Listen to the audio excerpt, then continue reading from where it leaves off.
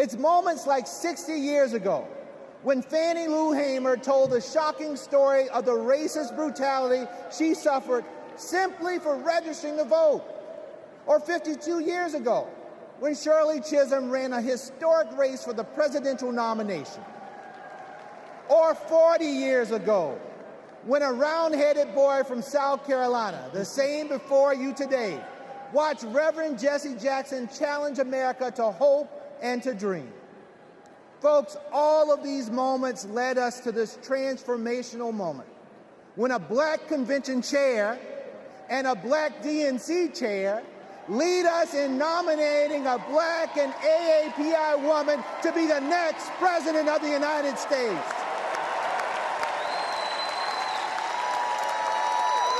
Folks, this is because the Democratic Party is and always will be for the people, for our future. We are honored to be a part of American history as we gavel in this convention and celebrate this historic nomination. I would like to thank the incredible workers at this year's convention, the convention staff led by the amazing Alex Hornbrook, and our convention chair, Mignon Moore, and my amazing staff at the DNC. You quite literally set the stage for us today, and we wouldn't be here without all of you. We hereby call the in-person portion of the 49th Quadrennial Democratic National Convention to order.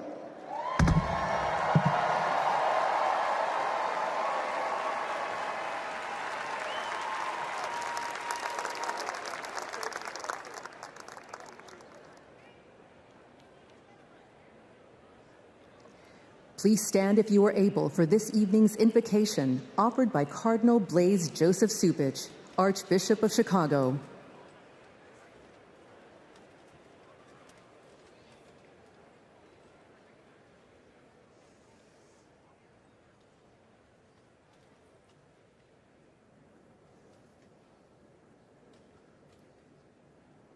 Let us pray.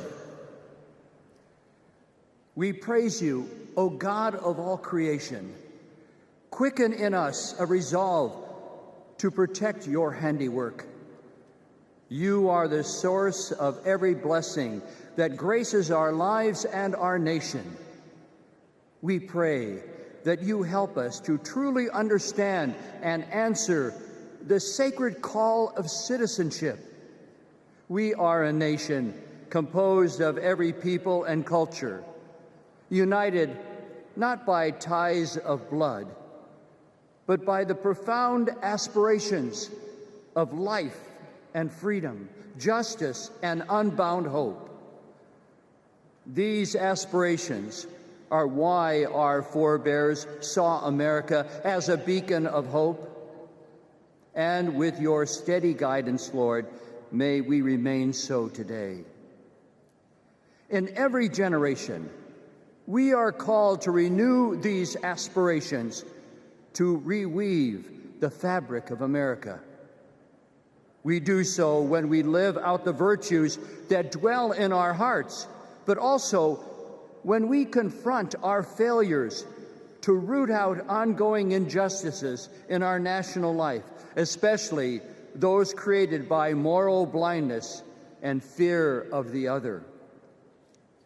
We pray for peace, especially for people suffering the senselessness of war. But as we pray, we must also act. For building up the common good takes work, it takes love.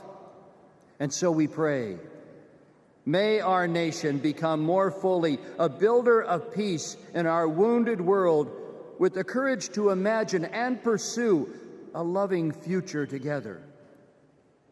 And may we as individual Americans become more fully the instrument of God's peace. Guide us, Lord, in taking up our responsibility to forge this new chapter of our nation's history. Let it be rooted in the recognition that for us, as for every generation, unity triumphing over division is what advances human dignity and liberty. Let it be propelled by the women and men elected to serve in public life, who know that service is the mark of true leadership. And let this new chapter of our nation's history be filled with overwhelming hope, a hope that refuses to narrow our national vision, but rather, as Pope Francis has said, to dream dreams and see visions of what, by your grace, our world can become. We ask all of this, trusting in your ever-provident care for us. Amen.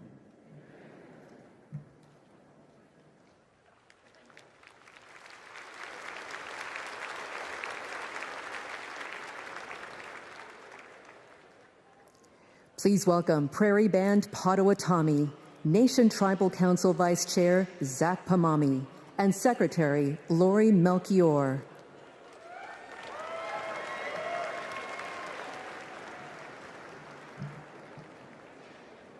Here we are together on our ancestral homelands of the Prairie Band Potawatomi Nation and our sister Potawatomi nations.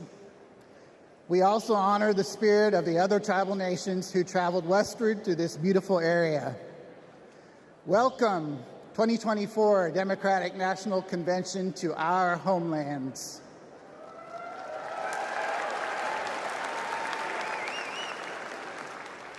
This land has and always will carry enormous importance to its original stewards, our ancestors, and our present-day communities.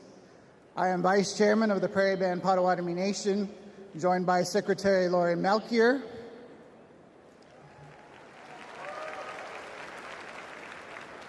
and our nation's Tribal Council, who are also with us in the audience. From time immemorial, our ancestors lived in the Great Lakes region. However, in 1849, an illegal auction by the U.S. government forcibly removed our tribe from our homeland. Since then, we have been working to reclaim it. Finally, this year, the Department of the Interior placed some of our ancestral lands west of Chicago into a trust.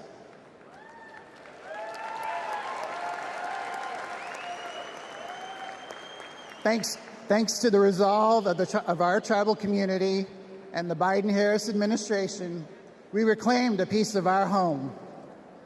We became the only federally recognized tribal nation in Illinois in 175 years.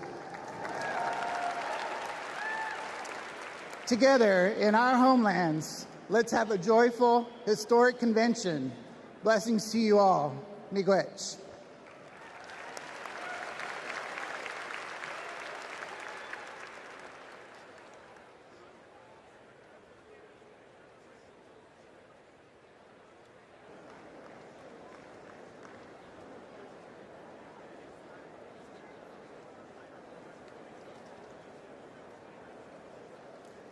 Please remain standing for the presentation of colors by the Illinois State Police Honor Guard.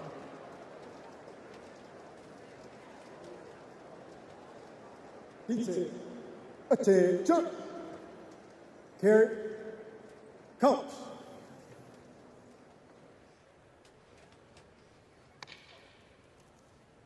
Forward, march, left. Left. Left. Left. Left. Left. Colors. Colors turn.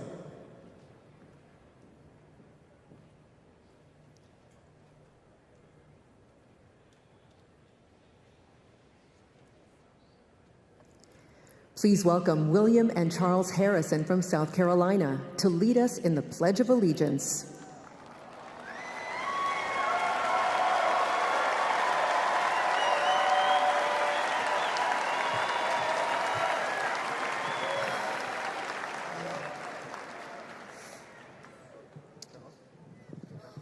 I pledge allegiance to the flag of the United States of America and to the republic for which it stands, one nation, under God, indivisible, with liberty and justice for all.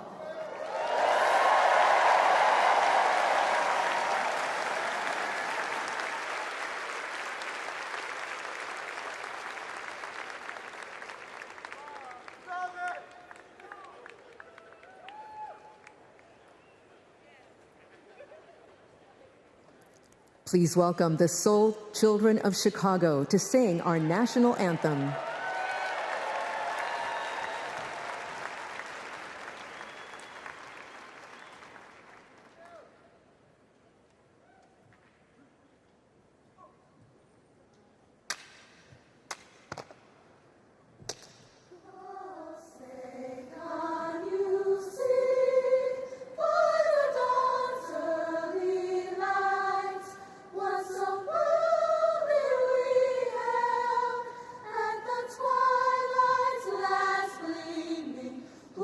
Stripes and bright stars through the perilous fights, o'er the ramparts we watched, were so gallantly streaming. On the rocky sprinkling, the bombs bursting in air, gave proof through the night that our flag was still there. Oh, say does that star-spangled banner yet wave?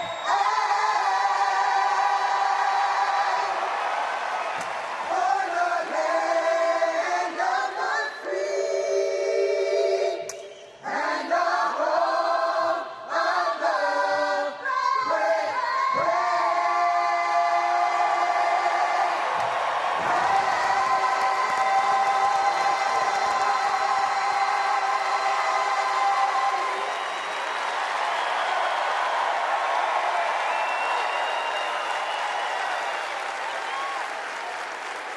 Right.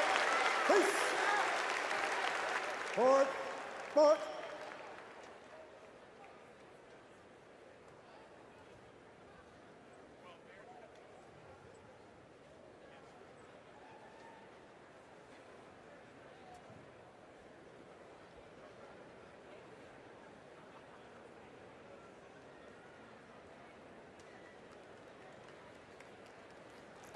Please welcome Chicago Mayor Brandon Johnson.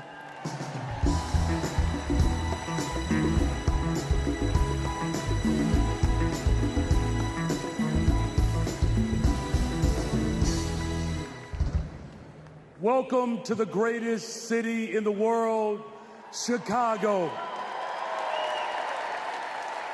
where Jane Addams organized to deliver real transformative change across this country.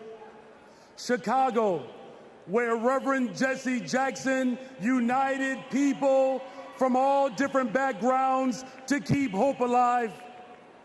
And to a community organizer on the south side of Chicago, Barack Obama rose to the White House reminding us that yes, we can.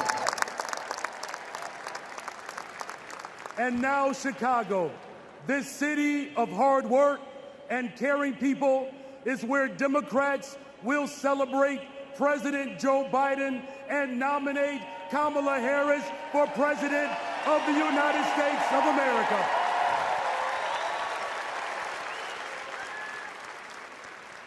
As the son of a family that worked to make ends meet, I know that Kamala Harris, the daughter of a mom who worked hard every single day, she is going to look out for the interests of everyday people. I know that as a fellow former social studies teacher, that Governor Tim Walz will never shrink from standing up for our democracy and for those most in need. And as a black man, raising a little black girl on the west side of Chicago, I know that my daughter Brayden will see not only a reflection of herself in the White House, but she will experience the deepest part of American values, Think about it. What will it take to build the middle class and make it easier for families not only to get by, but to get ahead? It will take someone with toughness to stand up for us. And let me tell you, America, Kamala's got it. What will it take to defend our fundamental rights and our freedoms? It will take someone with leadership who would fight for us. And let me tell you, America, leadership, Kamala, she's got it. And what will it take to defeat MAGA Republicans and move our country forward and not backwards? It will take everyone, and let me tell you all, Kamala, she's got us. From Mississippi to Pennsylvania to Delaware, Kamala Harris, she's got us. From Michigan to Wisconsin to Nevada to California and right here in Illinois, Kamala Harris, she's got us.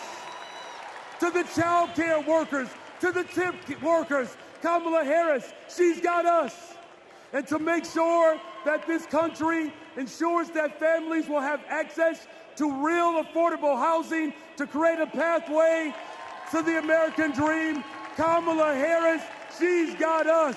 Together we can build a better, brighter future. And there's no better place to start that than right here in the greatest freaking city in the world, the city of Chicago. God bless you all. Thank you.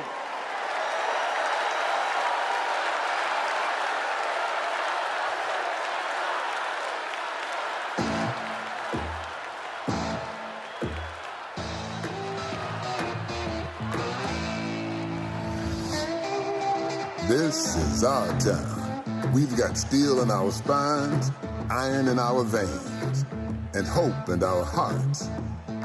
We've got the flavor, the guts, the grit, and those big shoulders you've heard so much about. We're a bold city, a proud city, a who you callin' second city, where 77 neighborhoods are one. A city of giants, a city with heart, a city with heroes, a sweet, sweet place to call home. We were born ready, baptized by fire, tireless, tenacious, tested, trusted.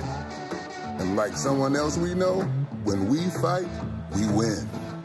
We're ready to rise to the challenge, to rise to new heights.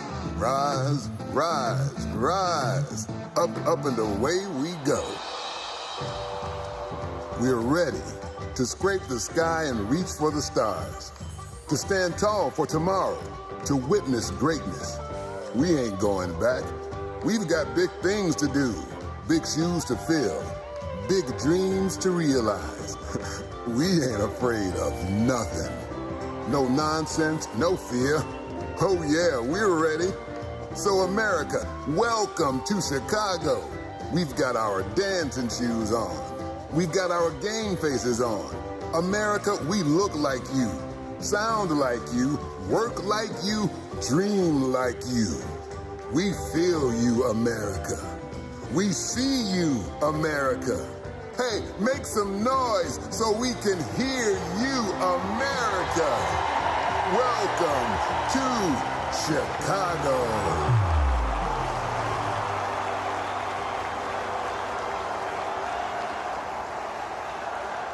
Hello, my friends.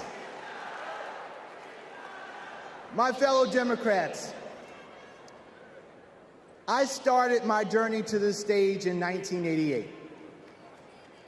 I was 12 years old, and my family was watching the Democratic National Convention. Now, to be honest, I wanted to watch something else. But we all knew when my grandfather sat in his chair, the TV was his. But folks, when Reverend Jackson came on, I paid attention. A black man from South Carolina, raised by a single mother. That was me. And as long as I live, I will never forget what he said. He challenged young people to hope, and to dream. So that's exactly what I did. I dreamed big, I worked hard, and I never lost hope.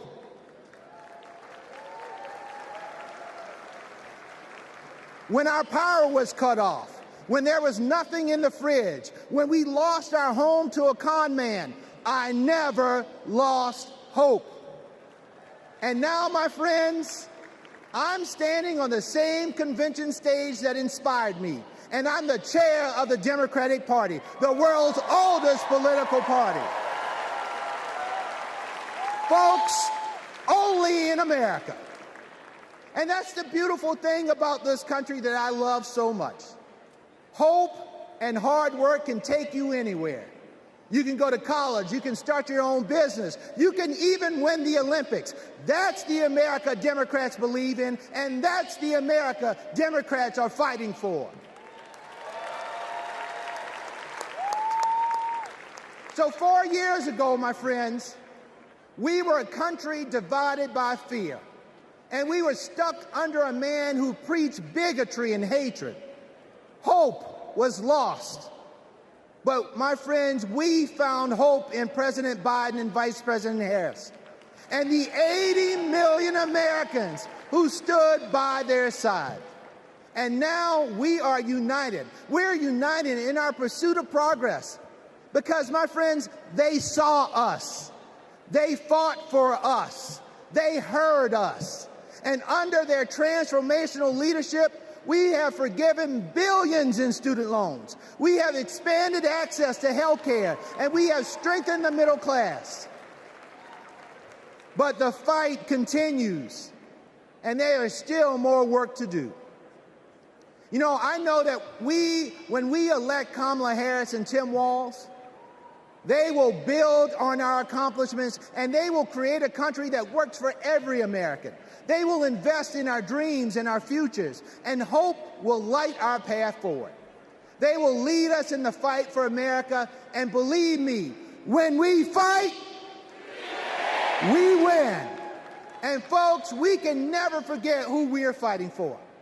This election is about Americans who are watching right now, wondering who's going to finally pave that dirt road or make it easier to feed their family or get medical bills under control. This election is about those who believe anybody can achieve their dreams if they work hard and trust in the endless possibilities of America. This election is about communities who need to see that hope and joy will always overcome fear and chaos. This election is about every little boy inspired by a party chair who looks like him, and every little girl who will finally see a president who looks like her. My friends, we are paving a path for them. We're working toward a brighter future for them, and we need each and every one of you to join us. In my beloved home state of South Carolina, our motto is, while I breathe, I hope. Folks, I believe in the power of hope, but it's going to take more than hope to win this election. So in the next 78 days, our motto can't be just, while I breathe, I hope. It must be, while I breathe, I vote. Because that is how we make hope real for all of America. America, let's vote for Democrats up and down the ticket. Let's save our democracy, and let's vote for our MVP, Kamala Harris, and our coach, Tim Walz. Thank you all so much for being here. And now, it is indeed my pleasure to introduce our next speaker, who will be co-chair for tonight. This is a young woman who is the current lieutenant governor of the great state of Minnesota. And when Tim Walz becomes vice president, she will become the first Native American governor in this great country. Folks, let's welcome Peggy Flanagan.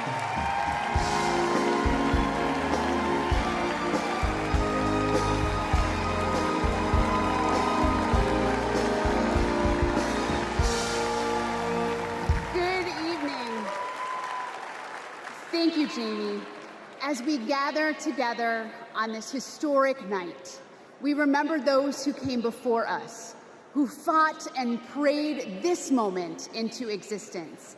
The suffragists and the abolitionists, the activists who fought for our rights, the leaders who paved the way for us all.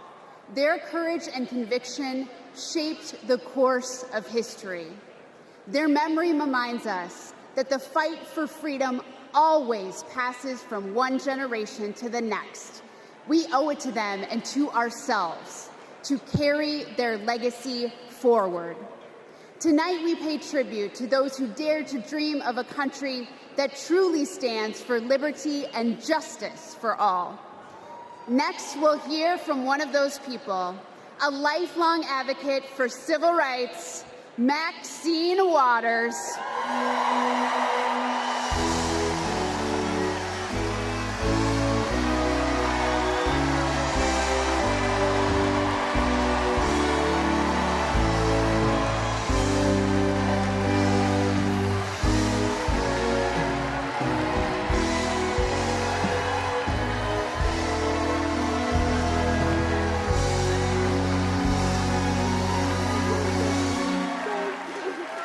Wow.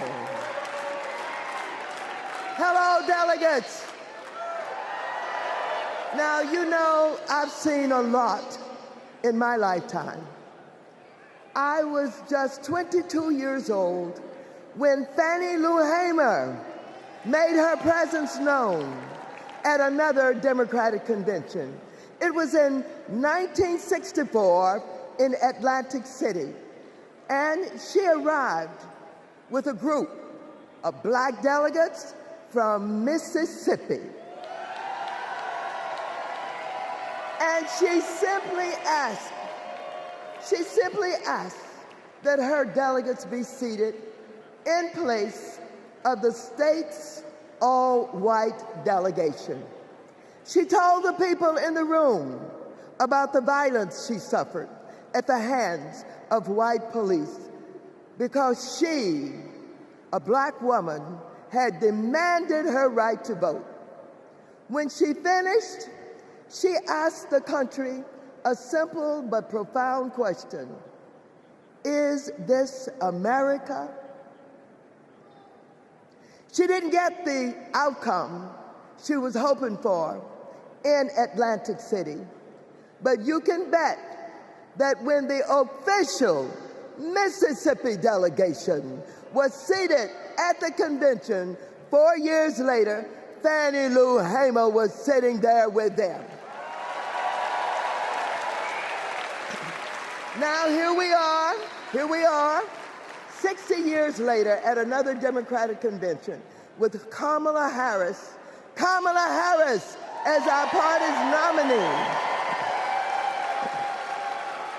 Oh, so I know there is no better leader to marshal us into the future.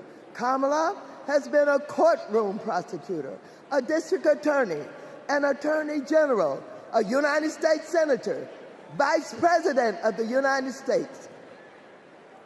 And when the dust settles in November, and Americans of all stripes have elected her, their president, I know she'll be thinking about Fannie Lou, who I happen to know is one of Kamala's heroes. In that moment, all of us, from New York to Pennsylvania to Arizona to California,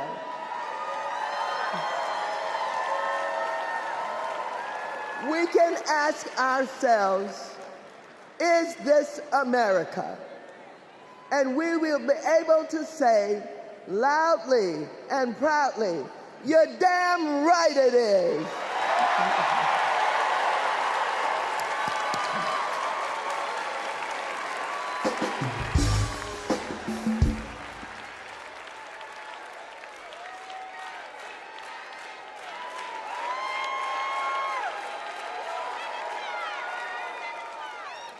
Please welcome President and CEO of the NAACP, Derek Johnson, and President and CEO of the National Coalition on Black Civic Participation, Melanie Campbell.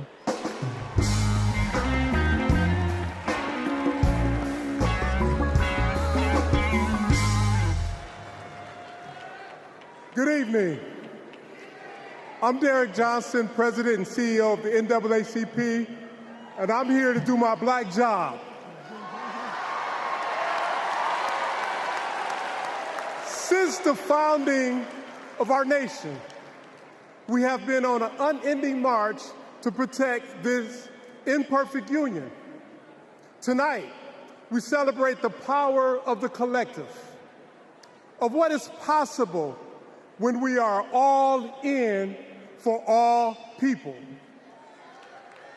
But as we do, let us not forget the history that preceded this moment or the history makers who prepared us for it. As we just heard, in 1964, the Mississippi Freedom Democratic Party, led by Fannie Lou Hamer, and Mississippi NAACP State President Aaron Henry, who stood tall and challenged a process that excluded them to ensure that we will all be recognized here tonight. In 1973, the historic elections of Atlanta's Mayor Maynard Jackson, Detroit's Mayor Comey Young, and LA's Mayor Tom Bradley paved the way for another historic election just 10 years later, right here in Chicago, with the election of Harold Washington as the first black mayor of the city of Chicago. And in 1988, the Reverend Jesse Jackson, in his second quest for the White House, inspired us all to keep hope alive. Now, this is important because we must all understand Black history is American history.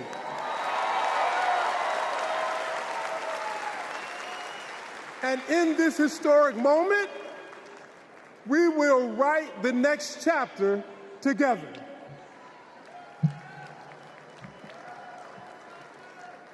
Good evening.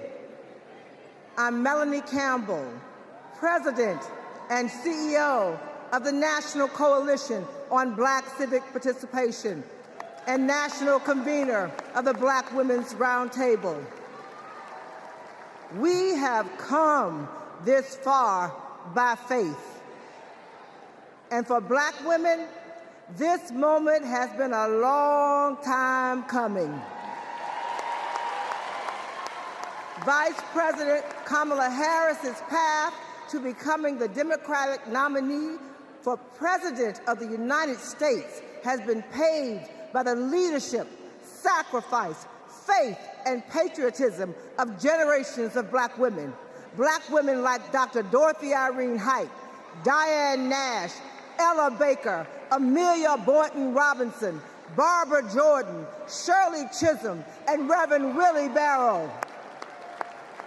Women whose optimism about what America could be and their fight to make that vision real redefined the leadership role that Black women could play in moving our nation forward. As President, Kamala Harris will lead with power, brilliance, and strength from the highest office in the land.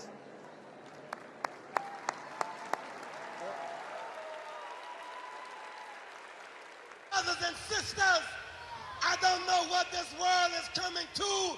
We resist those attacks collectively, and we will stand together. Do we believe in freedom? Support human rights. We believe in that. Support self-determination. We're built on that. Stronger together is not just a lesson from our history. The institutions of this country belong to all of the people who inhabit it.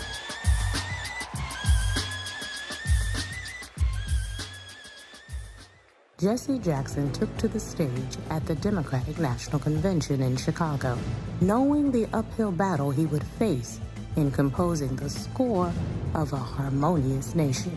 Reverend Jackson started out very young.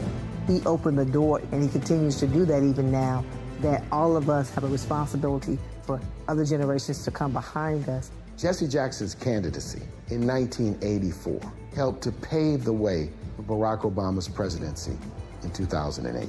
His 1988 candidacy helped to reshape the Democratic National Committee. His candidacy was before its time. Fueled by passion and determination and marching to their own beat, our civil rights leaders laid the groundwork for lasting change, dreaming of a country where equality and justice inspired the next generation. We need the energy of our young people. We need the wisdom of our elders. We all can be proud to say that we are truly a leading democracy and we respect people's ability to exist. America is not like a blanket, one piece of unbroken cloth, the same color, the same texture, the same size. America is more like a quilt, many patches, many pieces, many colors, many sizes. Standing on the shoulders of giants, Kamala Harris is the candidate who encompasses the brilliance, determination, analysis, and the action to carry the torch lit by the founders of the movement. There's only one choice to represent our collective voice. What kind of country do we want to live in? Value system of the modern Democratic Party has been shaped by the civil rights movement of the 1960s. There's a direct line from 64, the National Democratic Convention, where Fannie Lou Hamer asked to be seated, and 2024, where a black woman is the Democratic nominee. It's been a long struggle and a long journey, but Fannie's going to be vindicated, and Shirley Chisholm's going to be vindicated in the 24 Democratic Convention. I wonder if I could sit in a room with Shirley Chisholm, with Rosa Parks, with Coretta Scott King. What would they say about what's happening today? The civil rights movement has been a key part of organizing the agenda, not just of the Democratic Party, but of democracy. This is the hope that runs through Kamala Harris's leadership, one where hope, change, and freedom are the drumline of our democracy. I stand before you today as a candidate for the Democratic nomination for the presidency of the United States of America. I stand before you today to proudly announce I am now officially the Democratic nominee for President of the United States. We must never surrender. America will get better. Keep hope alive. Keep hope alive. Please welcome founder and president of the Rainbow Push Coalition, Reverend Jesse Jackson.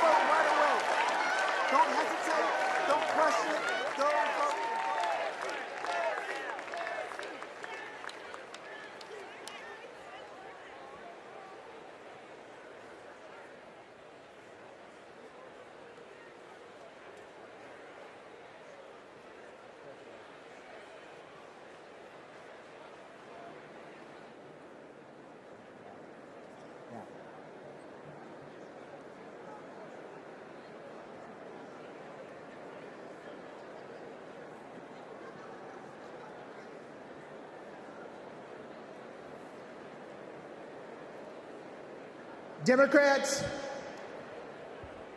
our first order of business is adopting an up-to-date convention agenda. When the Convention Rules Committee met, everyone was working on updating plans based on the significant changes that had just occurred. When the committee approved an agenda, it was a work in progress that members knew would need to be revised accordingly. We now have an agenda for the next 4 days. The agenda is included in the Standing Committee report booklet emailed to each convention participant. In addition to fantastic speakers and performers, tonight's agenda provides for adopting the up-to-date convention agenda, hearing the Credentials Committee report, hearing the Rules Committee report, and considering a resolution as recommended by the committee, hearing the Platform Committee report and considering our national platform as recommended by the Platform Committee, and holding a confirmatory and ceremonial vote for our vice presidential nominee. Tuesday includes a ceremonial roll call for the presidential nominee. Wednesday, we'll hear ceremonial nominating speeches for our vice presidential nominee, and Governor Walz will make his acceptance speech. And on Thursday, my friends, we'll hear a ceremonial nominating speech for our presidential nominee, and Vice President Harris will make her acceptance speech.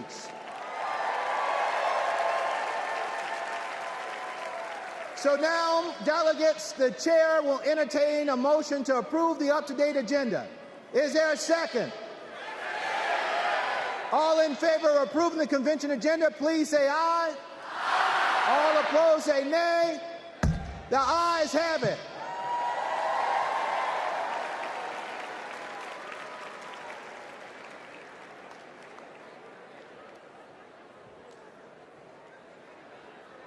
Are we going to the next one?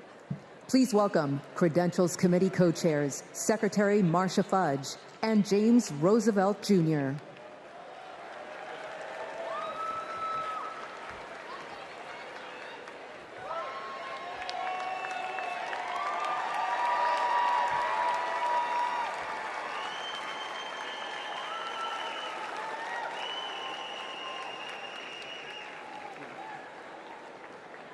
Greetings, my friends.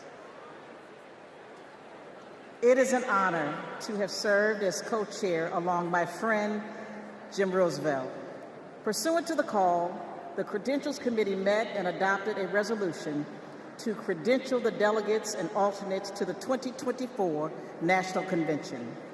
I am pleased to report that there were no credentials issues to be decided by the committee.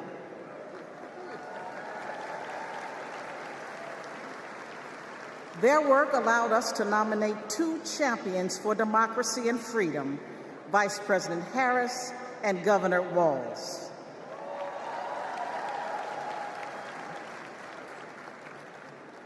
Our delegate selection process is designed to ensure every voice is heard and every vision is heard, and our delegates accurately represent their electorates.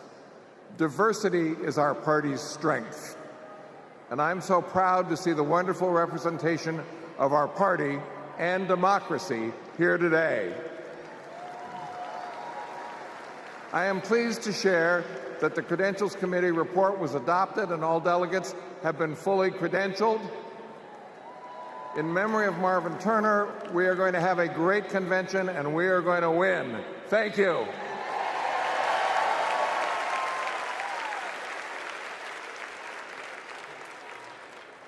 Please welcome Rules Committee co-chair, Bishop Leah Daughtry.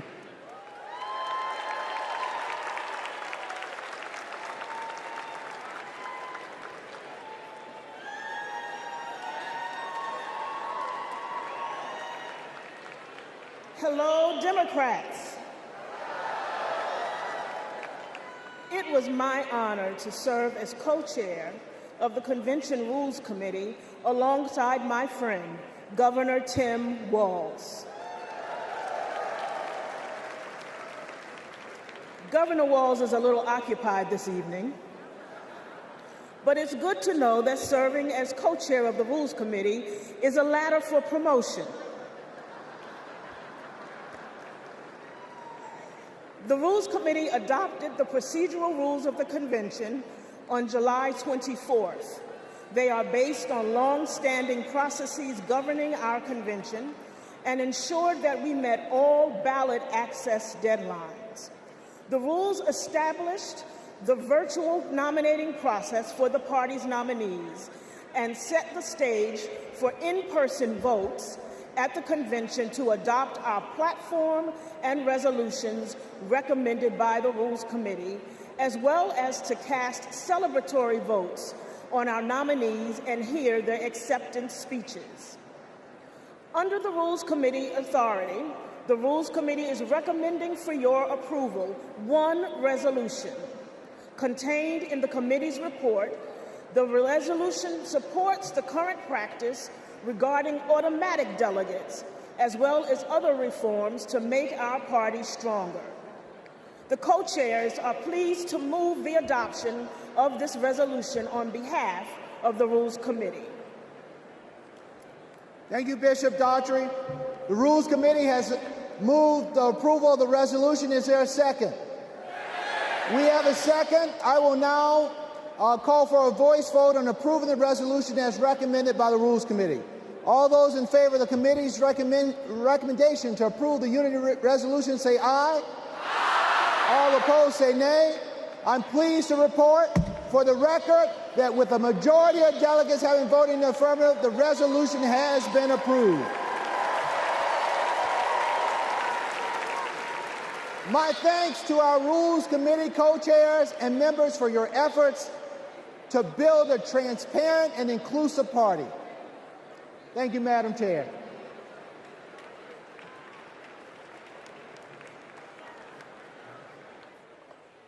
Please welcome Platform Committee co-chairs Mayor Mitch Landrieu and Mayor Regina Romero.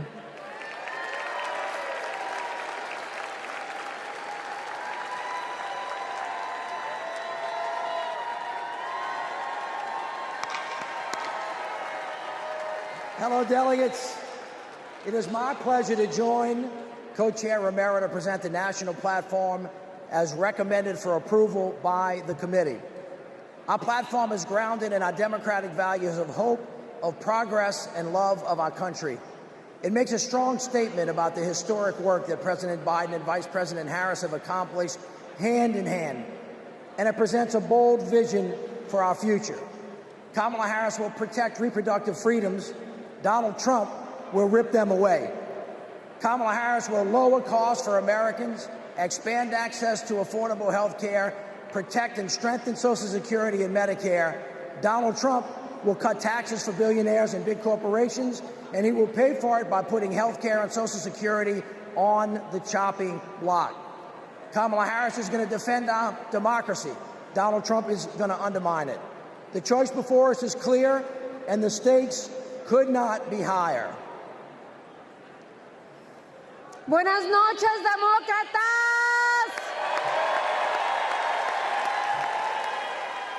Mayor Landrieu, it was a pleasure to serve as your co-chair. I also want to recognize Louisa Terrell and the drafting subcommittee for their work.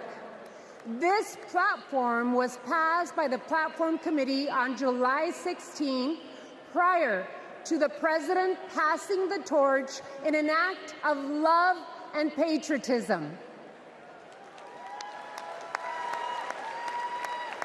And it's the product of a comprehensive process to engage with leaders from all corners of our winning coalition.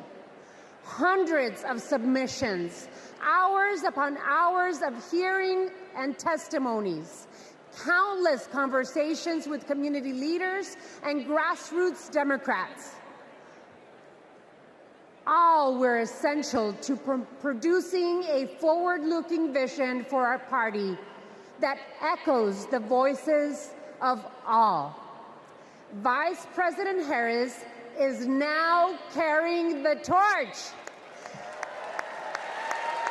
And she and Governor Walz are committed to delivering results for the American people. Then you have Donald Trump. His extreme agenda is working against everyday Americans. He is fighting for big oil, big pharma, big banks. But most of all, my fellow Democrats, he is fighting for himself. This November, we need to keep Democrats in office and elect Kamala Harris and Tim Walz so we can implement an agenda that works for everyone. Cuando luchamos, ganamos. And with that, on behalf of the Platform Committee, we are pleased to move the adoption of the 2024 Democratic National Platform.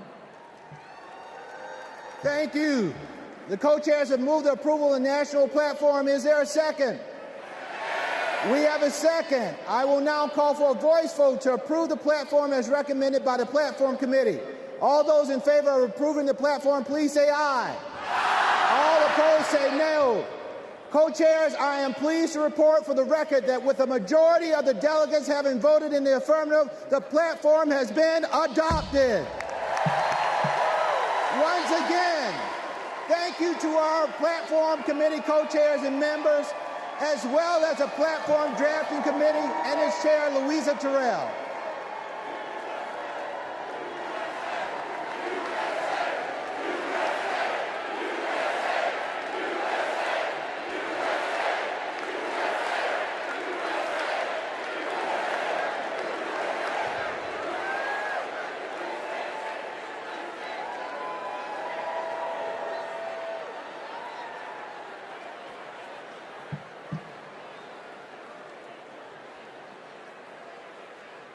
When Kamala Harris set out to find her vice president, just 1 month ago, she was looking for someone who believes in our democracy, who works hard for the American people, and has an endless supply of hope for our future.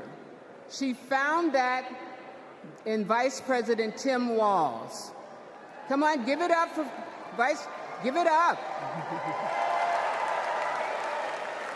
On August 6th, the Democratic Party officially nominated Governor Walz as our vice presidential candidate. While Governor Walz's nomination has already been certified, we couldn't miss the opportunity to celebrate this future vice president's integrity, commitment, decency, and service to our nation. The chair will entertain a motion to ceremonially confirm Governor Walz's selection as the Democratic Party's vice presidential nominee.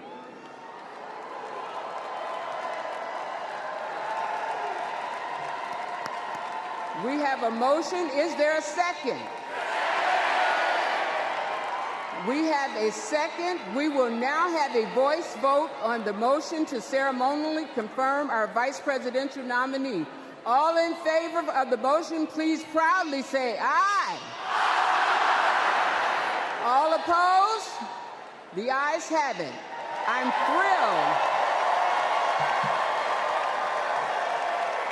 I'm thrilled to proudly reaffirm Tim Walz as our Democratic nominee for vice president.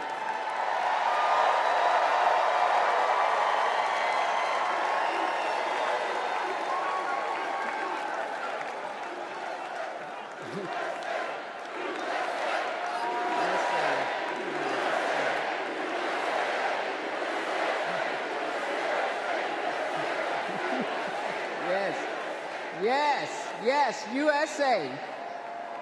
Pursuant to our convention rules, Governor Walz has been invited to make an acceptance speech, which he will deliver on Wednesday, August 21st. Thank you, my friends. Delegates, please welcome to the stage co-chair Peggy Flanagan to resume chairing our convention.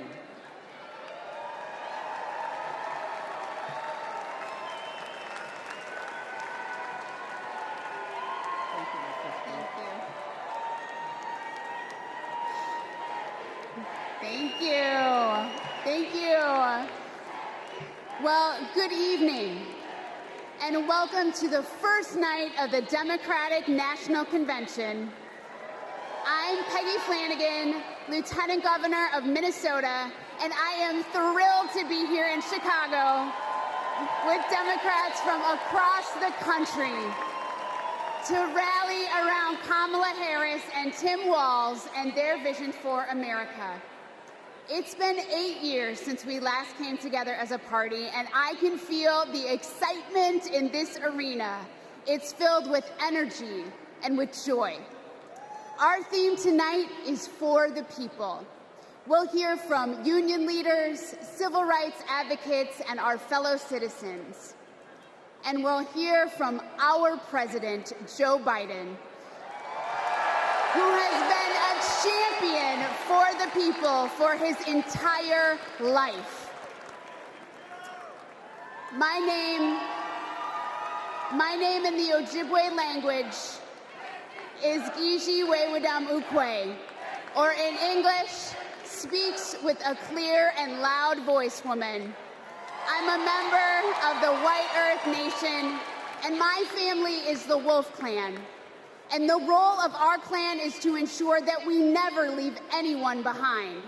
That's why I am supporting Kamala Harris and Tim Walz to be the next president and vice president of the United States.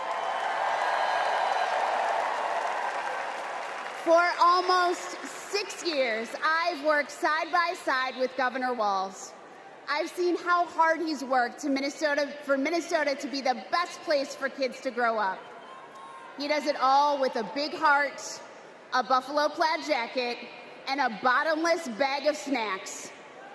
Nutter Butters, cheese curds, and Diet Dew. Every time we meet, he brings something for me, because he's always got my back. And when he's vice president, he will always have yours. He and Kamala Harris have spent their lives fighting for you, for your family, for your future. So whether you're a lifelong Democrat or just tuning in, thank you for being part of this evening. 4 years ago, the COVID pandemic upended our lives. My brother Ron was the second person to die of COVID in the state of Tennessee. We couldn't see him. We couldn't have a memorial. And millions of American families went through the same thing. Our communities were suffering. Our economy was struggling. And Donald Trump was playing games. Our country was brought to the brink by his failure to respond. But the Biden-Harris administration stepped in with quick and decisive action. They contained the virus, created millions of jobs, and invested in our nation's future. Under their leadership, America began to heal.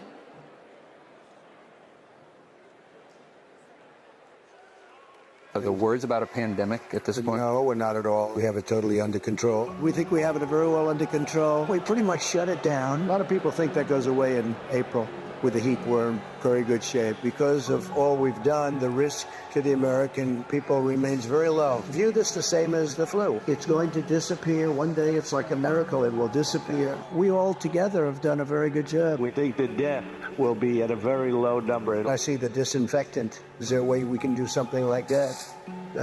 By injection inside or almost a cleaning. I'm taking it. Hydroxychloroquine. When? Right now, yeah. You can test too much. You do know that. Who says that? Oh, just read the manuals, read the books. Manuals? Read the books. Manual? I think it's under control. I'll tell you what. How? 1,000 Americans are dying a day. They are dying. That's true. It is what it is. Help is on the way, and it is long overdue. The $1.9 trillion COVID relief bill to get stimulus aid directly to struggling Americans. Our plan is about what we need to do around a national strategy for contact tracing, for testing, for administration of the vaccine, and making sure that it will be free for all. Tonight, the U.S. is nearing a major milestone in the fight against the coronavirus. The U.S. is about to deliver the 200th million COVID shots since President Biden took office, beating his target by about a week. Millions of American students returned to school earlier this month after more than a year of remote learning. Sports venues are filling up and concerts are getting scheduled. I'm feeling great. Business is definitely ramped up. I'm so thankful. To be able to serve our customers again after all this, it's a blessing.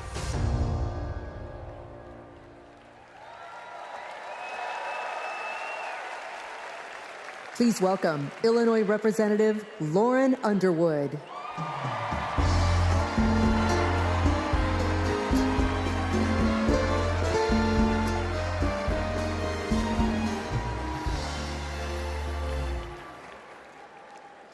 COVID was the worst public health crisis in a century. Donald Trump failed us. But Joe Biden and Kamala Harris got it under control. Donald Trump said, "It is what it is." Joe Biden and Kamala Harris said, "Help is on the way." Democrats in Congress tried to lower the cost of health care. Donald Trump tried to take our health care away. We tried to expand Social Security and Medicare. Donald Trump tried to cut them year after year after year. He took the COVID crisis and turned it into a catastrophe. We can never let him be our president again.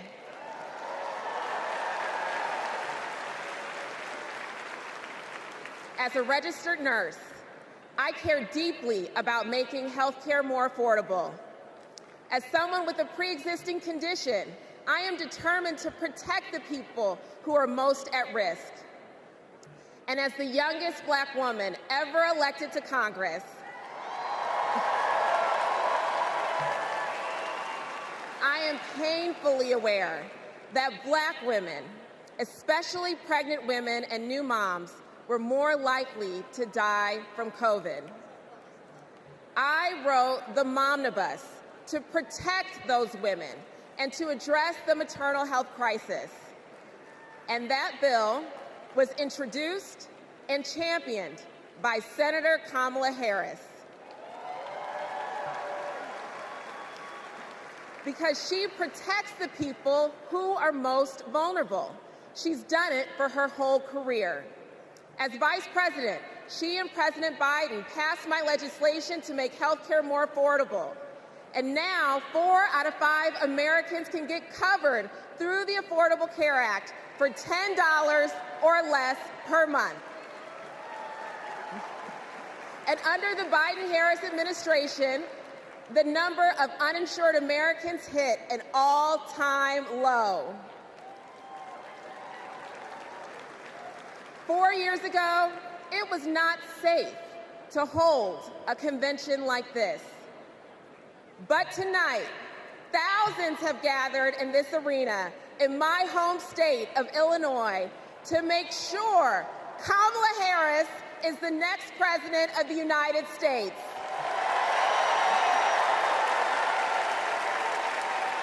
We have come so far these past 4 years, and we're not going back. Thank you.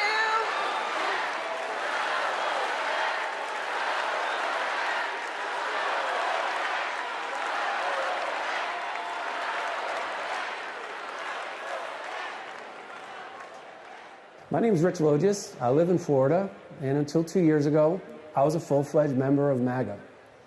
I believed Trump. I was a MAGA pundit. I had my own podcast. I was in a state of panic, terrified that Democrats were destroying our country. When the pandemic hit, we needed leadership, but we were given almost nothing. It was a major betrayal to the country. So I finally stepped outside the MAGA echo chamber. I stopped listening to what Trump said and looked around with my own eyes. And I realized he had been lying about pretty much everything. Lying is Trump's toxic superpower. He's ripped apart families, communities, our whole country. So this is my message to all the Republicans and independents who are watching. People like me who voted for and believed in Trump. I made a grave mistake, but it's never too late to change your mind. You don't need to agree with everything you hear tonight to do what is right. We need to be able to trust our leaders. That's why I'm all in for Kamala Harris. Please welcome California Representative Robert Garcia.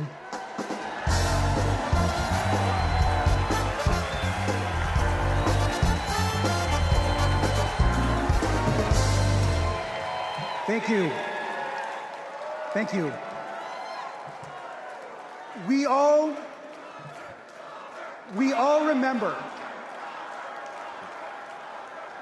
remember the world in 2020, where we were, and for some of us, who we lost. Now, I was in my second term as mayor of Long Beach, California. And my mom was a healthcare worker. Like many of you, I watched in terror and horror as the COVID pandemic consumed our lives.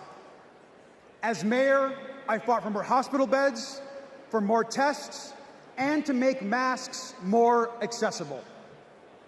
What we needed at that moment was national leadership. But instead, we got Donald Trump. While schools closed and dead bodies filled morgues, Donald Trump downplayed the virus. He told us to inject bleach into our bodies. He peddled conspiracy theories across the country. We lost hundreds of thousands of Americans and our economy collapsed. Now, that summer of 2020, my mom and my stepfather both died of the COVID pandemic. And I miss them every single day. So when Donald Trump and his MAGA extremists like Marjorie Taylor Greene downplay the horror of the pandemic, it should make us all furious.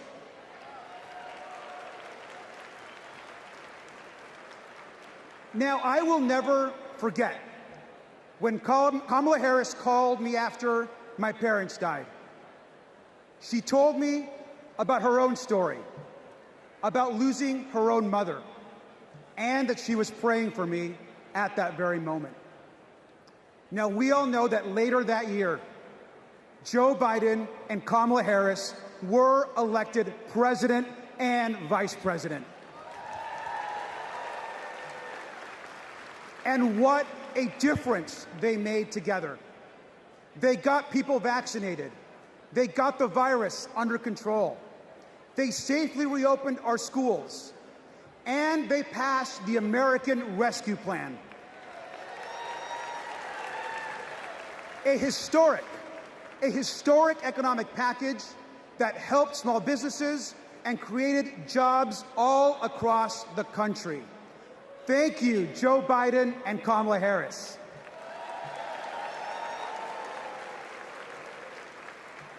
Now, I am a proud immigrant who came to the United States as a young child. We grew up poor. English was our second language, and we often, like many immigrant families, struggled to get by. But my mom, she moved here to the United States because she believed in the American dream. I'll never forget the day that I became a United States citizen. I raised my right hand and I pledged an oath to protect and to love this country. It was the proudest day of my life.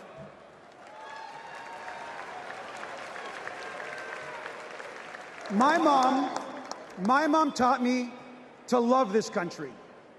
She taught me that real American patriotism is not about screaming and yelling America first. Real American patriotism is loving your country so much that you want to help the people in your country. That is American patriotism. And we all know that Kamala Harris understands and knows this as well. Kamala Harris is ready to lead this country.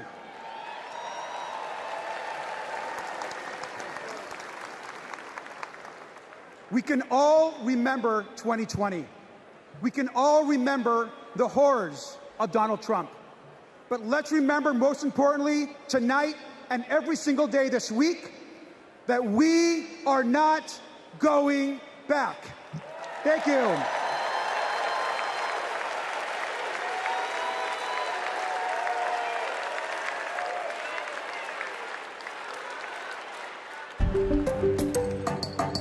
Hey everyone, I'm Ryan from Kamala HQ, and we have a little game we like to play here called Two Lies and a Lie.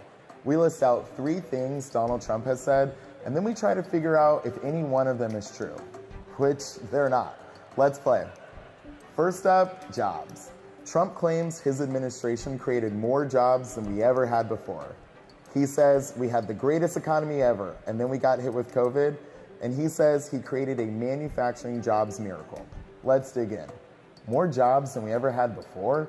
Trump lost 3 million jobs. In fact, he's the first president to lose jobs since Herbert Hoover. What about this claim that it was the greatest economy ever and only COVID tanked it? Once again, no. Let's take a look at his track record on jobs before COVID as compared to the Biden-Harris administrations. What do you know? Hardly the most successful ever.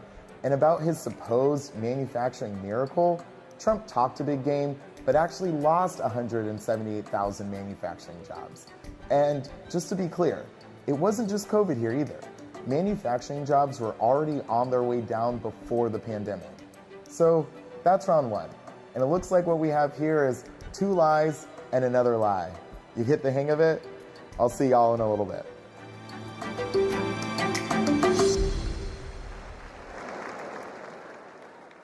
Donald Trump downplayed COVID while Americans were living in fear. He lied about creating jobs while our communities were fighting to survive.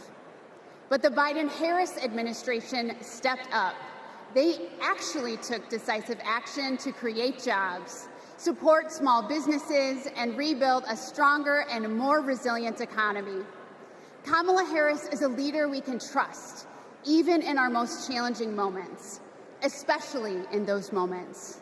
Donald Trump dithers, Kamala Harris delivers. Donald Trump abandons vulnerable people, Kamala Harris protects them. Donald Trump bullies scientists, Kamala Harris believes them. Our next 2 speakers will tell us why that's so important. Please welcome Brian Wallach and Sandra Abravaya.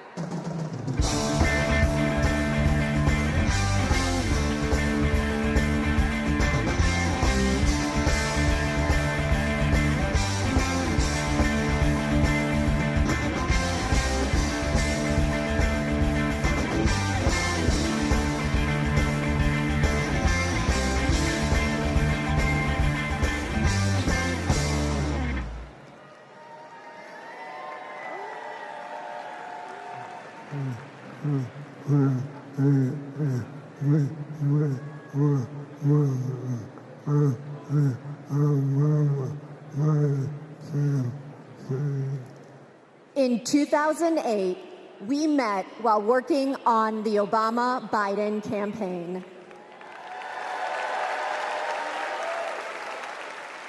We found our way there because we believe in the power of organizing.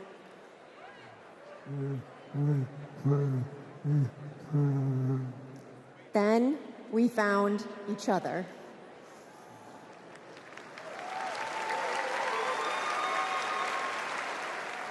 The day we brought our second daughter home from the hospital, Brian was diagnosed with ALS.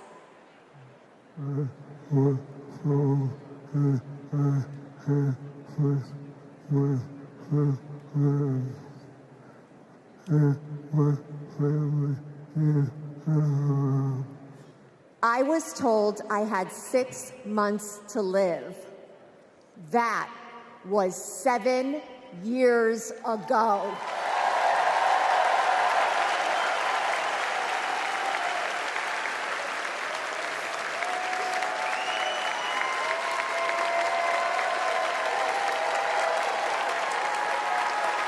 We could not change Brian's diagnosis, but we knew how to organize. So we co-founded a nonprofit called I Am ALS, and thousands of terminally ill patients fought for new therapies, $1 billion to fund ALS research, and earlier access to treatments, all of which President Biden signed into law.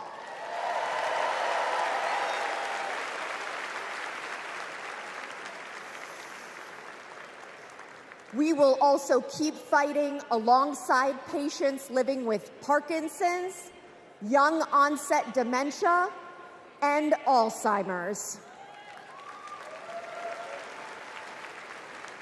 We've seen just how relentless activism can beat the odds, just like what Brian has been doing for 7 years. And that is what we need right now to elect Kamala Harris. She's the daughter of a breast cancer researcher. She knows the promise of science and that patients need to be able to get the care they need wherever they live. We all want to make life better for the next generation and believe that people like Brian can be the first generation of survivors.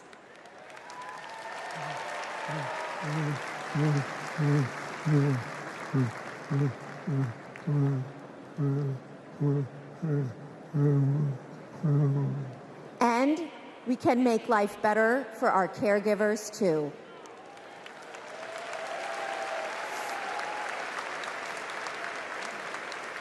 Brian and I are still driven by hope and by faith in what we can do collectively, and that includes the power of our vote.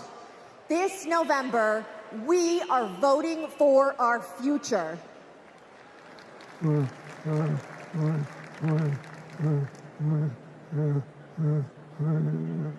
Because we plan to be around for it.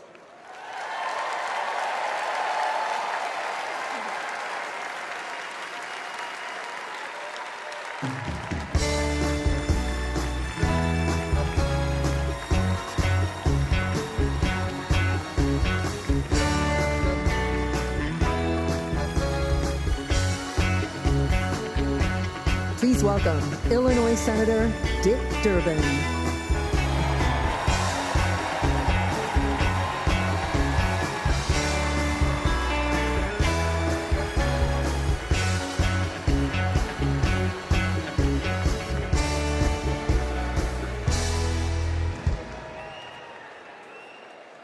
I've known Brian and Sandra for years. In fact, Sandra was my personal press secretary. You will not find a more courageous couple. Let's give Brian and Sandra another round of applause.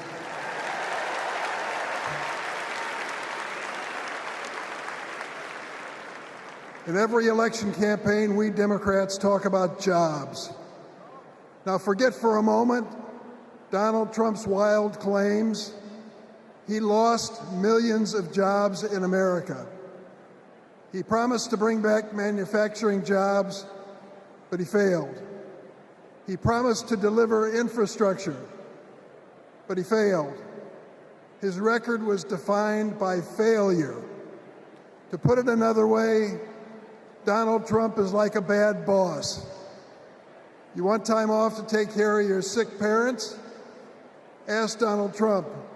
Denied. In Donald Trump's America, there is no paid family leave. Want to have a child, but need IVF? Too bad. That's shut down too. Want a pay raise? Too bad. The boss just gave himself one, so there's nothing left for you. Donald Trump reminds us of a boss we all had. The guy who thinks he's a very stable genius, but is driving the company into the ground. Now get this, Donald Trump did make history. Let's give him credit.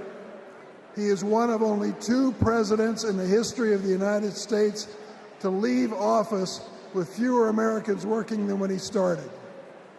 Now he wants a chance to make America unemployed again. On the other hand, let's take a look at the record of Joe Biden and Kamala Harris.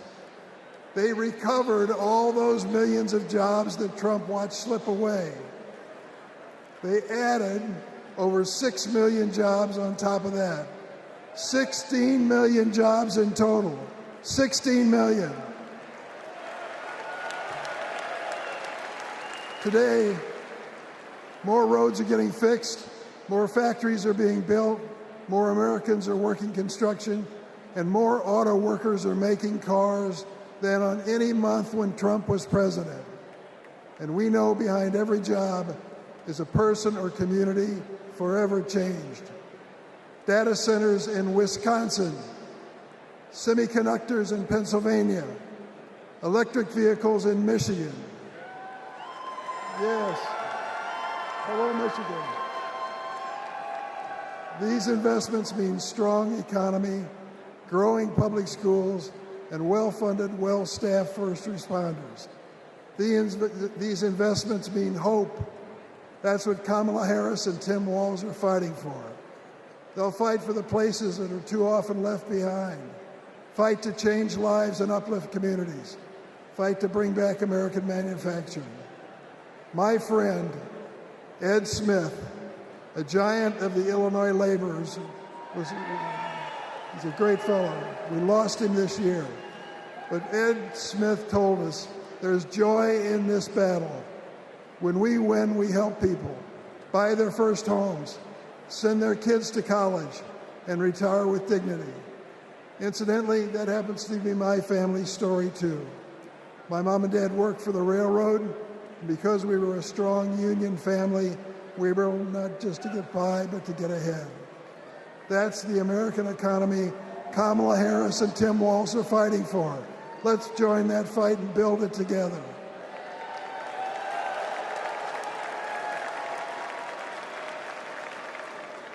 Now let's hear from some union workers on the ground in Arizona, thanks to the Biden-Harris administration investment in America. Welcome to Phoenix. Donald Trump said he'd bring back American manufacturing, but Joe Biden and Kamala Harris actually did it. Thanks to them, plumbers and pipe fitters like us are building the factories, semiconductor plants, and data centers of the future. We are hard at work in Phoenix, Mesa, Goodyear, Chandler, and more. Our neighborhoods, schools, and local businesses are growing. Sometimes we have so many projects that we send fabrication out to other states. Our local union is now up to 4,800 trades members. That's up from 2,800 in 2020, thanks to Joe and Kamala. And it's an exciting time for us in the next generation. Our apprenticeship program now trains over 1,100 people a year. Every year at local high schools, when they announce what graduated seniors are doing next, more and more of these kids are joining the trades. My son is a senior in high school this year, and he plans to join us. Not just for the great career and the financial security that all us parents want for our kids, but it's because he's excited to work on the cutting edge of innovation. Kamala Harris will keep investing in American manufacturing.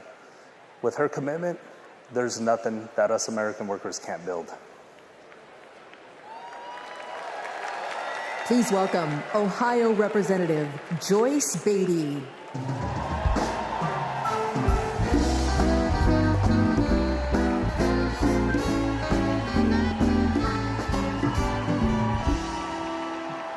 Good evening.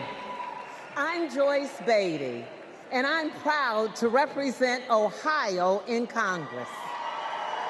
I was born in the Buckeye State, and I've never left. Now, J.D. Vance likes to talk about how he's from Ohio, but as soon as he could, he ran away to Yale and Silicon Valley, cozying up with billionaires while trashing our communities. J.D. has been our senator for 18 months. And what has he done for hard-working Americans? Nothing. He's been busy writing the foreword to the book from the Project 2025 guy. While J.D. and Donald Trump have been sharing conspiracy theories from the darkest corners of our internet. Kamala Harris and Joe Biden have been busy expanding access to the internet, while the other guys have been criticizing women without children. Joe and Kamala have been expanding the child tax credit. And let me just tell you, cutting the poverty rate for our children. Kamala and Joe Biden have been also at the same time reducing the price of health care for our seniors. And yes, securing a cap of $35 on insulin. And as JD and Trump, they want to take us back to the past. Kamala and Joe have been bringing the jobs of the future to America today. With the CHIPS Act, a $280 billion investment. And that's not just a big number.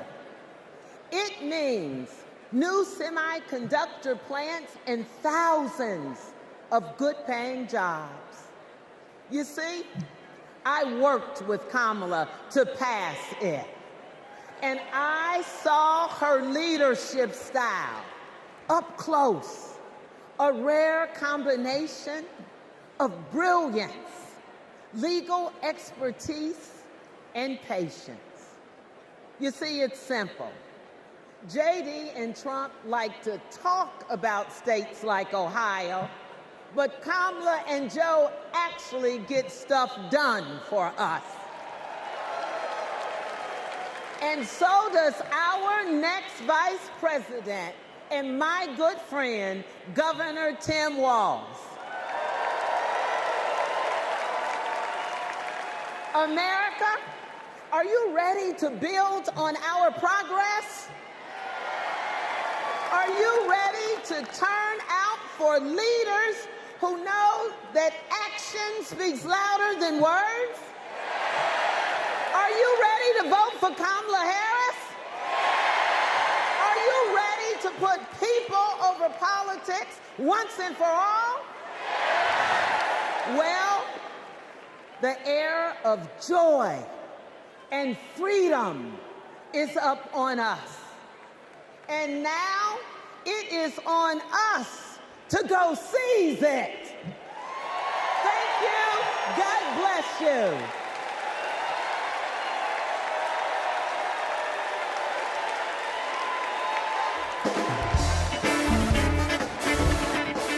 Please welcome AFSCME President Lee Saunders, SEIU President April Barrett, LIUNA General President Brent Booker, IBEW International President Ken Cooper, CWA President Claude Cummings, and AFL-CIO President Liz Schuler.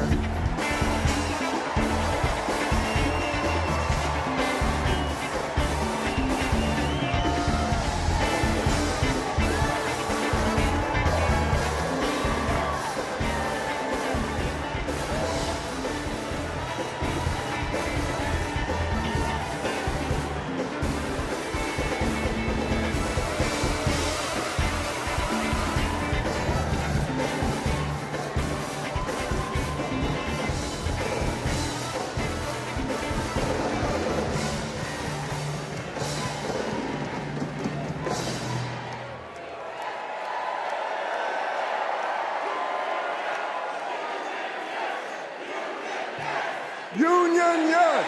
Union, yes! Union, yes! Union, yes!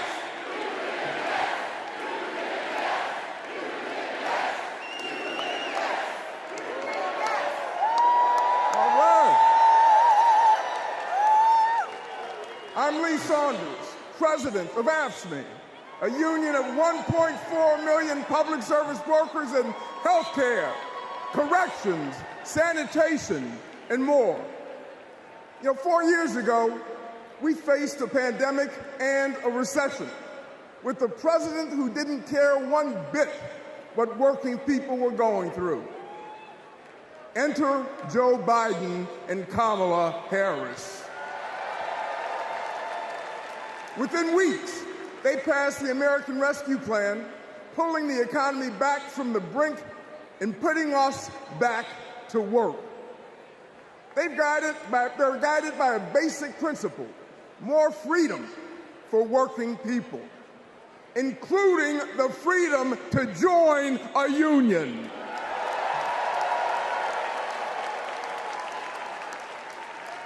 So this November, we're moving forward with Kamala Harris as our president.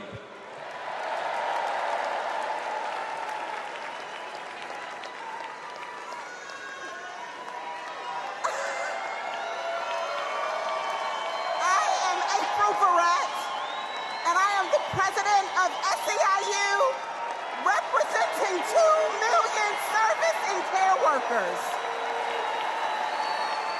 We're all in for Kamala Harris because Kamala Harris has always been all in for us. Vice President Harris joined fast food workers on the picket line, and she walked a day in the shoes of a home care worker. She shares our vision for a modern-day labor movement, a movement that meets the needs of workers in the 21st century, and an economy that is ready for the future. It is going to be together that we write new rules to make it easier for all workers to join a union. And we are going to build a younger, darker, hipper, fresher, sneaker-wearing labor movement. A movement that is going to be more inclusive and built for the middle class. And we are going to end poverty wage work for once and for all. So let's do the work. Let's elect Kamala Harris so that together we will usher in a new era of worker power, and together we will win the future. Let's go get it.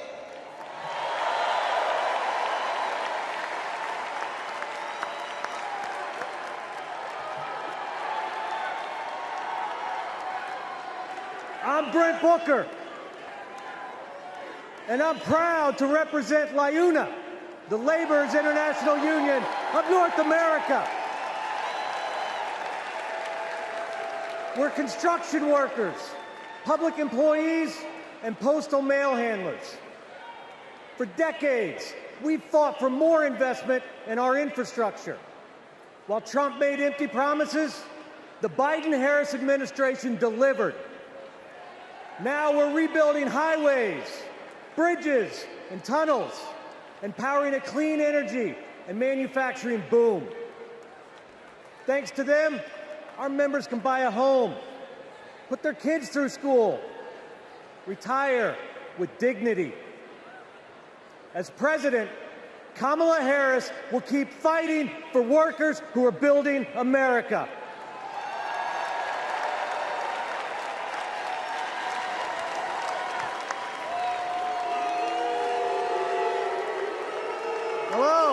Hello, I'm Kenny Cooper, representing 840,000 IBW members, the International Brotherhood of Electrical Workers. The IBW powers America, from fire alarms to solar farms, nuclear plants to battery plants, storm restoration to power lines, and we've been doing it for over 130 years. Today, we're building a new energy future while providing great-paying jobs and a stable retirement for all working families. Every step of the way, Kamala Harris has been there for us. She's bringing back American manufacturing to forgotten places throughout our country. She cast the deciding vote to save our pension plans.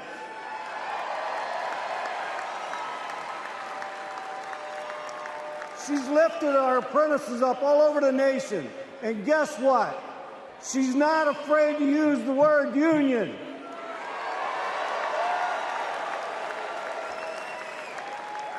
She has came through for all of us, and it's our turn to come through for her. Thank you.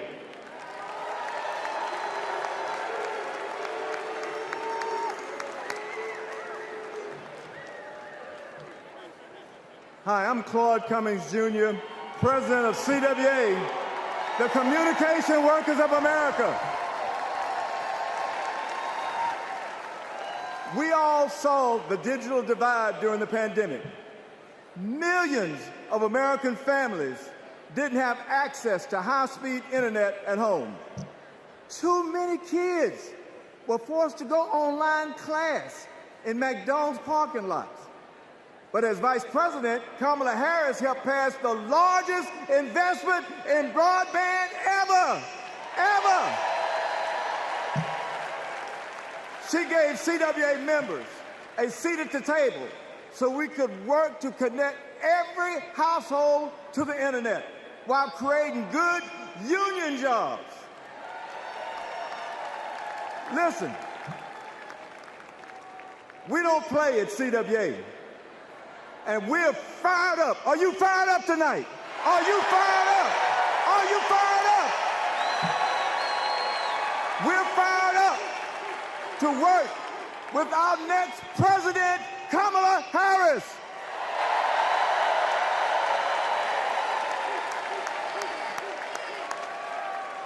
I'm Liz Schuler, president of the AFL-CIO. Representing nearly 13 million American workers. This election is about two economic visions. One where families live paycheck to paycheck, where people have no right to join a union. A CEO's dream, but a worker's nightmare. Or an opportunity economy, where we lower the costs of groceries, prescriptions, and housing. Where we go after big pharma, corporate landlords, and price gougers. Where there's no such thing as a man's job or a woman's job, or like Donald Trump would say, a black job. Just a good union job. That's the future our President Joe Biden has fought for. And that's the future Kamala Harris and Tim Walz will keep fighting for. Let's build it together.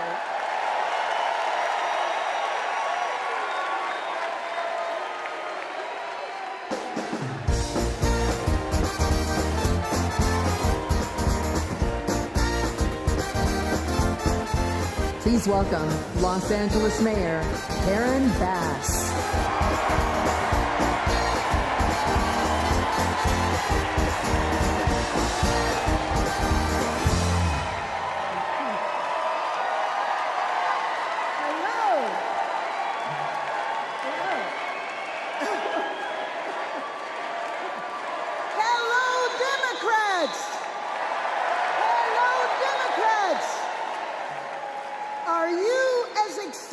As I am.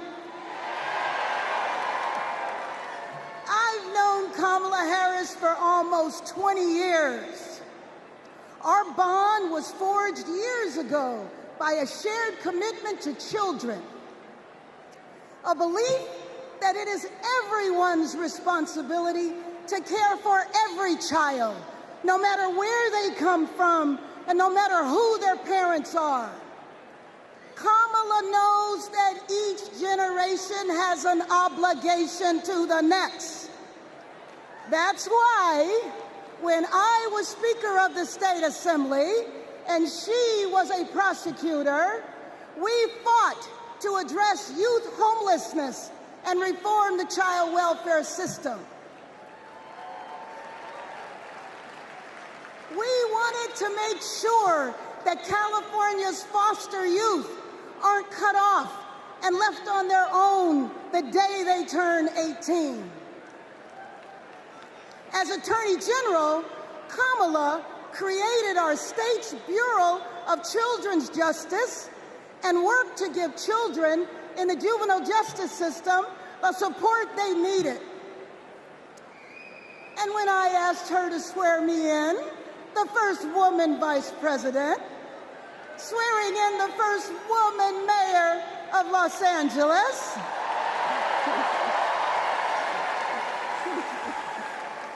we knew we were sending a message to young girls everywhere that they too can lead. Now, I know Kamala, and she feels the importance of this work in her bones. When Kamala meets a young person, you can feel her passion. You can feel her heart, and you can feel her fearlessness. That is what defines a commitment to children, being willing to fight fiercely for every child.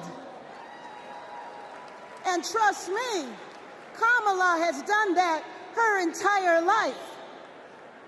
So this November, we're gonna fight to elect Kamala Harris as the next president of these United States.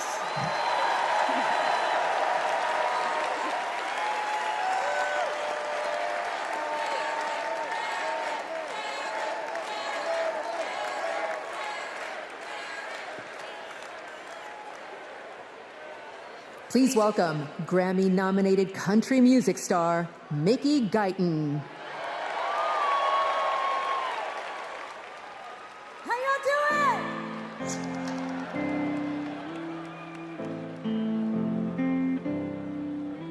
With the lines on the interstate, the dust on the back road, we're a Friday night football game, the lighters at a rock show, with a night shift, smoke break, high school heartache, driving with the windows down, with the dance floors, church pews, suit and ties, tattoos, one big small town. Ain't we all? Ain't we all? Ain't we all American? Ain't we all? Ain't we all American? With the stars in the Texas sky and the jukebox vinyl. How y'all doing? With the New York City lights and a hotel Bible. The hand-me-down, Taylor Made, Daisy Dukes, Dookie Bricks, James Brown, James Dean. With cold beer, champagne, millionaires, fast and change, and everything in between. Ain't we all? Ain't we all American? Ain't we all? Ain't we all American? We got the same stars, the same skies, just wanna live that good life. Ain't we all? Ain't we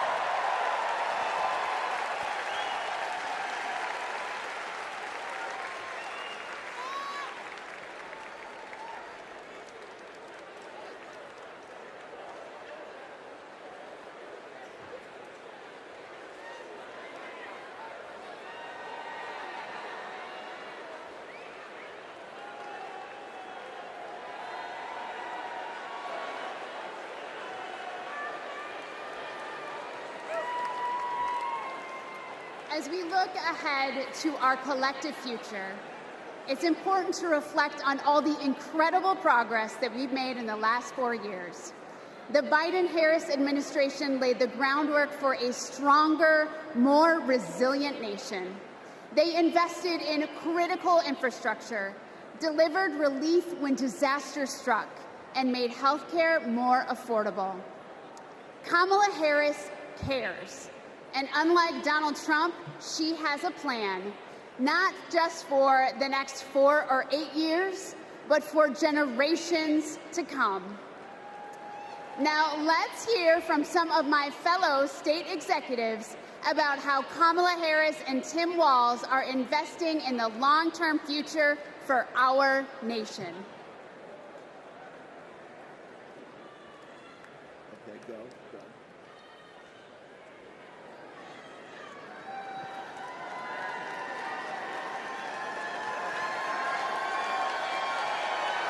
I'm Pennsylvania's Lieutenant Governor Austin Davis.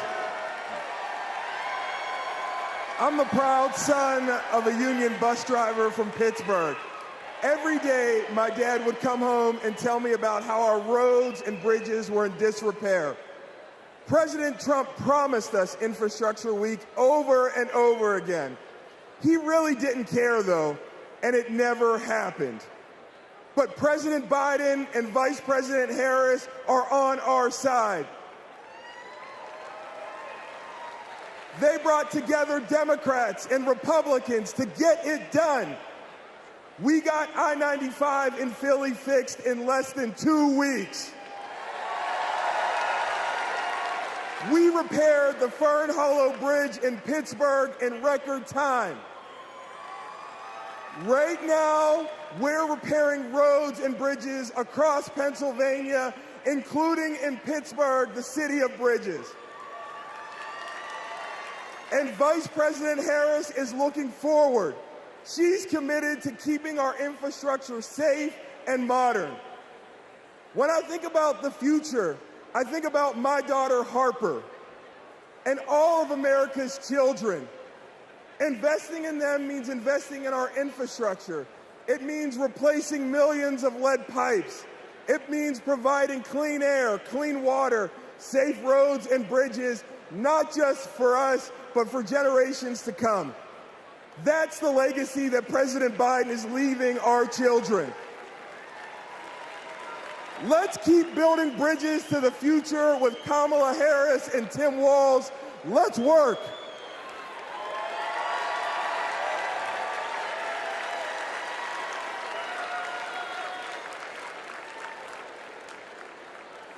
In Wisconsin, we also need leaders by our side. I'm Wisconsin's Lieutenant Governor, Sarah Rodriguez, but long before I took office, I was a registered nurse. I served in the Peace Corps at the height of HIV/AIDS and in Baltimore emergency rooms at the height of the heroin and gun violence epidemics. During the COVID pandemic, Trump and Wisconsin Republicans failed to protect our health. That's why I ran for office and flipped a red district blue. Because once a nurse, always a nurse. Now Trump is promising to terminate the Affordable Care Act, meddling in personal decisions between a woman and her doctor, and threatening to slash Medicare. Vice President Harris fights for our health. She'll defend women's reproductive freedom and protect Medicare and Medicaid. Thanks to the Biden-Harris administration, insulin is capped at $35 a month for seniors. And they negotiated down the prices of 10 more life-saving drugs like Eliquis and Jardiance for Americans on Medicare. Kamala will continue to take on Big Pharma and lower the cost of prescriptions for everyone. Of course, healthcare isn't just about drugs and treatment. It's about freedom. The freedom to make your own choices and the freedom to get the care you need without worrying about the cost. Kamala Harris is fighting for that healthy future.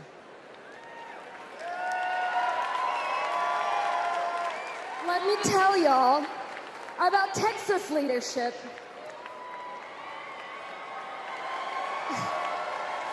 I'm County Executive Lena Hidalgo, and I serve the 5 million residents of Harris County. Harris County includes Houston. Texas Governor Ann Richards said, "I've been tested by fire, and the fire lost." In the years I've been in office, we've dealt with chemical fires. We've dealt with 10 floods, 7 hurricanes, a deadly winter freeze, and of course the pandemic. When that last disaster struck, Donald Trump abandoned us. He spread misinformation that cost lives. Compare that to 2021, when the Texas power grid went dark.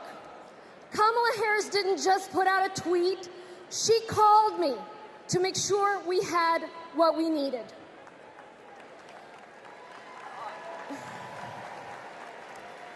Over the years, I've learned that Kamala Harris always calls.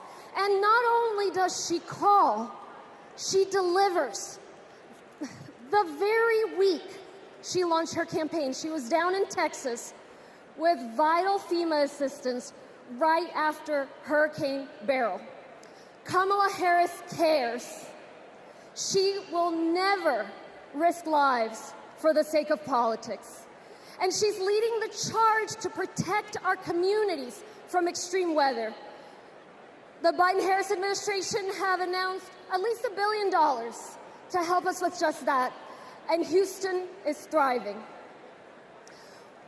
We deserve leaders who acknowledge the threats, heck, the existence of climate change.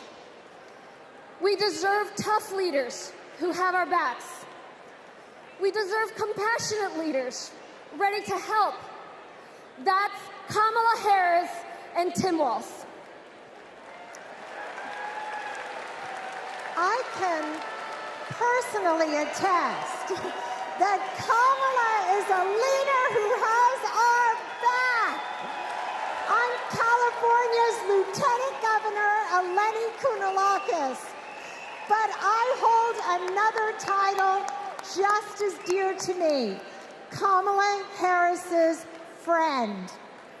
I met her when we were both young women trying to navigate the halls of power. I worked in housing. She had just been elected district attorney. We got frequent lunches together, and she was funny and fun.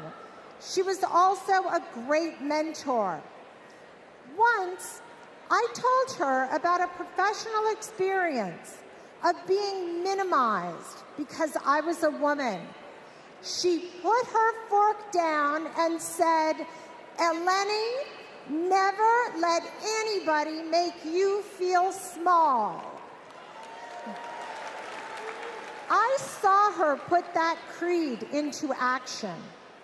When Wall Street foreclosed on millions of homes, Washington wisdom was that $4 billion was the best you could do. Other attorneys general agreed.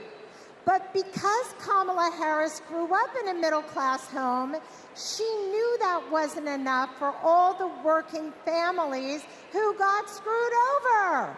So she put her foot down and refused to settle for less. Kamala Harris won $20 billion from the big banks for California homeowners. And that's because she cares. She cares so much that if you're lucky enough to be her friend, she calls you on her birthday, and sometimes she sings to you.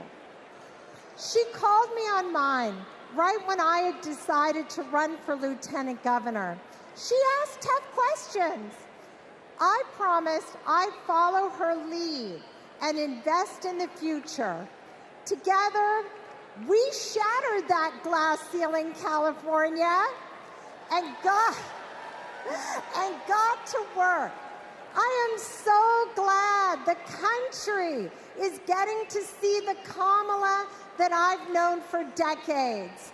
For Californians and Pennsylvanians, for Texans and Wisconsinites, for states red and blue and everything in between, President Biden and Vice President Harris have been investing in our future and are on our side, and we are not going back.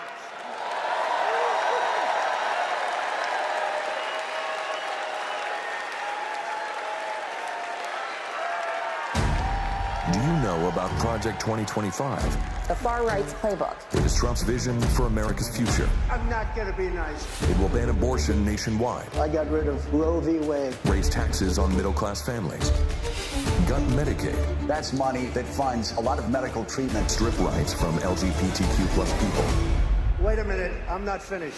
cut overtime pay, It is going to affect workers' bottom lines. give him unchecked power, And I will wield that power very aggressively. and it begins his first day back in office. In an explosive undercover video, a co-author of Project 2025 saying that Donald Trump, quote, blessed the work he's doing now. He's been at our organization. He's raised money for our organization. He's blessed it. So he's very supportive of what we do. He doesn't want freedom. He only wants control. I know Donald Trump's tight. These are the stakes. Project 2025 wants to take our country backward. This is our fight. We are not going back.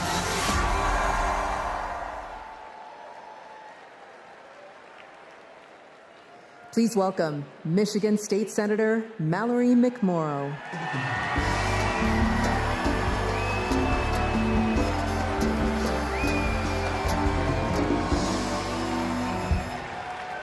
Hello!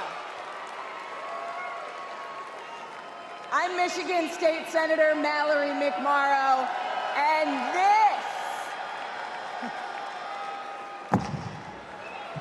this is Project 2025.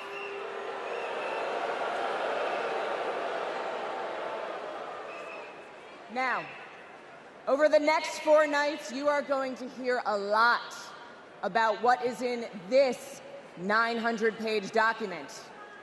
Why? Because this is the Republican blueprint for a second Trump term. That's right.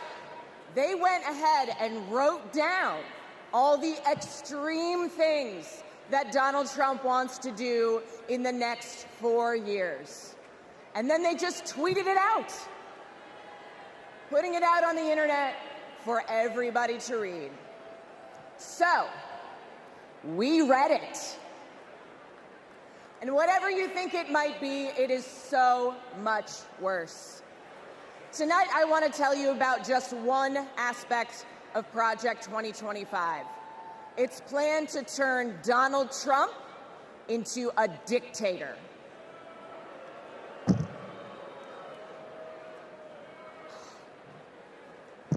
Okay, right here on page 535, it says, quote, reissue Trump's Schedule F executive order to permit discharge of non-performing employees.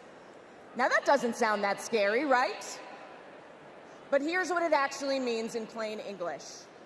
If Donald Trump gets back into the White House, he's going to fire civil servants like intelligence officers, engineers, and even federal prosecutors if he decides that they don't serve his personal agenda. They're talking about replacing the entire federal government with an army of loyalists who answer only to Donald Trump. Now, all right, then. Okay, Page 873. It says, quote, conservatives have long believed in either ending law enforcement activities of independent agencies or ending their independent status. Again, that sounds pretty boring. But what it means is that under Project 2025, Donald Trump would be able to weaponize the Department of Justice to go after his political opponents. He could even turn the FBI into his own personal police force. That is not how it works in America. That's how it works in dictatorships. And that's exactly what Donald Trump and his MAGA minions have in mind. An expansion of presidential powers like no president has ever had or should ever have. Now, by the way, if you're asking if any of this is even legal, well, remember, thanks to Donald Trump's hand-picked Supreme Court, he's now completely immune from prosecution, even if he breaks the law. But that's not who we are, because we believe in a government of the people, by the people, and for the people. Not the government of Donald Trump, by Donald Trump, and for Donald Trump. We believe in the separation of powers and the rule of law. We believe in a system built up to serve everyone, not breaking a system to serve one petty, selfish man. The truth is, there's only one way to stop him, and to stop Project 2025. How do we do it? We elect Kamala Harris this November.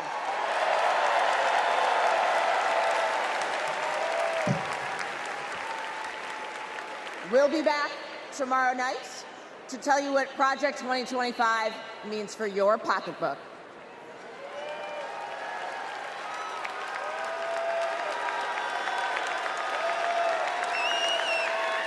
Please welcome California Senator LaFonza Butler.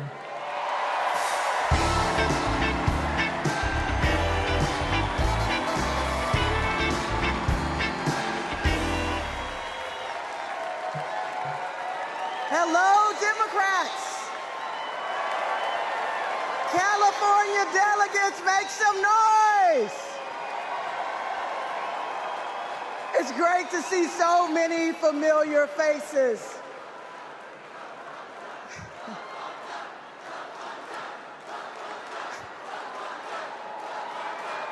And I can't forget the state that I was born and raised in. Mississippi Democrats, let everybody hear you.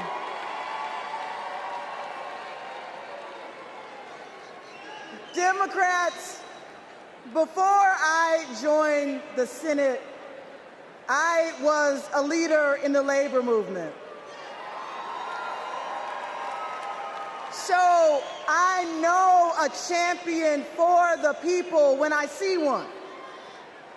I met Kamala Harris when she was district attorney, and I was president of a large care workers union. We hit it off right away. What really impressed me was how well she got to know my family. My wife, Naniki, but especially our daughter, Nyla. And as soon as Nyla heard that Miss Kamala was running for president, she asked if she could be vice president. So, no disrespect to Governor Walz, but Nyla put her name in first. Vice President Harris and I share a lot in common. We both graduated from historically black colleges. Me from Jackson State University. the Vice President from Howard University. We were both raised by mothers who worked fiercely to provide for us. And we both believe that every single one of us has the power to change the world when we choose to do it together. You see, Kamala Harris has always understood the assignment. No matter if she were the underdog, no matter the bullying or the name calling, she never doubted that our best was still ahead. She knew a better future was possible if we stood side by side with our neighbors and we fought for it.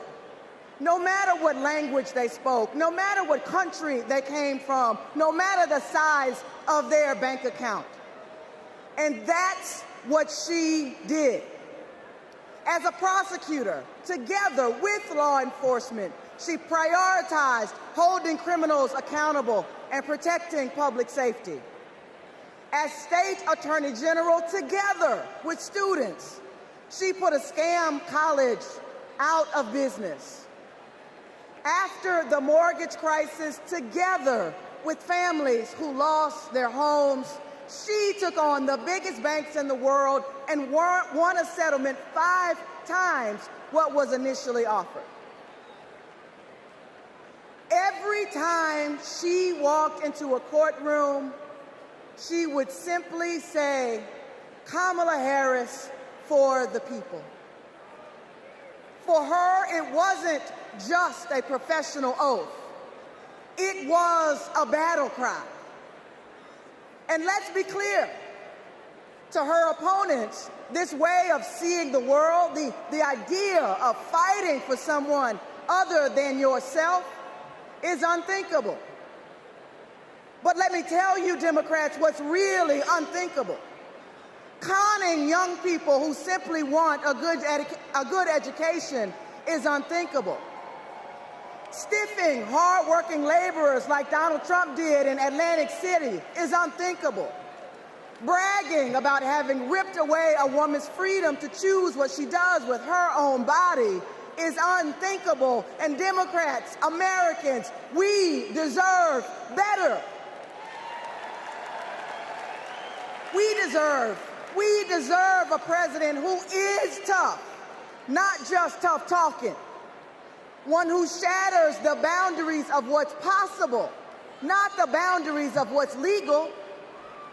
And one who wipes the floor with cheats and fraudsters because, well, Democrats, she knows the type. Democrats, that president, the president that we deserve, that president is my friend, Kamala Harris. Thank you all so much.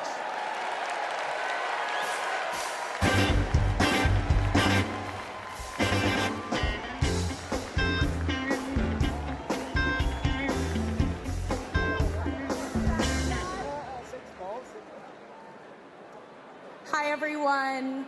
I'm Deja Fox, and I'm so excited to be here today from Arizona. That's right. That's where I was born and raised by a single mom.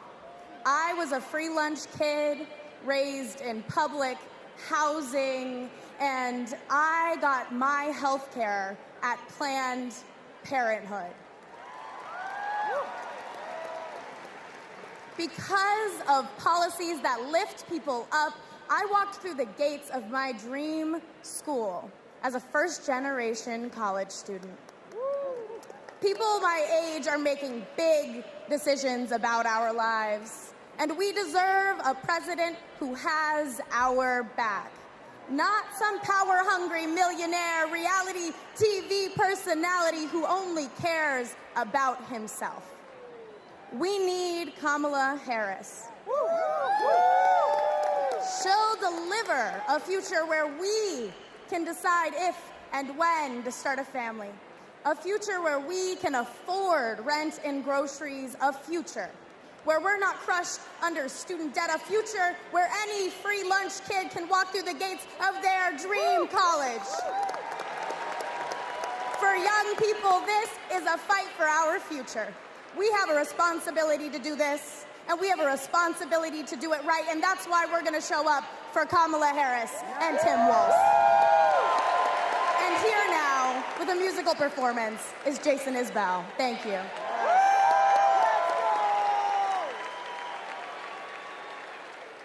When I get home from work, I'll call up all my friends and we'll go bust up something beautiful we'll have to build again. When I get home from work, I'll wrestle off my clothes and leave them right inside the front door. Nobody's home to know. You see the hammer finds the nail and the freight train's a rail.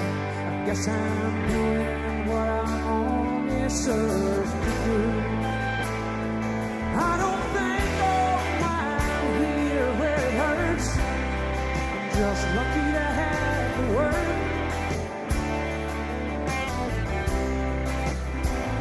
And Sunday morning I'm too tired to go to church, but I thank God for the word. I thank God for the word.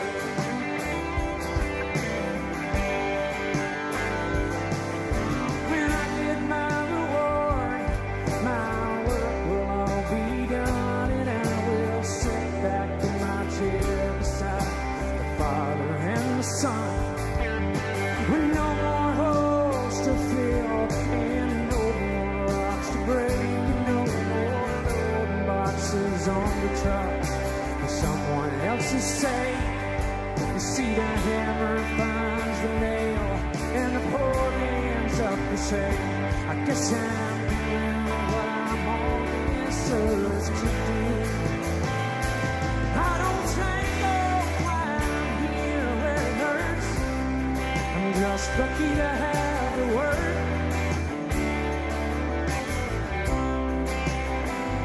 And every night I dream I'm drowning in the dirt, but I thank God for the word. And the day will come, I'll find a reason, somebody proud to love a man like me. 'Cause my back is numb, my hands are freezing, but what I'm working for is something more than free.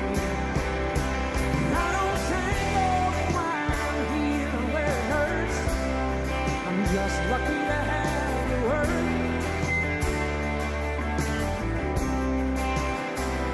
Sunday morning I'm too tired to go to church, but I thank God for the word. I thank God for the word.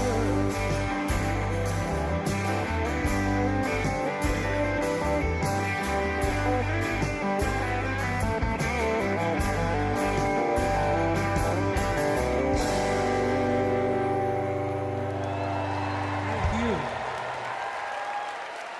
Shout out to my Alabama delegation over there. I love y'all.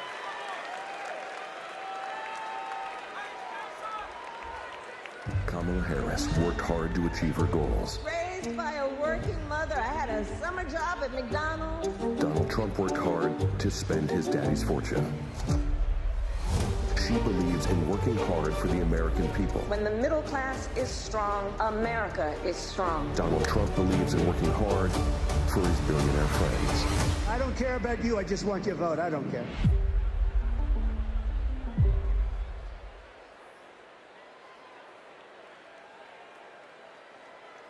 Please welcome former Rhode Island Governor Gina Raimondo.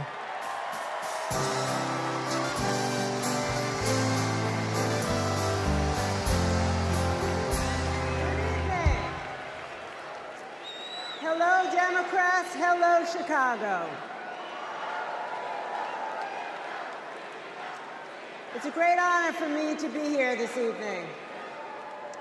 You know, long before I was the governor of Rhode Island, I was a little girl growing up there in a middle-class family. My dad found his American dream in a watch factory in Providence. And that job gave him a way to provide for our family, a community for him to belong to, and so much pride.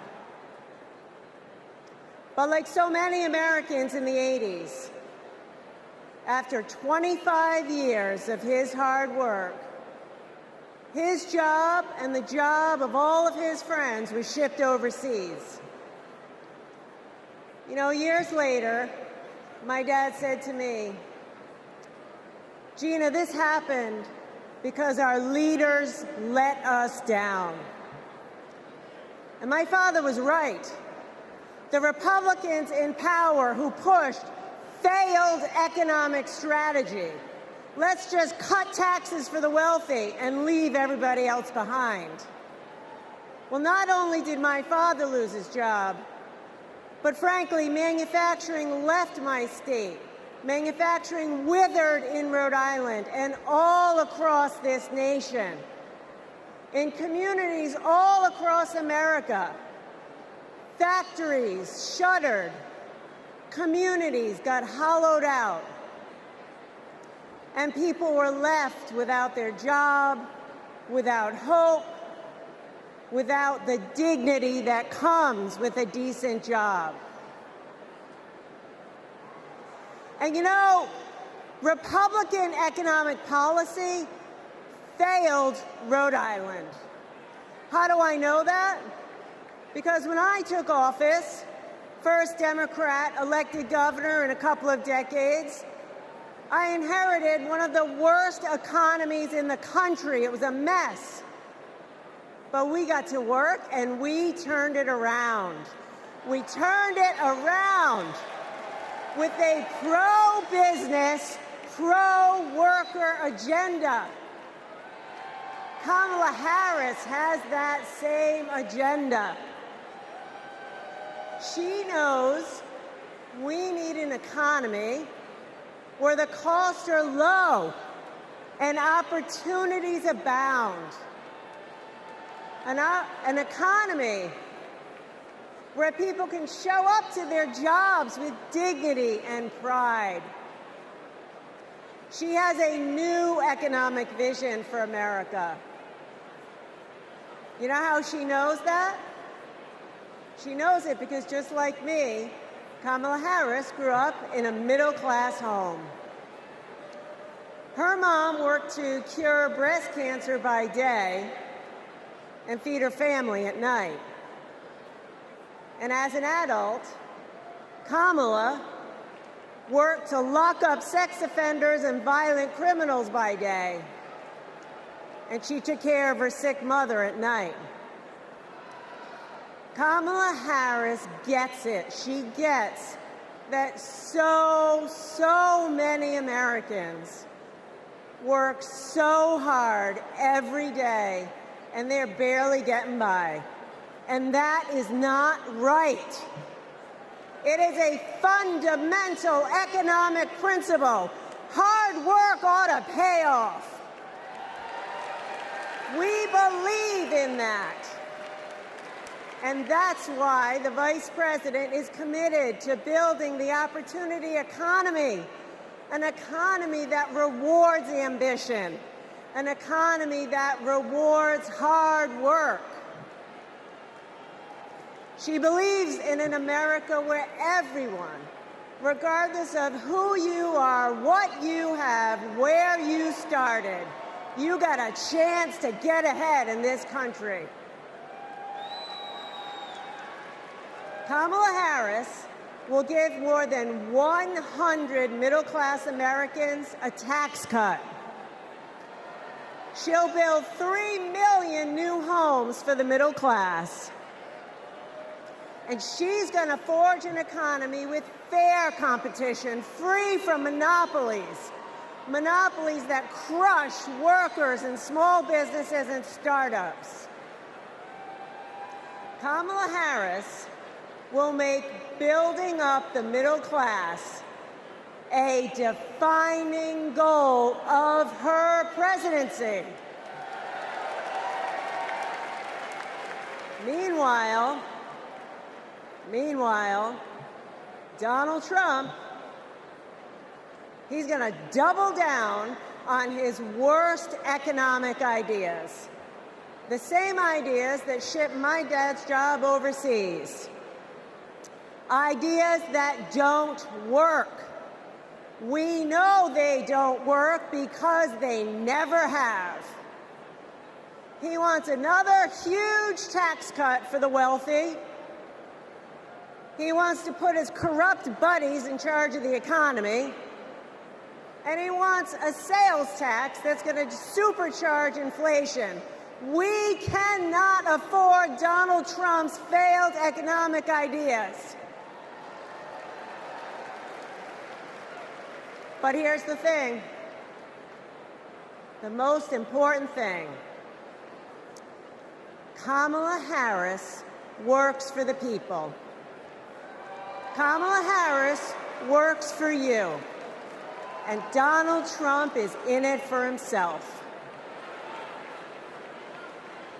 As our president, Kamala Harris will build an economy where everyone, and she means everyone, can find and live their American dream. So let's put her in the Oval Office. Thank you.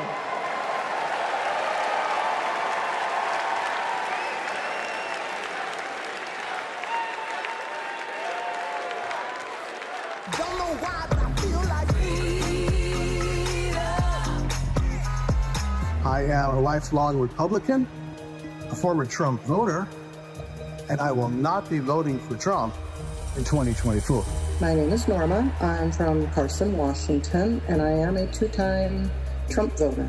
I will not be voting for Trump this time around. I'm actually embarrassed to say that I did vote for Trump in 2016. Donald Trump has nothing but contempt for the American people, and ironically, for those who claim to be his base. He's only interested in benefiting himself personally. Everything he said he would do, he did not do. I do not trust that he can do the right thing anymore. We've seen what Donald Trump really is, and it disgusts me to my core. I don't think the man can be trusted. He talks out of both sides of his mouth. He's a very dishonest person. I hate the way he disrespects women. Voting against Trump and for Kamala Harris is the right thing to do.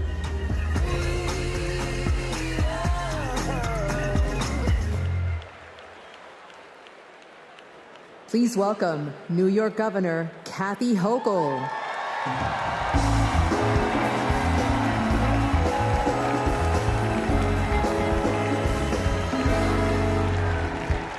Hello, Democrats. Are you ready to elect Kamala Harris, the first president of the United States? Yes, you are. Yes, you are. Friends, like so many of us, my grandparents came from Ireland as teenagers with nothing but hope in their hearts and fire in their bellies. They built their lives in the promised land of Buffalo, New York. A union card meant good work at the steel plant. The steel plant that lifted my parents from living in a trailer to the middle class. Like other families in my blue-collar community, they believed that with hard work, they could build a better future, not just for themselves, but for those with less hope and less opportunity.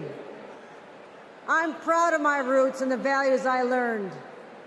Grit, determination, compassion. Kamala Harris and Tim Walz grew up with those same values. And those values have always defined the people of my state. Well, most of us anyway. Donald Trump was born a New Yorker, but ended up a fraud, a philanderer, and a felon. He wasn't raised with the New York values that I know. He never had to worry about child care costs or groceries or rent. He never had to worry about anything or anyone but himself. Trust me, America, if you think you're tired of Donald Trump, talk to a New Yorker. We've had to deal with him for 78 long years. The fraud, the tax dodging, the sham university, the shady charities. We've seen him stiff contractors, rip off workers. He abuses women, brags about it, and then takes away their rights. And New Yorkers are sick of it. It's no wonder he had to flee to Mar-a-Lago. Sorry about that. Trump hasn't spent much time in New York lately, except that is to get convicted of 34 felonies. And that's just fine with us, because New York's motto is Excelsior, ever upward. And Trump takes us ever downward. Because here's what Trump never understood. America isn't a luxury good to be bought and sold by the privileged and powerful few. America, we just can't afford another 4 years of that. We have kids to feed, roads to build, jobs to create, real problems to solve. And we need leaders who can get it done. Trump talked big about bringing back manufacturing jobs.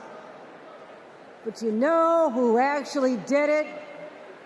President Biden and Vice President Kamala Harris.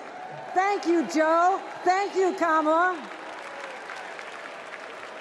And look no further than the city of Syracuse, where a company called Micron is building a $100 billion microchip factory with union labor.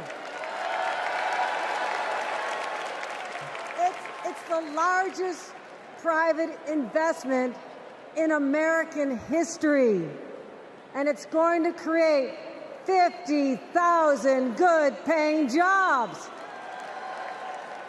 The Biden-Harris administration has made the most significant investments in our economy in generations. And as president, Kamala Harris will continue to build an opportunity economy for all. My friends, history's watching us. Together, we must protect abortion rights. Together, we must protect the middle class. Together, we must protect the American dream. And together, we must elect Kamala Harris President of the United States. Thank you.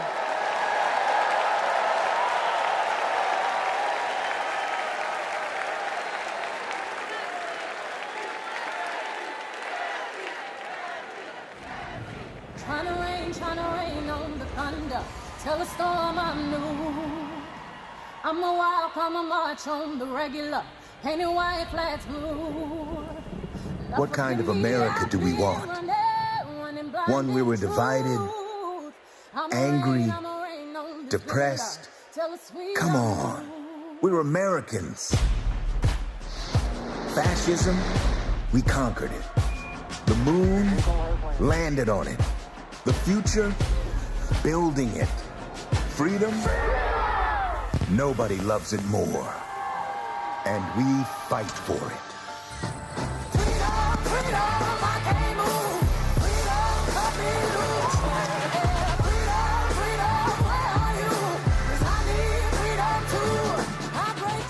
Freedom from control. Freedom from extremism and fear. Extremists want to take us back, but we are not going back.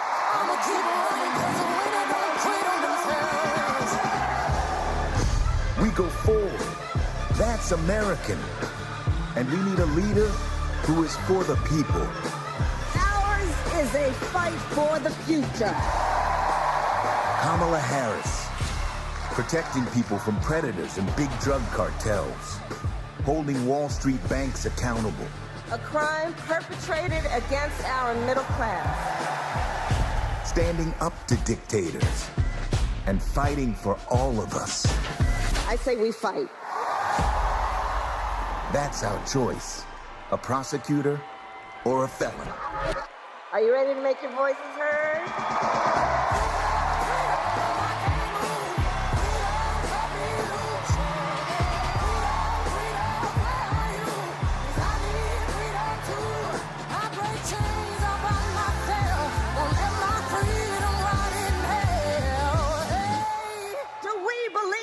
Promise of America. And are we ready to fight for it?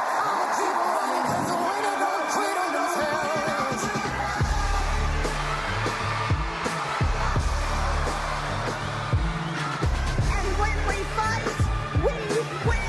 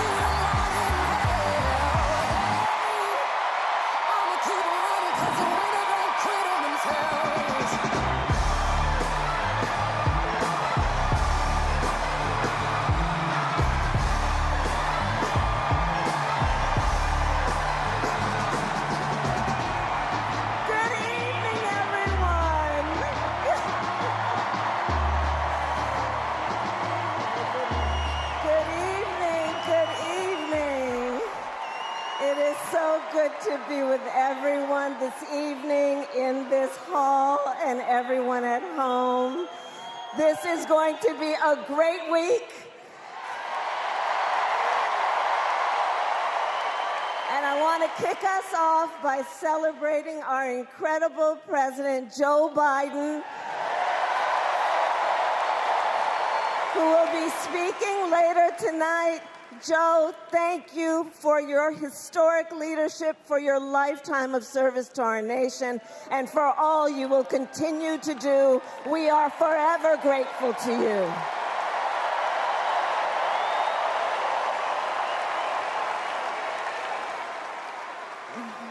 Thank you, Joe. And looking out at everyone tonight, I see the beauty of our great nation. People from every corner of our country and every walk of life are here, united by our shared vision for the future of our country. And this November, we will come together and declare with one voice, as one people, we are moving forward. With optimism, hope, and faith, so guided by our love of country, knowing we all have so much more in common than what separates us, let us fight for the ideals we hold dear, and let us always remember, when we fight, we win. God bless you. God bless the United States of America. Good night, everyone.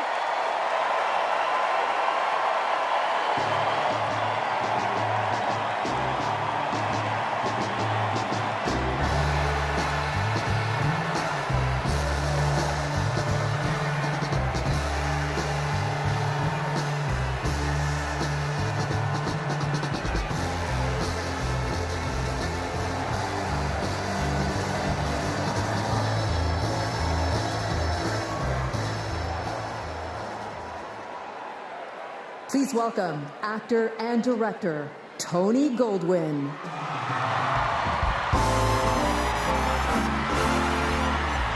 Hello, Chicago. And hello to everyone tuning in from all across America. Welcome to the first night of the Democratic National Convention. Now, how was that for an opening act? I'm just saying. Now, as our Vice President just said, over the next 4 days, we will be bringing folks together from all around the country, people from every walk of life, to talk about this nation we love and about a candidate who has devoted her life to public service, who never shies away from a righteous fight, and who always stands up for the people. We are going to talk about the choice America faces in this election. It's a choice not just between two very different candidates, but between two very different futures. We will hear from everyday Americans about what is truly at stake in this campaign. The future of our middle class, the future of reproductive rights, the future of our climate, our security, our schools, the future of our freedom, the future of our very democracy. We will see the vision of our nominee. It is a vision of stability, security, and opportunity for everyday Americans, where we continue to grow this economy by growing the middle class, and where the safety of our children, our families, and our communities are a fundamental civil right. It is a future where, instead of scoffing at allies and fawning over dictators, our president stands up for our friends, faces down our adversaries, and American democracy remains a beacon of hope and inspires the world to take on our biggest challenges together. We'll learn the story of a leader who has dedicated her life to doing the work of making good on the promise of America. A leader who understands the middle class because she grew up in the middle class. A leader who has taken on powerful interests at every step of her career and fought for the rights and freedoms of all of us. And then, of course, we will hear again from the Democratic nominee herself, the next President of the United States of America, Kamala Harris.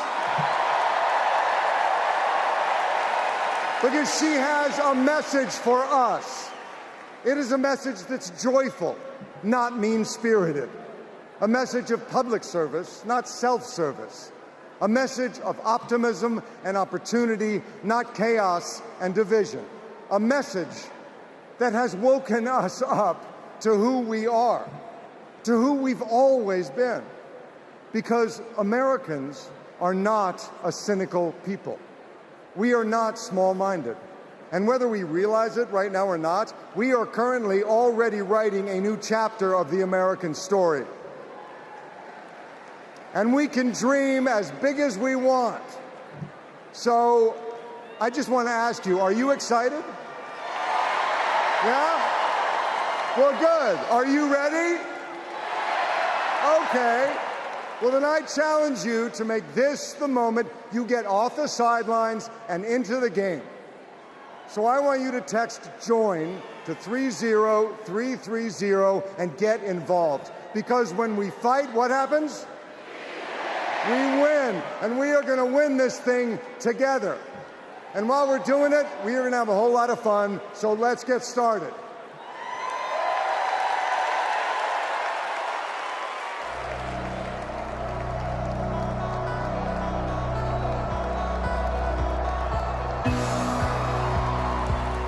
Please welcome 9-time NBA champion and coach of the 2024 Olympic gold-winning men's basketball team, Steve Kerr.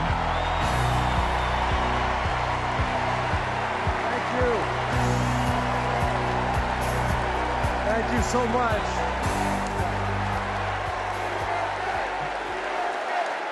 Thank you. It is so fun to be back here in the United Center. And as you guys know, a lot of good stuff has happened in this building, especially in the 90s. You young people, Google Michael Jordan and you can read all about it, okay? So there was an amazing vibe in this building back in those days, and I feel that same winning spirit here tonight. So the last time I was in a packed basketball arena was in Paris, France. 9 days ago, some of the best players on earth, 12 incredible American men, came together to win Olympic gold. And the next night, I was back in that same building watching 12 more of the best players on earth. Our incredible American women do the same thing. And I cannot think of a better metaphor for what this country is all about than the way Team USA came together at the Olympics. We had players from across our wonderful country, players who have trained and fought relentlessly, shed tears trying to beat one another throughout their careers, joining forces to wear the red, white, and blue. And when we won, the American flag raised to the rafters, the national anthem playing, gold medals draped around the necks of our players, whose hands were held over their hearts. It was the proudest moment of my life. Thank you.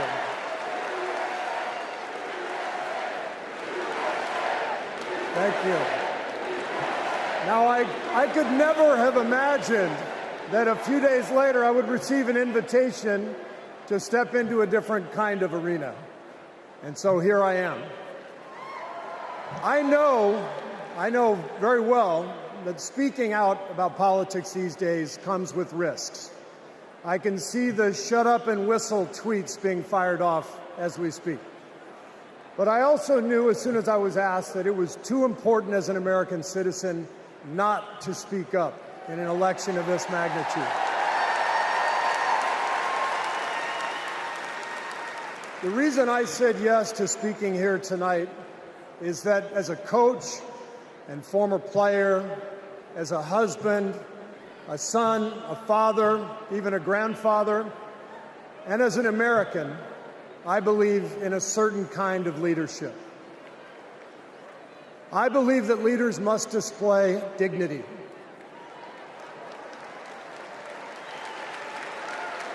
I believe that leaders must tell the truth. I believe that leaders should be able to laugh at themselves. I believe leaders must care for and love the people they are leading. I believe leaders must possess knowledge and expertise, but with the full awareness that none of us has all the answers. And in fact, some of the best answers often come from members of the team. And if you look for those qualities in your friends or your boss or an employee or your child's teacher or your mayor, then shouldn't you want those same qualities in your president? And when you think about it that way, this is no contest. With Kamala Harris and Tim Walz, I see all those qualities. They have devoted their lives to serving other people. Whether Vice President Harris was defending her community in the courtroom, or Governor Walz was inspiring the next generation in the classroom, or on the field, for that matter. By the way, coach to coach, that guy's awesome. Although, I have to say, Coach Walz, way too much reliance on the blitz in '99 against Mankato East. You had a strong defensive line. I would have played more press coverage with your corners and then dropped the safeties into a Tampa 2. That's just me. Sorry. I wanted you to know how I feel every day of the NBA season. All right. But listen, the joy, the compassion, the commitment to our country that we saw at the Olympics, that is what Kamala Harris and Tim Walz have. And it is what our country needs. Leadership, real leadership. Not the kind that seeks to divide us, but the kind that recognizes and celebrates our common purpose. Think about what our team achieved with 12 Americans in Paris, putting aside rivalries to represent our country. Now imagine what we could do with all 330 million of us playing on the same team. Not as Democrats, not as Republicans, not as libertarians, but as Americans who know the greatness of this nation doesn't come from any one of us, but from each of us doing our part to build a more perfect union. That vision is what this campaign is all about. It's why I'm here tonight. And it's why I'll be getting out every day to help people get out and vote on November 5th and elect Kamala Harris and Tim Walz as the next president and vice president of the United States.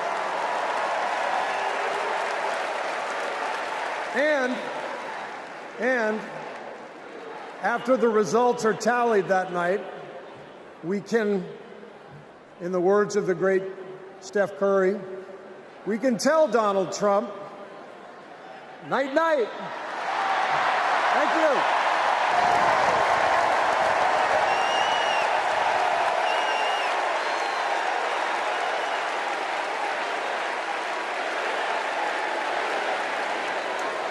Let me tell you folks in Ohio and in this area, don't sell your house. Do not sell it. We're going to get those jobs coming back, and we're going to fill up those factories, so it's going to happen. But Trump lied and abandoned Lordstown. This is about a community. It's going to be a big change to go somewhere else. The GM factory in Lordstown did close, putting thousands of people out of work. Because Donald Trump doesn't care about our communities. All those jobs went away, and he did nothing. He did not do one thing for those workers there. He didn't come and make promises. He came and made false promises. Kind of lost hope in everything. I don't really want to lose. But then something changed. Instead of lies and broken promises, Joe Biden and Kamala Harris got to work and brought U.S. manufacturing jobs back, including to Lordstown. Kamala will continue to have workers' backs and get the job done. American workers deserve a fighter, and that's exactly what Kamala Harris is. Do we believe in opportunity? Are we ready to fight for it?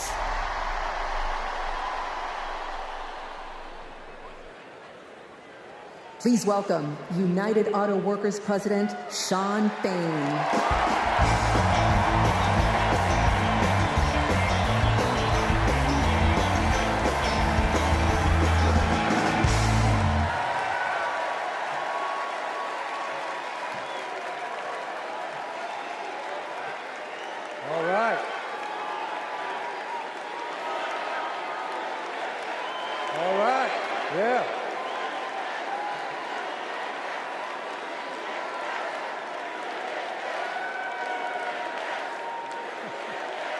Thank you. Good evening, America, and good evening to the people that make this world move, the working class.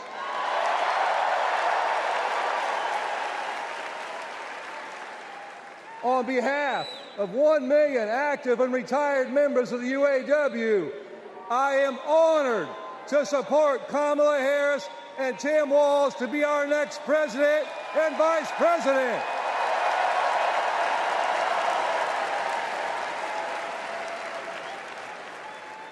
And I want to say thank you to Joe Biden for making history by walking the picket line with the UAW.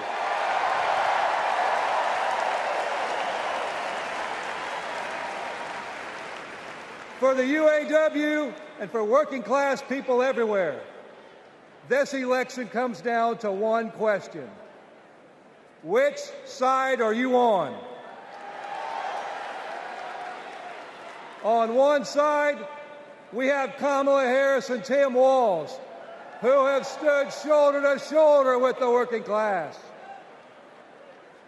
On the other side, we have Trump and Vance. two lapdogs for the billionaire class who only serve themselves. So for us in the labor movement, it's real simple. Kamala Harris is one of us.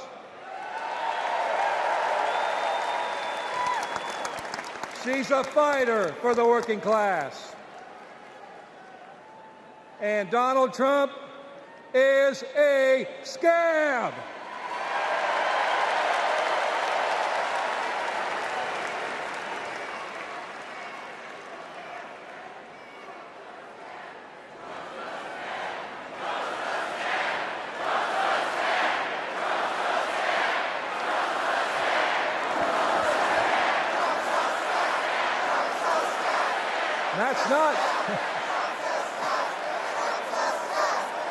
That's not just my opinion, that's a fact. All we have to do is look at the track record. When Donald Trump was president, corporate America ran wild. Donald Trump did not bring back the auto industry. When Donald Trump was president, auto plants closed. Trump did nothing. Trump told workers in Lordstown, Ohio, that he would be bringing all the auto jobs back. And Trump did nothing. In 2019, General Motor workers went on strike for 40 days for good jobs and a better life. And Trump did nothing. Talk is cheap. But in 2019, you know who was on the picket line standing shoulder to shoulder with auto workers? I'll give you a clue. Her initials are Kamala Harris. In 2023, who helped bring jobs back to Lordstown, Ohio? Kamala Harris. And in 2024, who will stand with the working class in our fight for justice? Kamala Harris. And that's the difference. Donald Trump is all talk, and Kamala Harris walks the walk.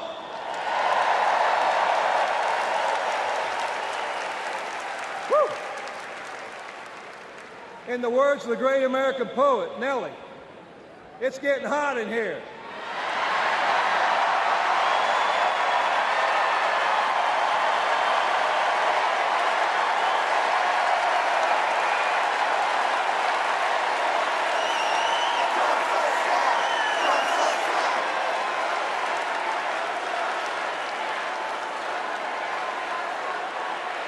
It's hot in here. It's hot in here because you're fired up and you're fed up. And the American working class is fired up and fed up. The American working class is in a fight for our lives. And if you don't believe me, just last night, blue-collar workers, the UAW members at Cornell University had to walk out on strike for a better life because they're fighting corporate greed. And our only hope is to attack corporate greed head on. Corporate greed turns blue-collar blood, sweat, and tears into Wall Street stock buybacks and CEO jackpots. It causes inflation. It hurts workers. It hurts consumers, and it hurts America. And corporate greed is alive and well in the auto industry. You know, last fall, we achieved life-changing gains in our strike at the Big Three. We even won a commitment to reopen a closed plant not too far from here. We were able to do that thanks to the support of Kamala Harris and Joe Biden and the thousands of auto workers that went on strike.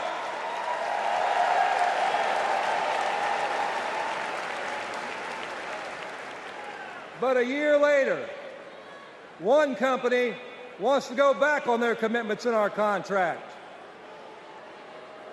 And let me be clear, Stellantis must keep the promises they made to America in our union contract. And the UAW will take whatever action necessary at Stellantis or any other corporation to stand up and hold corporate America accountable. And when the UAW stands up, we know who stands with us and who stands against us. Donald Trump laughs about firing workers who go on strike.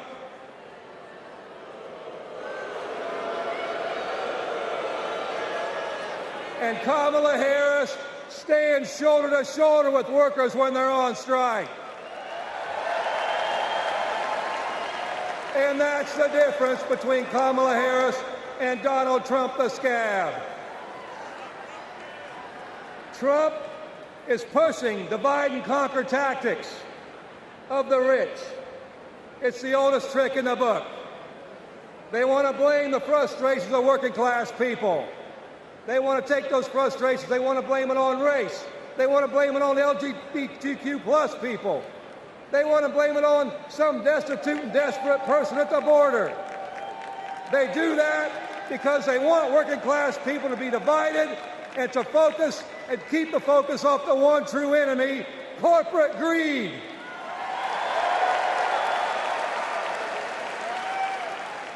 The rich think we're stupid, but working class Americans see this for what it is. This is our generation's defining moment.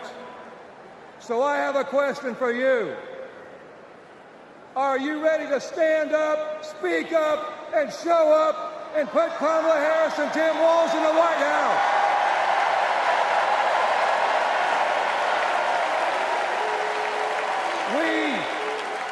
We need a defender of the working class in the White House, someone who is one of us and someone who knows how to fight. And that fighter is the next President of the United States, Kamala Harris. Thank you.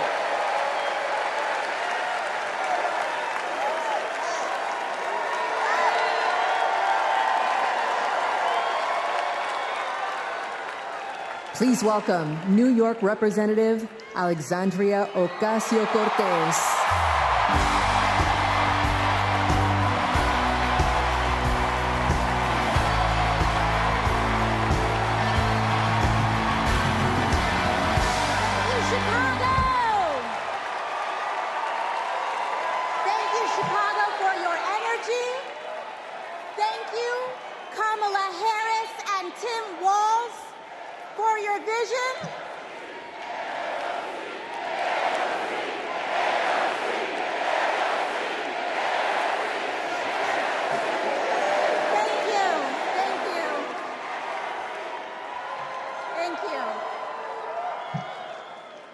Chicago for your energy.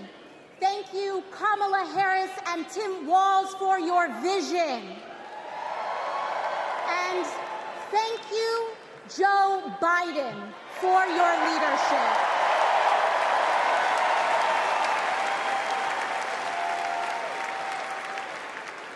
You know, 6 years ago, I was taking omelet orders as a waitress in New York City. I didn't have health insurance.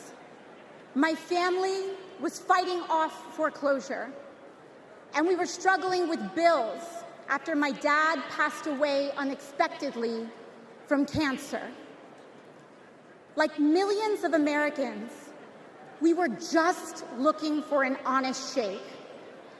And we were tired of a cynical politics that seemed blind to the realities of working people. It was then, only through the miracles of democracy and community, that the good people of the Bronx and Queens chose someone like me to elect them in Congress.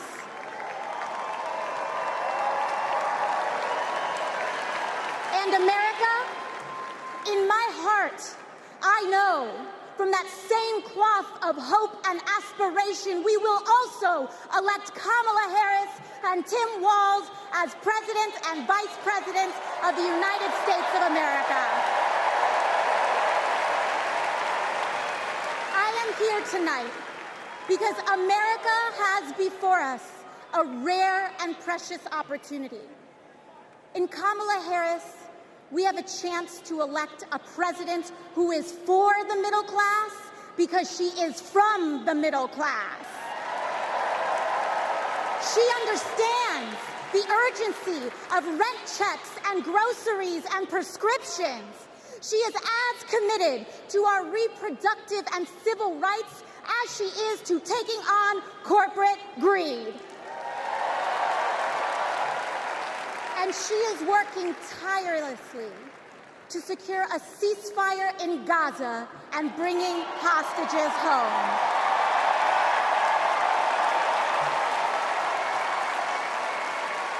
In Kamala Harris, I see a leader who understands. I see a leader with a real commitment to a better future for working families. And Chicago, we have to help her win. Because we know that Donald Trump would sell this country for $1 if it meant lining his own pockets and greasing the palms of his Wall Street friends.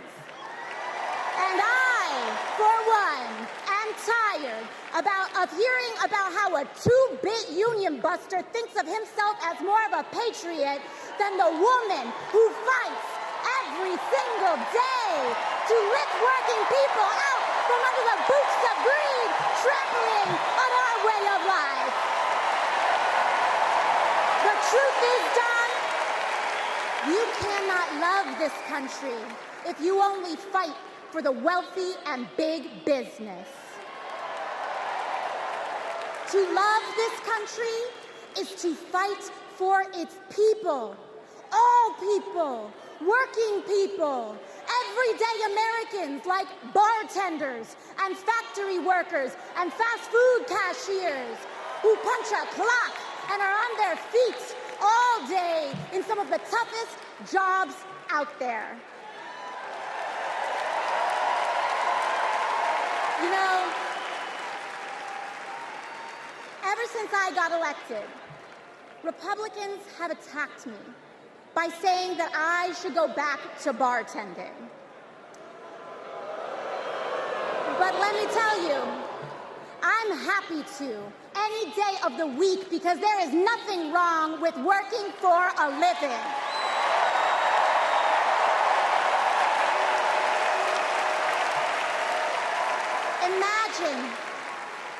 Imagine having leaders in the White House who understand that. Leaders like Kamala and Tim.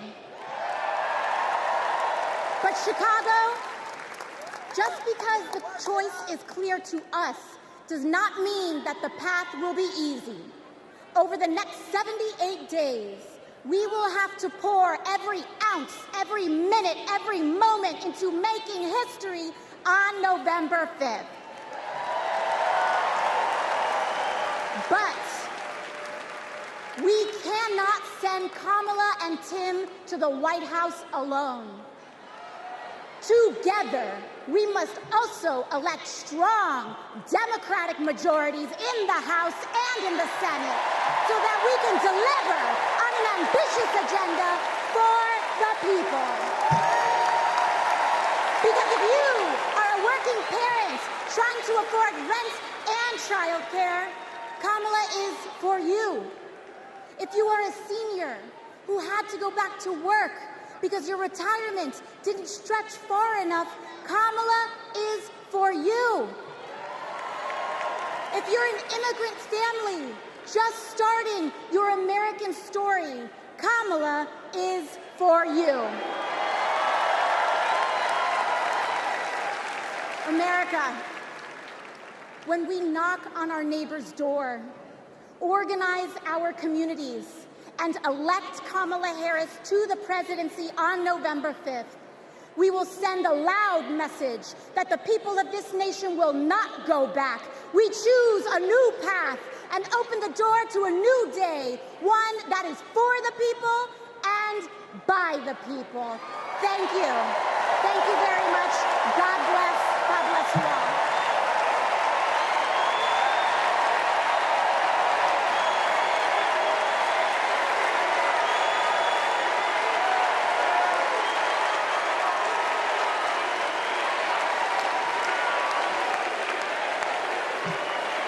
Wow.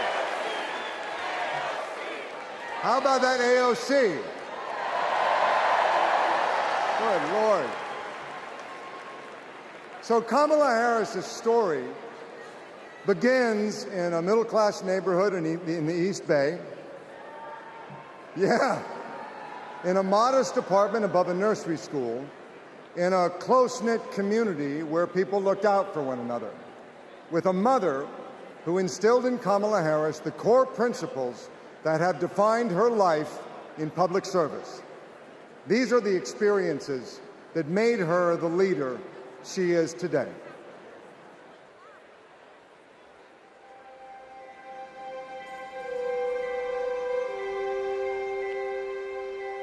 The neighborhood we grew up in was a very hardworking, middle-class, tight-knit community.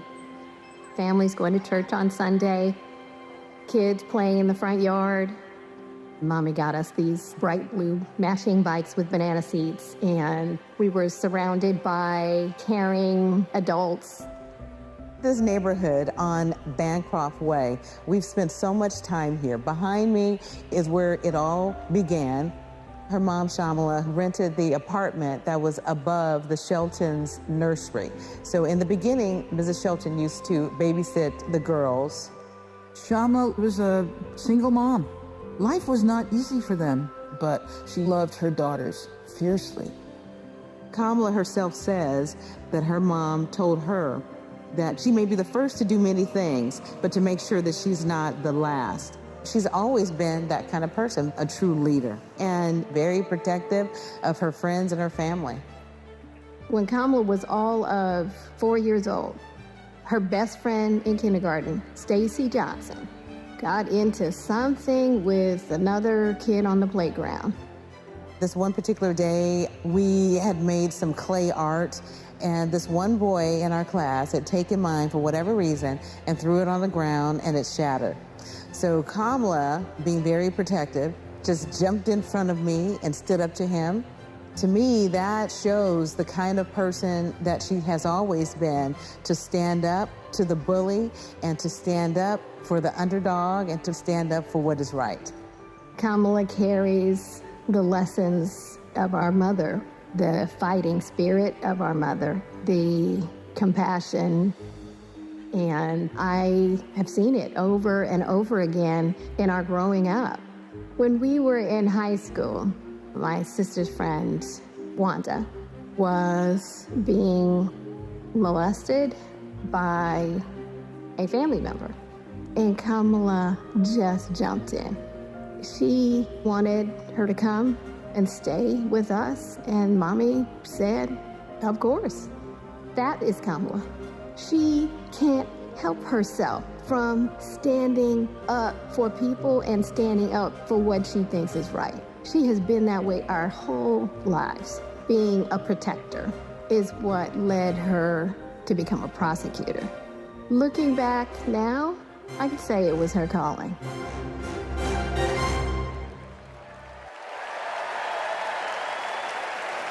Please welcome Stacey Johnson Batiste and Doris Johnson.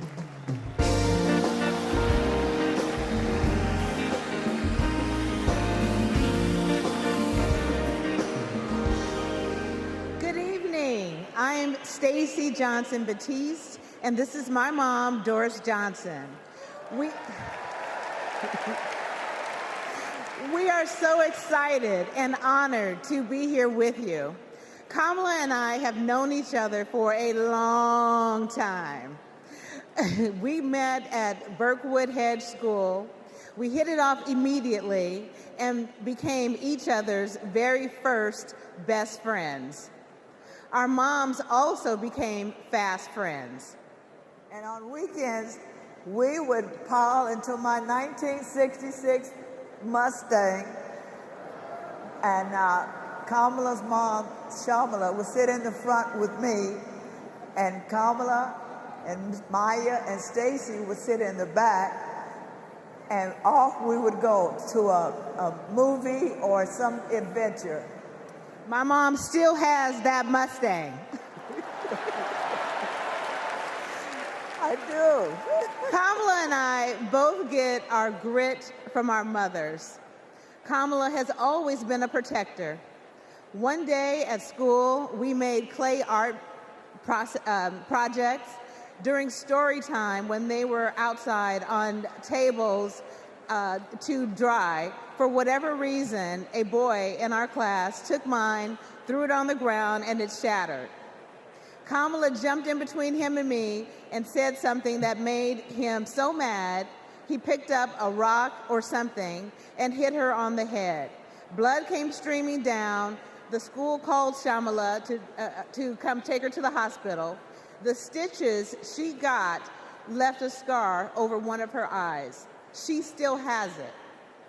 That's the kind of person Kamala has always been from the very beginning.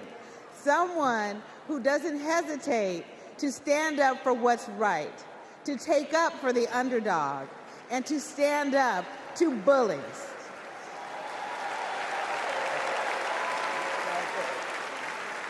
I have seen it time and again, whether the bully is an individual, a gang, or a corporation.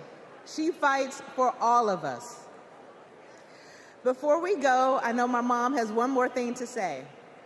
Kamala, your mom would be so proud of you.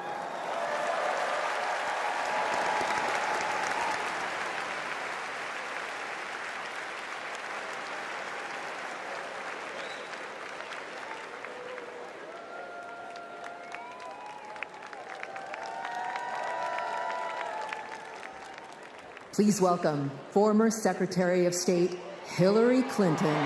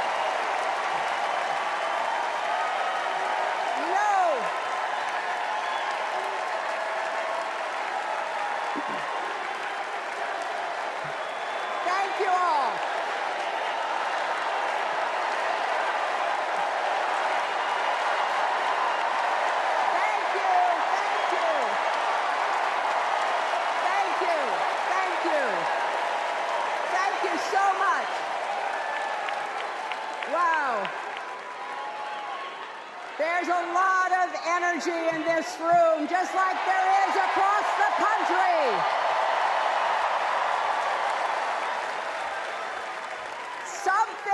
Something is happening in America.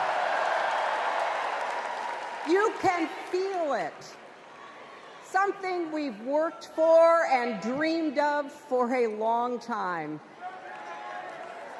First, though, let's salute President Biden.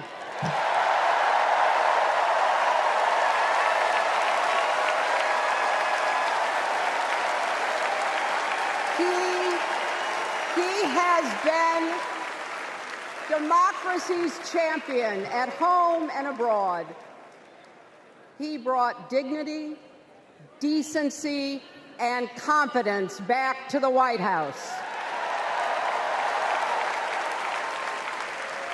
And he showed what it means to be a true patriot. Thank you, Joe Biden, for your lifetime of service and leadership.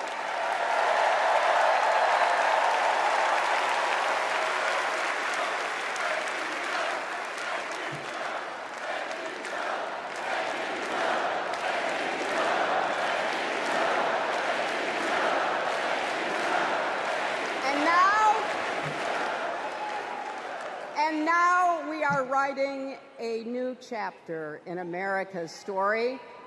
You know, my mother Dorothy was born right here in Chicago before women had the right to vote. That changed 104 years ago yesterday. Think about it. Tennessee became the final state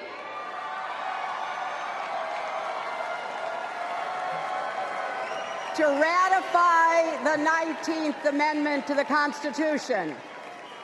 The state legislature was deadlocked until one lawmaker's mother, a widow who read 3 newspapers a day, sent a letter to her son. "No more delays," she wrote. "Give us the vote." And since that day, every generation has carried the torch forward. In 1972, a fearless black congresswoman named Shirley Chisholm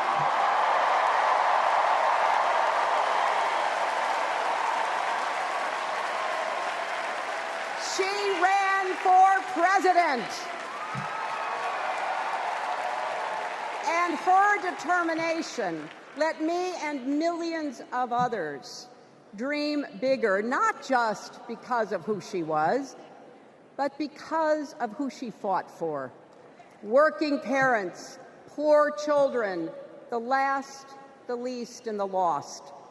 In 1984, I brought my daughter to see Geraldine Ferraro, the first woman nominated for vice president. If we can do this, Jerry said, we can do anything. And then there was 2016, when it was the honor of my life to accept our party's nomination for president.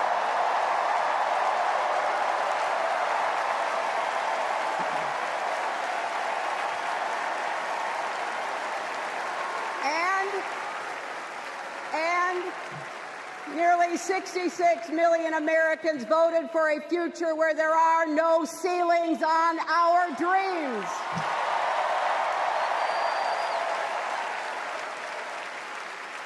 And afterwards, we refused to give up on America. Millions marched, many ran for office. We kept our eyes on the future. Well, my friends, the future is here.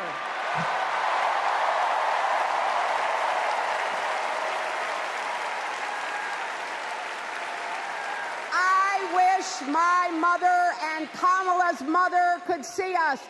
They would say, keep going.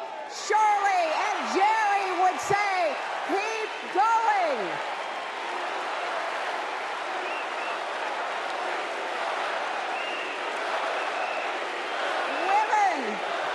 Women fighting for reproductive health care are saying, keep going. Families building better lives, parents stretching matching to afford child care, young people struggling to pay their rent. They're all asking us to keep going. So, with faith in each other and joy in our hearts, let's send Kamala Harris and Tim Walz to the White House.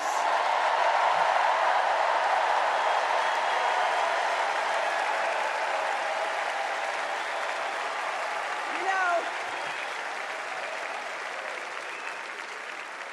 the story of my life and the history of our country is that progress is possible, but not guaranteed. We have to fight for it and never, ever give up. There is always a choice. Do we push forward or pull back? Come together as we the people, or split into us versus them? That's the choice we face in this election. Kamala has the character, experience, and vision to lead us forward.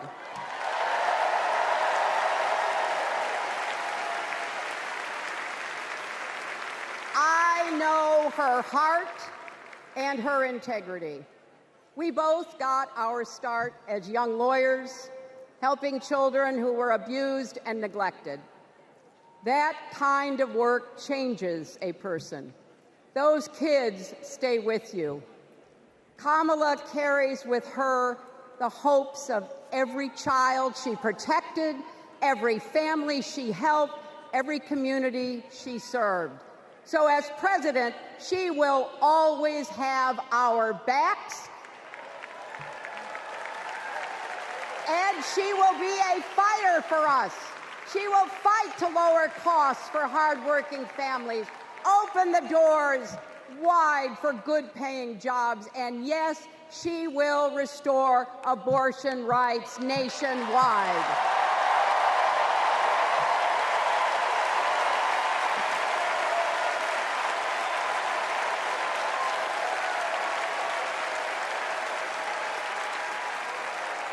As a prosecutor, Kamala locked up murderers and drug traffickers. She will never rest in defense of our freedom and safety. Donald Trump fell asleep at his own trial, and when he woke up, he made his own kind of history, the first person to run for president with 34 felony convictions.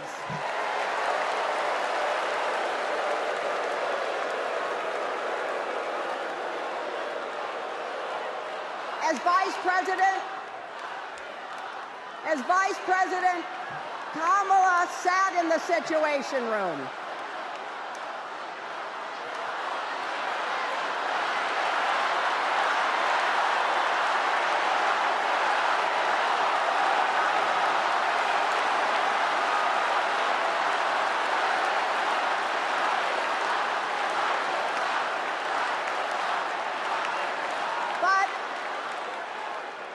We also know, as Vice President, Kamala sat in the Situation Room and stood for America's values.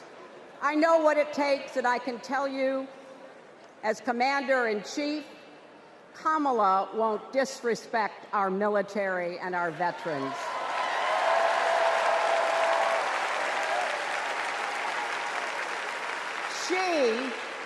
She reveres our Medal of Honor recipients. She won't be sending love letters to dictators. She will defend democracy and our Constitution and will protect America from enemies, foreign and domestic.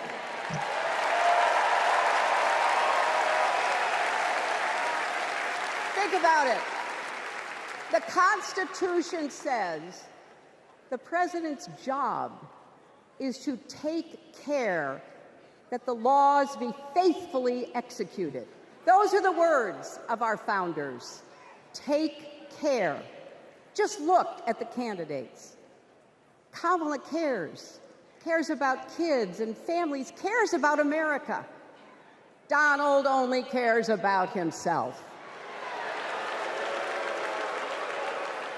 On her first day in court, Kamala said 5 words that still guide her. Kamala Harris, for the people. That is something that Donald Trump will never understand. So it is no surprise, is it, that he is lying about Kamala's record. He's mocking her name and her laugh. Sounds familiar. But we have him on the run now.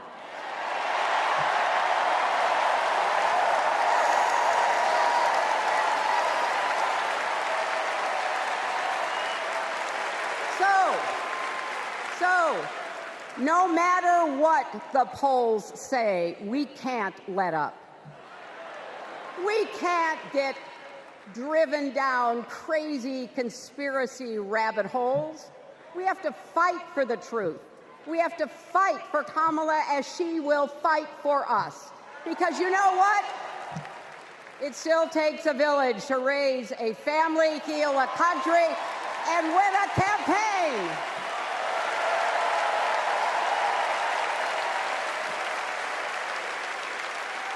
And America needs every one of us, our energy, our talents, our dreams. We're not just electing a president, we're uplifting our nation. We're opening the promise of America wide enough for everyone. Together, we put a lot of cracks in the highest, hardest glass ceiling.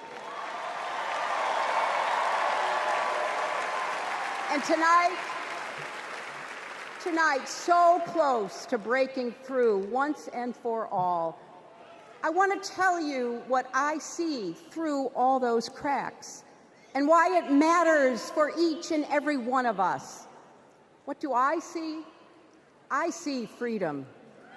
I see the freedom to make our own decisions about our health, our lives, our loves, our families.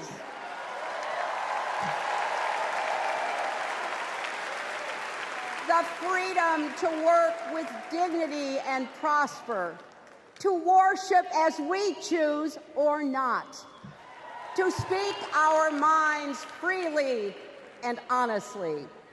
I see freedom from fear and intimidation, from violence and injustice, from chaos and corruption. I see the freedom to look our children in the eye and say, in America, you can go as far as your hard work and talent will take you, and mean it. And you know what? On the other side of that glass ceiling is Kamala Harris raising her hand and taking the oath of office as our 47th President of the United States.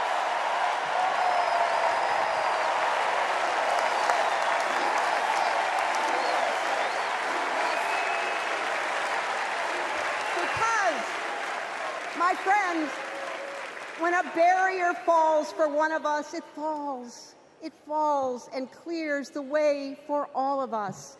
So for the next 78 days, we need to work harder than we ever have. We need to beat back the dangers that Trump and his allies pose to the rule of law and our way of life. Don't get distracted or complacent. Talk to your friends and neighbors. Volunteer. Be proud champions for the truth and for the country that we all love.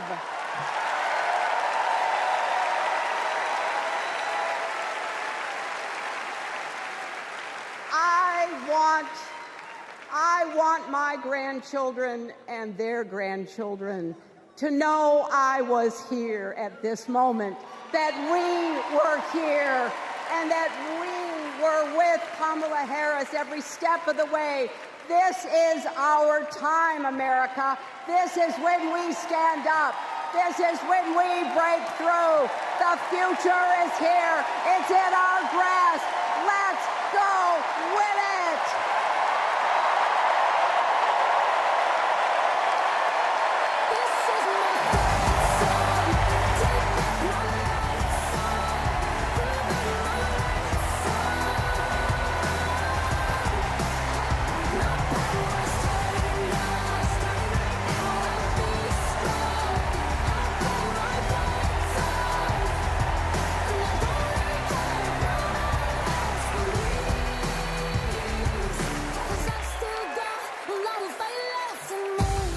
I think it's fair to say that we all stand on the shoulders of Hillary Clinton. So, I'm just checking. Are you ready to join this fight yet? Okay, that's the answer I was looking for. So I want you to text JOIN to 30330 and get involved. Now, what does fighting for the people exactly look like? Let's go back to 2011 when Kamala Harris was Attorney General of California. The housing crisis had devastated American families, and the big banks had forced Californians out of their homes. Well, Kamala Harris stood up to those banks, and she secured a $20 billion settlement for California families. That is fighting for the people. And that is something that our next speaker knows all about. Please welcome the fearless fighter from South Carolina, Congressman Jim Clyburn.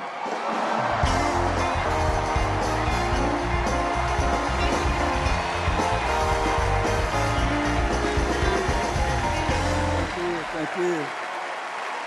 Thank you, thank you, thank you. Thank you. Thank you. Thank you. Thank you, and good evening.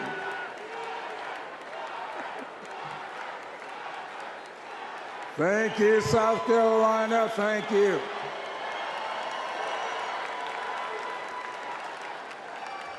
Four years ago, Americans were experiencing high anxieties and great uncertainties. A deadly virus raged, schools closed, businesses shuttered. Donald Trump mismanaged the crisis from day one, looking out for himself instead of the country. The American people responded to the crisis in leadership by electing new leaders. Thanks to Joe Biden and Kamala Harris, we reopened our schools, brought back our businesses, and restored our faith in the American can-do spirit. Thanks to Joe and Kamala, we reduced the price of prescription drugs, repaired roads and bridges, and replaced lead pipes. Thanks to Joe and Kamala, we are honoring our heroes in uniform and expanded benefits to over 1 million veterans. Thanks to Joe and Kamala, Make It in America is no longer just a slogan, but a movement that is bringing millions of manufacturing jobs back to America. For President Biden's lifetime of achievement in service of his country, we owe him a great debt of gratitude.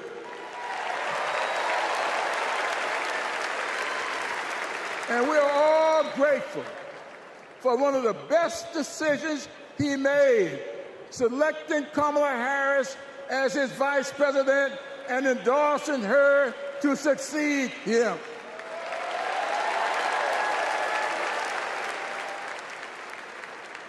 I often say that we are but the sum of our experiences. In the introduction to my memoir, I wrote, all my experiences have not been pleasant, but I consider all of them to be blessings. So has been the case with Kamala. Her experiences have prepared her for this moment. Kamala Harris is a true battle-tested leader, a district attorney, attorney general, senator, and vice president who gets things done. While Donald Trump has been bragging about how he overturned Roe, Kamala has been fiercely advocating for the respectation of reproductive freedoms. While Trump has been looking out for himself and his billionaire buddies, Kamala has been fighting to lower costs for all Americans.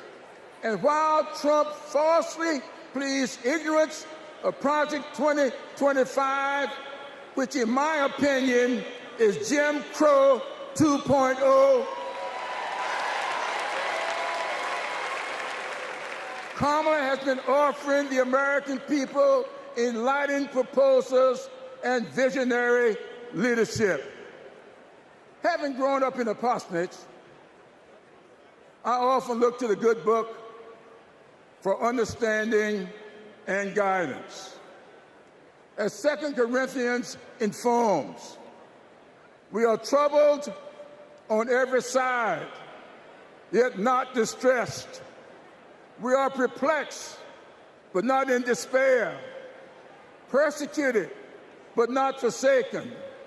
Cast down, but not destroyed. Our great democracy has been tested, and so has the basic goodness of the American people. But our resolve to remain a great country with freedom and justice for all will not falter. We will continue our march toward a more perfect union, united in our common purpose and emboldened by our resolve to elect Kamala Harris and Tim Walz as the next president and vice president of these United States of America. Thank you and Godspeed.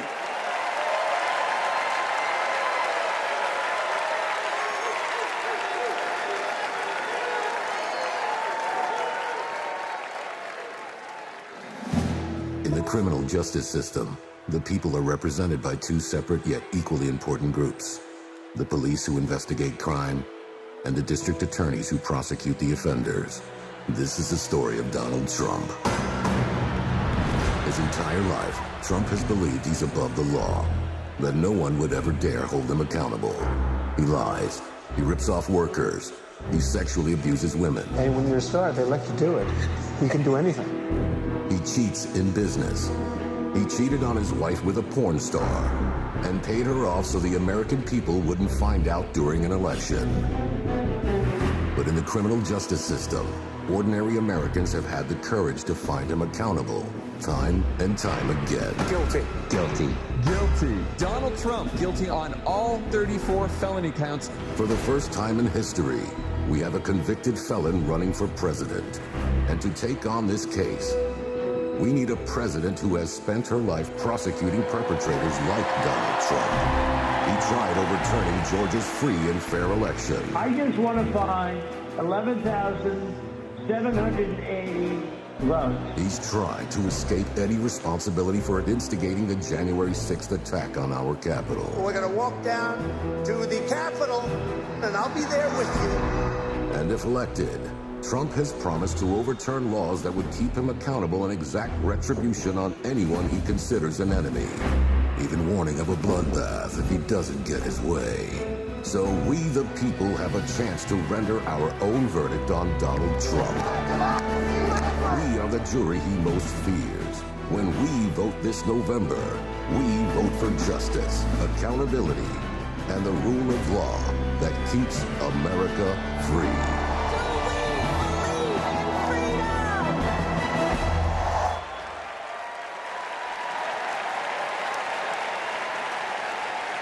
Please welcome Maryland Representative Jamie Raskin.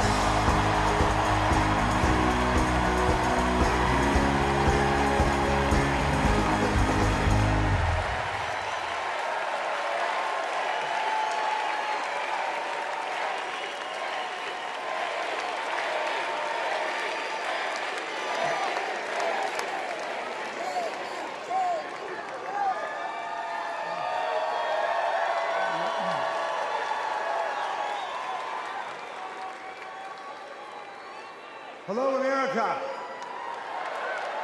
And welcome to the Democracy Convention. Welcome to the Freedom Convention. And thank you for the beautiful weather, Chicago. It's been a little rough on Capitol Hill, where it's not just the heat, it's the stupidity. Now, we meet in this great city tonight where Abraham Lincoln was nominated in 1860 to save the Union from fanatical insurrectionists, and where Franklin D. Roosevelt was renominated by Democrats in 1940 to defeat fascist dictators. Now, we fight in our time to defend our freedom and our democracy against the banana Republicans who have converted Lincoln's party into a dangerous cult of personality.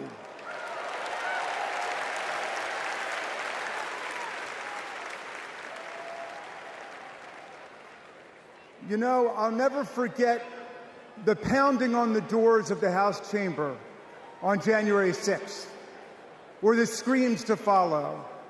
Hundreds of our police officers taunted and attacked, 140 of them wounded by extremists wielding baseball bats, steel pipes, even American flags.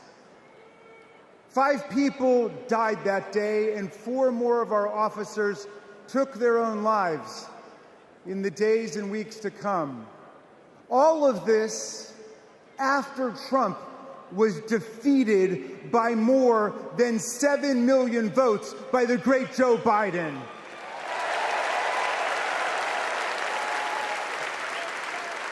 It was after 80 judges rejected every ridiculous claim raised by this sore loser who does not know how to take no for an answer from American voters, American courts, or American women.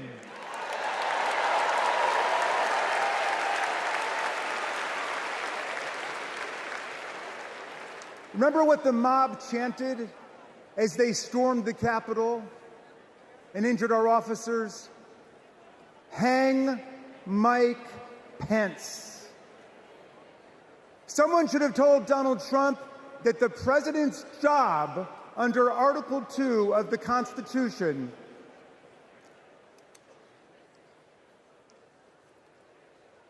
Someone should have told Donald Trump that the president's job under Article 2 of the Constitution is to take care that the laws are faithfully executed, not that the vice president is executed.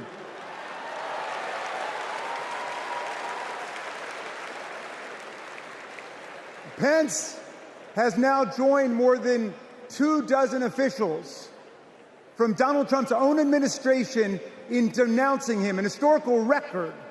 And Pence is the first vice president in more than 2 centuries not to support the president he served with in a general election. And by the way, J.D. Vance, do you understand why there was a sudden job opening for running mate on the GOP ticket? They tried to kill your predecessor. They tried to kill him because he would not follow Trump's plan to destroy and nullify the votes of millions of Americans. Your votes, Pennsylvania. Your votes, Michigan. Your votes, Georgia, Nevada, Arizona. Are we going to go back to the days of election suppression and violent insurrection?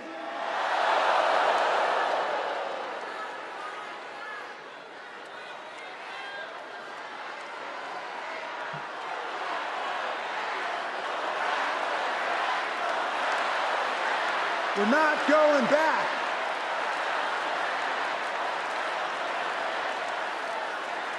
Well, look, 1 week after that beautiful day, as Trump calls it, the Republicans, 10 Republicans, joined all of the Democrats to impeach Trump for the worst high crime and misdemeanor ever committed by a president, inciting insurrection against our own Constitution. Make no mistake, a man who uses fraud, theft, and violence to take power will commit any crime to keep it. And now Trump's promising to pardon hundreds of his fellow criminal convicts and insurrectionists. He calls for, quote, the termination of all rules, regulations, and articles, even those in the Constitution. My friends, are we the people going to let Donald Trump terminate our Constitution and obliterate the blessings of liberty for our posterity? That's right. We're going to elect Kamala Harris. We're going to elect the career prosecutor and inspiring public servant and Coach Walls. And we're going to defeat Donald Trump, the career criminal and incorrigible recidivist con man, and his pet chameleon, J.D. Vance.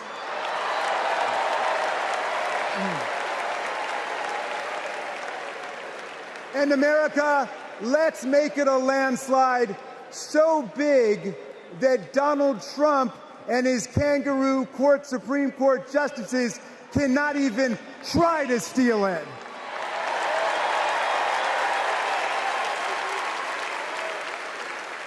Let's make every vote count. Let's make sure every vote is counted.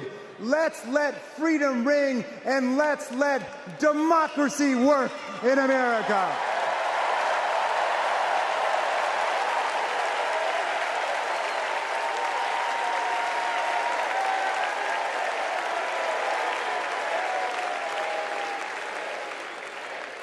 Please welcome Texas Representative Jasmine Crockett.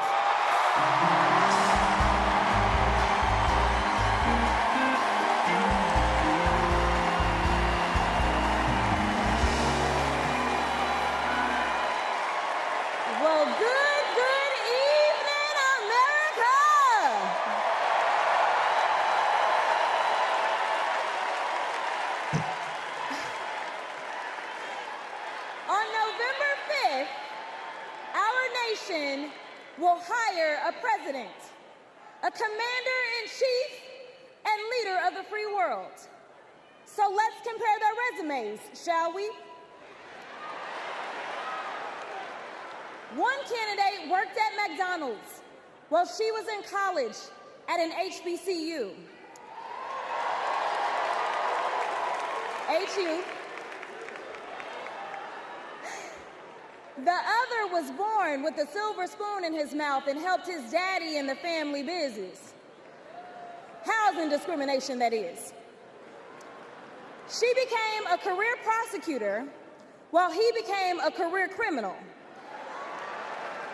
With 34 felonies, 2 impeachments, and 1 porn star to prove it.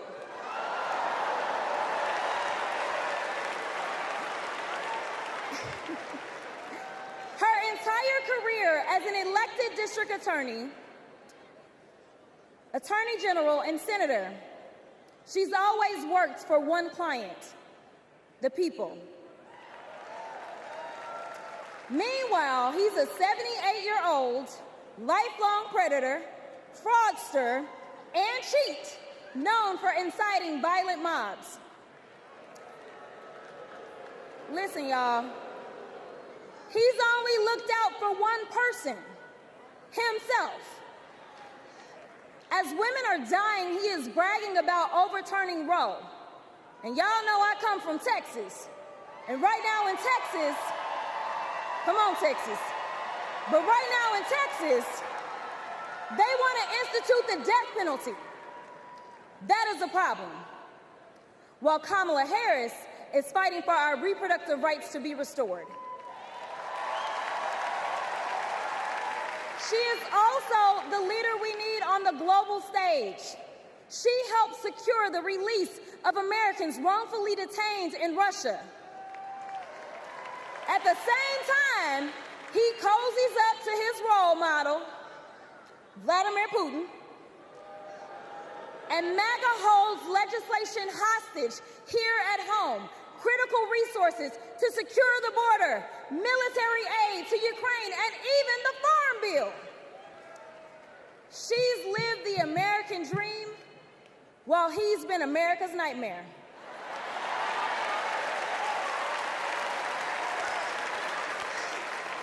America, looking at the two choices before you, who would you hire?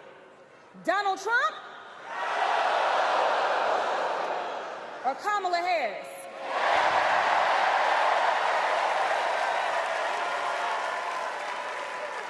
Kamala Harris has a resume. Donald Trump has a rap sheet.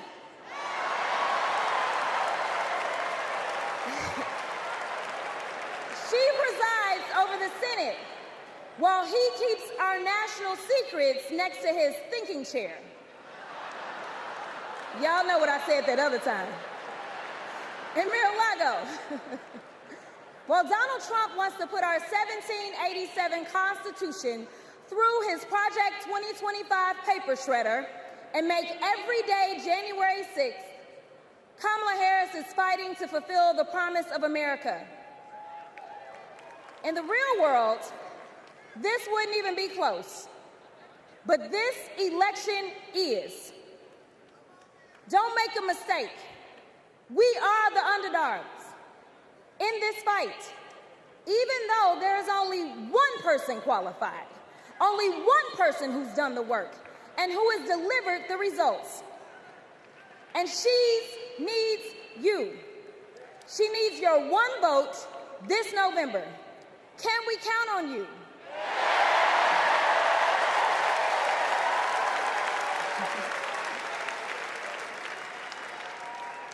Some of you know a little bit of my history, some of you don't, so let me tell you. I was a public defender.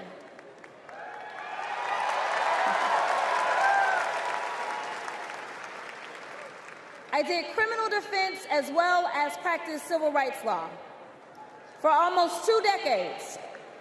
I know a good prosecutor when I see one. Kamala Harris is the kind of prosecutor we long for in the cases like those of Breonna Taylor. Yeah. She was the first attorney general in the nation to order that her officers wear body cams, and she started the Back on Track program to reduce recidivism.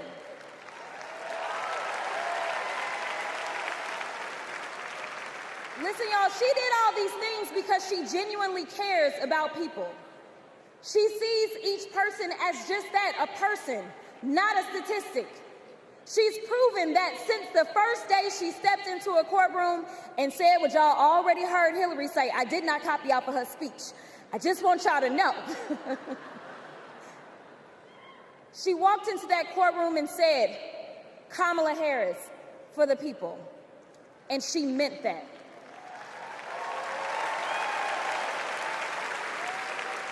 Many of you know her credentials, but what I love about Kamala Harris goes beyond her resume, is that she sees the humanity in everyone. She's the only candidate in this race who is capable of empathy. When I first got to Congress, I wasn't sure I made the right decision. The Chaos Caucus couldn't elect a speaker, and the Oversight Committee was unhinged. I was going through all of this when I visited the Vice President's residence for the first time. As I approached Vice President Harris for our official photo, she turned to me and asked, "What's wrong?" Mind you, we'd never met, but she saw right through me. She saw the distress. I immediately began crying.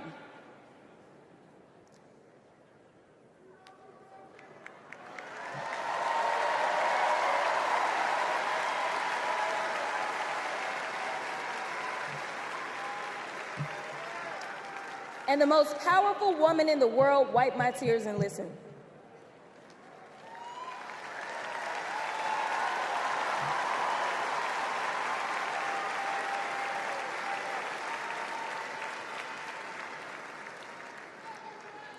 It's so hard for me to tell this story. She then said, among other things, "You are exactly where God wants you. Your district chose you because they believe in you, and so do I."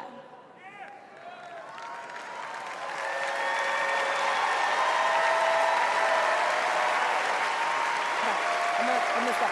Okay. The next month, I went viral for the first of many times to come for hitting Republicans with a dose of their own medicine. That brief but impactful interaction gave me my legislative legs, and I've been running ever since.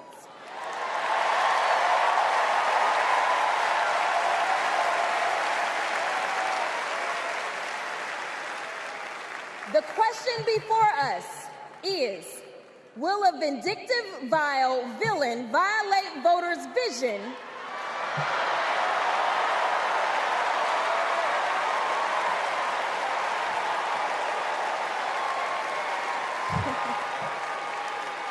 for a better America or not? I hear alliterations are back in style.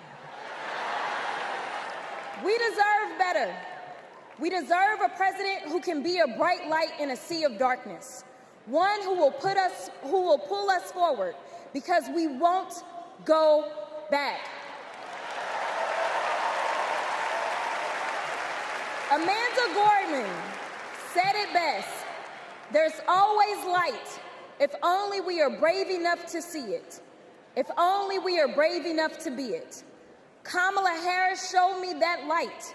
And America, when she is our president, together we will shine as that beacon of hope and freedom around the world once more. God bless y'all.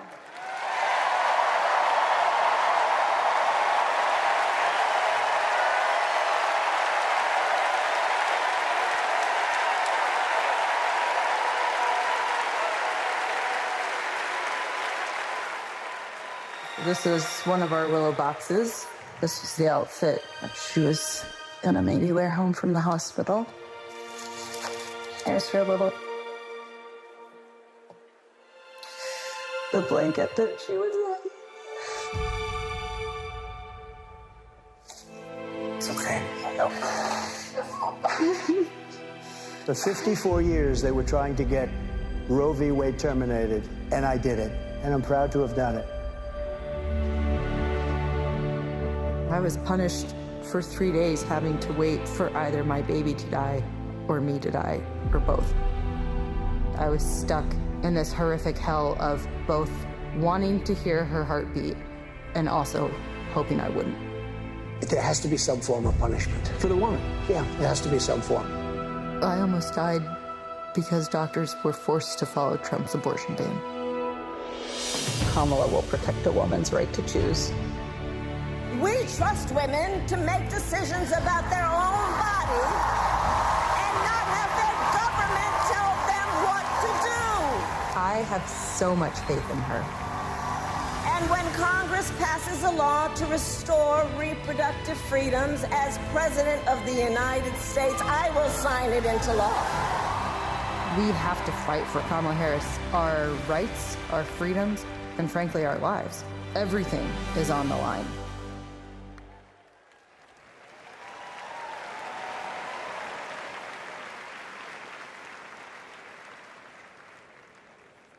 When you're expecting a baby, packing for the hospital should be a joyful moment.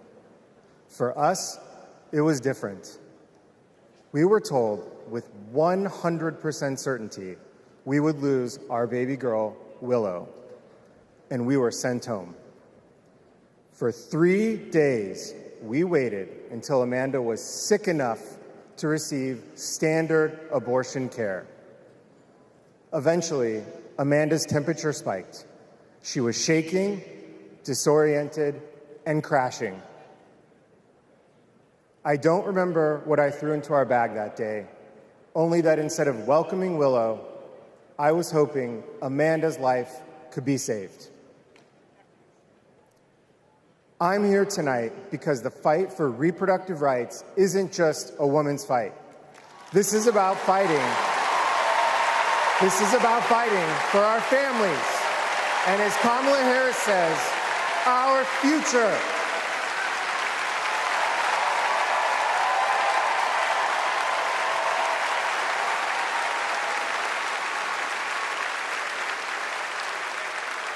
Every time I share our story, my heart breaks. For the baby girl we wanted desperately, for the doctors and nurses who couldn't help me deliver her safely, for Josh, who feared he would lose me too. But I was lucky. I lived.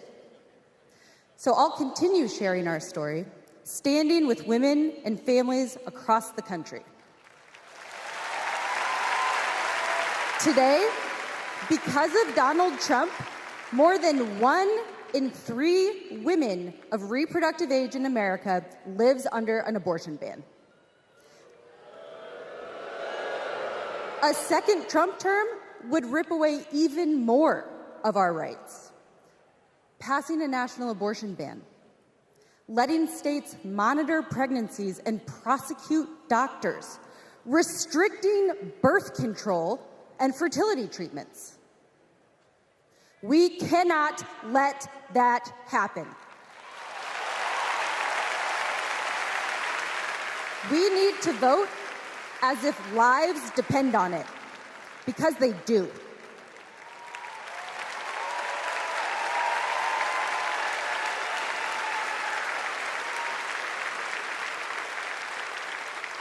Two years ago, my husband and I were expecting our second child. Our daughter, Lauren, couldn't wait to be a big sister. I was getting ready for her 4th birthday party when something didn't feel right. 2 emergency rooms sent me away. Because of Louisiana's abortion ban, no one would confirm that I was miscarrying. I was in pain, bleeding so much my husband feared for my life. No woman should experience what I endured, but too many have. They write to me saying, "What happened to you happened to me." Sometimes they're miscarrying, scared to tell anyone, even their doctors. Our daughters deserve better. America deserves better.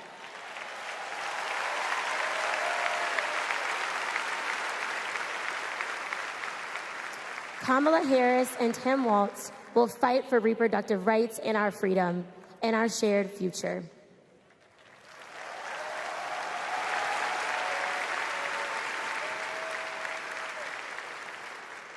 Growing up, I was an all-American girl. Varsity soccer captain, cheerleading captain, homecoming queen, and survivor.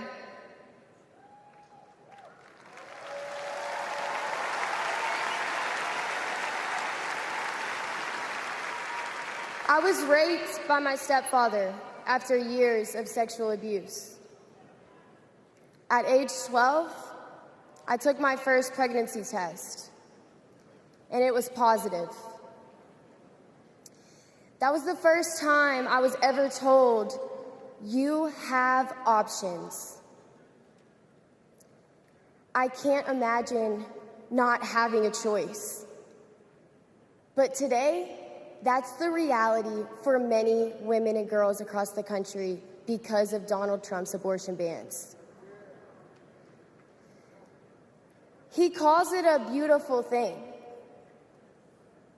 What is so beautiful about a child having to carry her parent's child?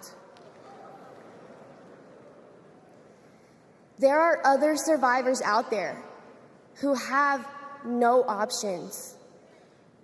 And I want you to know that we see you. We hear you.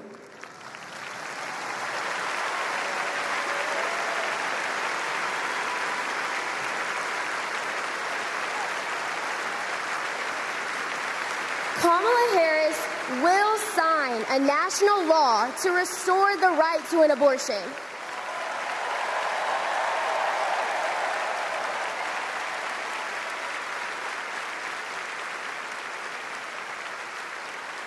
She will fight for every woman and every girl, even those who are not fighting for her.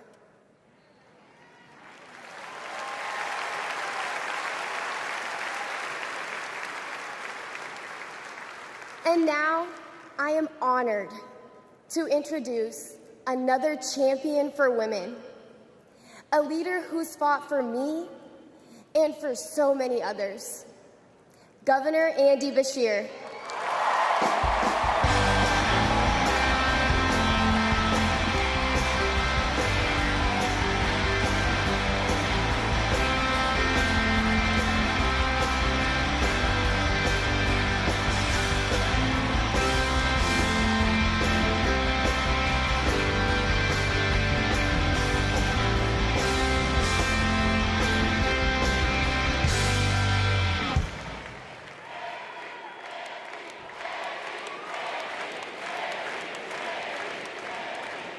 Duvall is one of the bravest people I've ever met.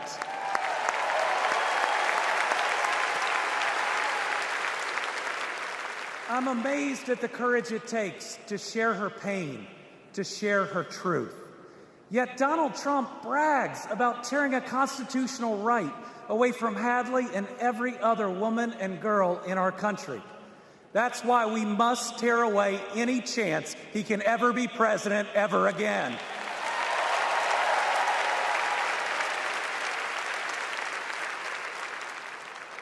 In 21 states, Trump's actions have resulted in extreme bans on abortion in my state, even in cases of rape, incest, and non-viable pregnancies.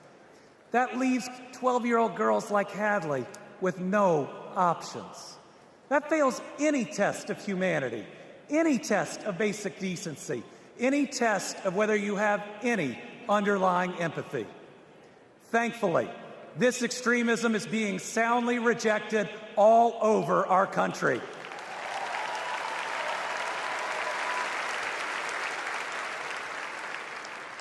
In Kentucky, we put reproductive freedom on the ballot last November, and I beat Donald Trump and Mitch McConnell's hand-picked candidate by more than 5 percentage points.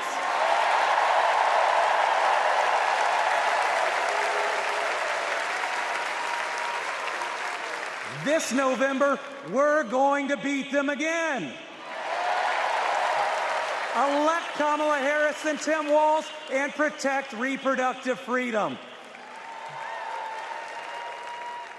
Folks, Donald Trump appointed the Supreme Court justices who got us into this mess.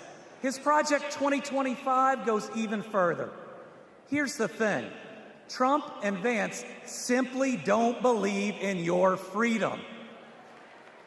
Trump says people are absolutely thrilled that women have their basic rights eliminated.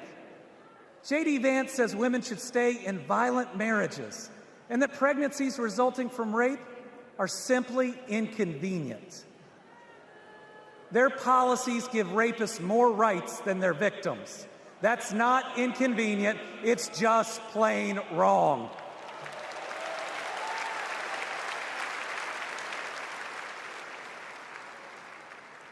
And a woman grieving a non-viable pregnancy shouldn't be required to carry it to term just to listen to her child die or to hear no sound at all. All women should have the freedom to make their own decisions. Freedom over their own bodies. Freedom about whether to pursue IVF.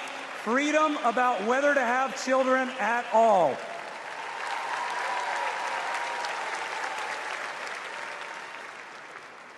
How we treat people transcends party lines. It goes right to the heart of who we are. My faith teaches me the golden rule that I am to love my neighbor as myself. And the parable of the Good Samaritan says we are all each other's neighbors. So I want anyone watching tonight, Republican, Independent, Democrat, to know that you are welcome here.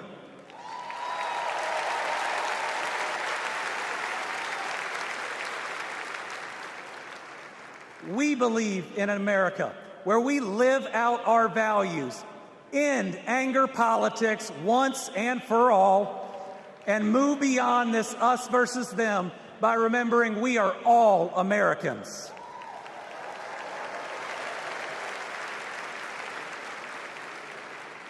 That's how Joe Biden and Kamala Harris lead. They both called to ask how they could help Kentucky in recovering from natural disasters. They helped us improve our roads, our bridges, and invested in our people. They didn't ask me who Kentuckians voted for. They asked me what Kentuckians needed, and folks, they delivered.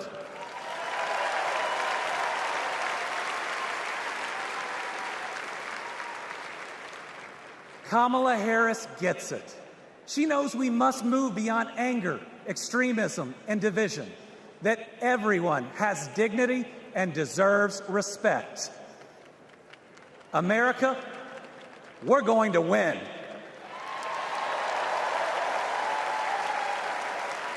And we're going to win by staying true to our values of compassion, empathy, and doing right by our neighbors. I'm so proud to be all in for the next President of the United States, Kamala Harris. Thank you.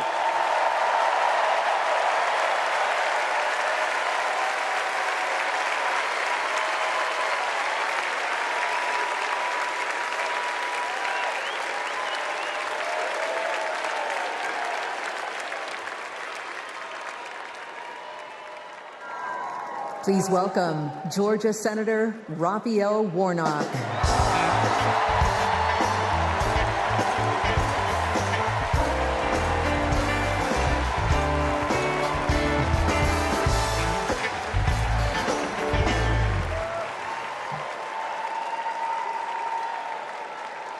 Well,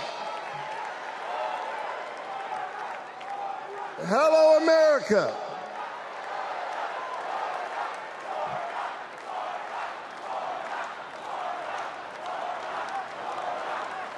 Thank you so very much. On January 5th, 2021, the people of Georgia did an amazing thing.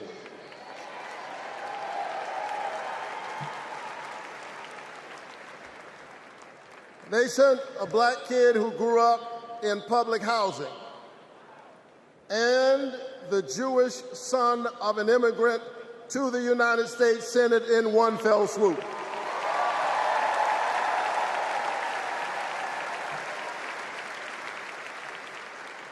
And among those Georgians was my then 82-year-old mother. She grew up in Waycross, Georgia. Do you know where that is? It's way across Georgia. She grew up in Waycross, Georgia, where she picked other people's cotton and other people's tobacco. But because this is America, the 82-year-old hands that used to pick somebody else's cotton and somebody else's tobacco picked her youngest son to be a United States Senator.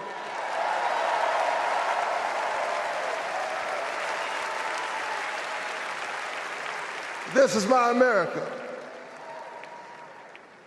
Thank you, Mom. Thank you, Georgia. Thank you, America, for raising your voice and using your vote. A vote is a kind of prayer for the world we desire for ourselves and for our children, and our prayers are stronger when we pray together. And so together we flipped the Senate, held the House, and we sent Joe Biden and Kamala Harris to the White House.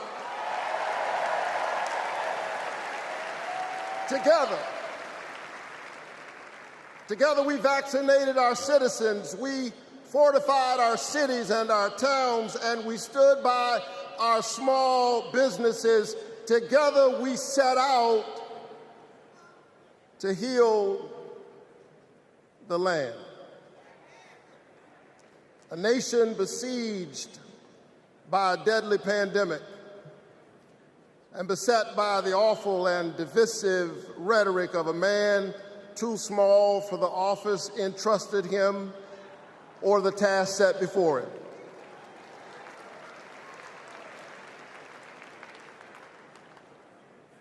The day after my January 5th election, he instigated an insurrection, a violent assault on our nation's capital and the peaceful transfer of power, all driven by the big lie. But behind the big lie was an even bigger lie. It is the lie that this increasingly diverse American electorate does not get to determine the future of the country. The lie and the logic of January 6th is a sickness. It is a kind of cancer that then metastasized into dozens of voter suppression laws all across our country. And we must be vigilant tonight because these anti-democratic forces are at work right now in Georgia and all across our country. And the question is, who will heal the land? And so here we are, America. Are you ready? Are you ready to stand up in this moral moment?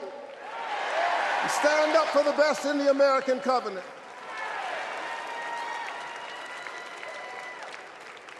Elections are about the character of a country. And we must decide, again, we are the latest generation of Americans who get to decide what kind of country we want to be. And we must choose between the promise of January 5th and the peril of January 6th. A nation that embraces all of us or just some of us. Donald Trump's America is the America of January 6th. People who have no vision traffic in division. He does not know how to lead us, and so he wants to divide us. America, make no mistake, Donald Trump is a plague on the American conscience.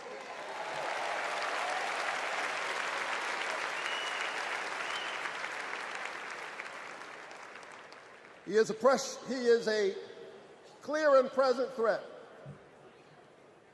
to the precious covenant we share with one another. And yes, I saw him holding the Bible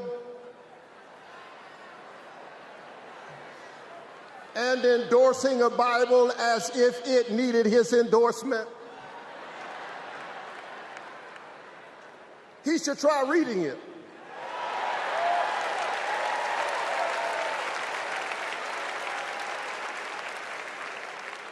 It says, do justice, love kindness, and walk humbly with your God. He should try reading it. It says, love your neighbor as yourself. It says, inasmuch as you've done it unto the least of these, you have done it also unto me.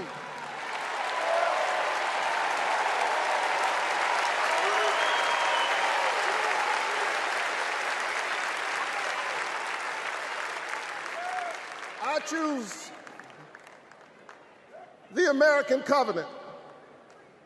E pluribus unum, out of many one. I choose January 5th. I choose a nation that provides a path for ordinary people and gives every child a chance.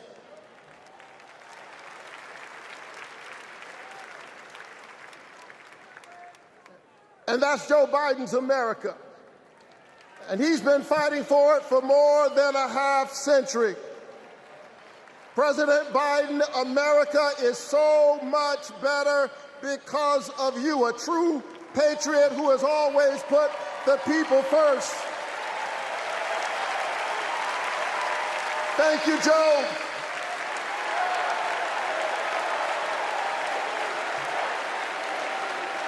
Thank you, Joe.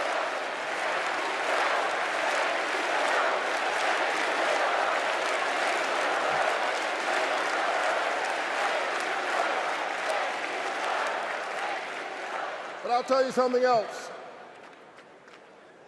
Not only is that Joe Biden's America, that's Kamala Harris's America.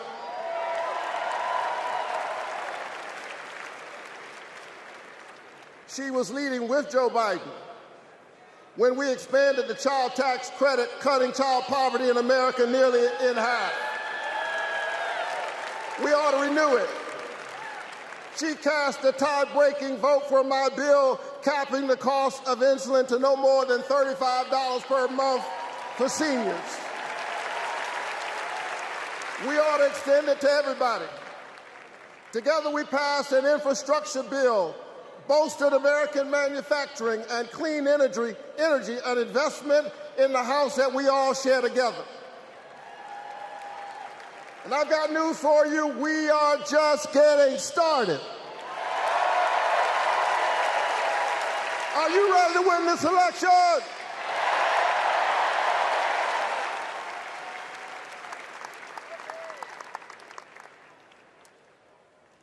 Kamala Harris and Tim Walz represent the new way forward. We're not going back.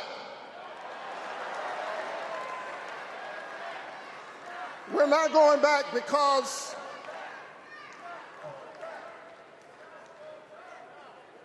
we are the United States of America. We always dream about the future.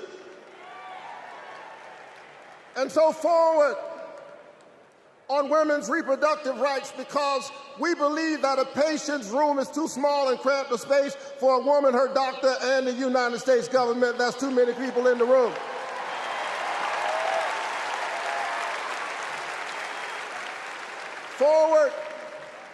Forward on worker rights, because most people do not mind working. They just want to share in the prosperity that they are creating for others. Forward on voting rights, forward on affordable housing and access to health care. We are moving forward.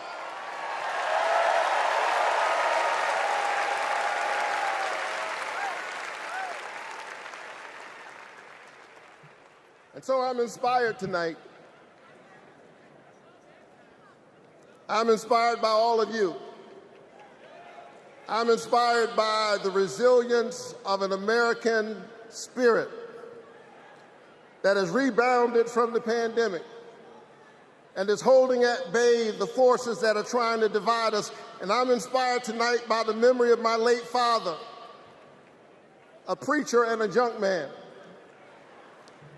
Monday through Friday, he lifted old broken cars and put them on the back of an old rig. But on Sunday morning, the man who lifted broken cars lifted broken people whom other people had discarded and told them that they were God's somebody.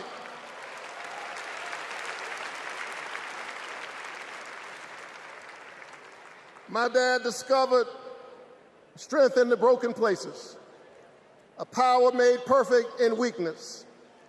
And so I'm convinced tonight that we can lift the broken even as we climb.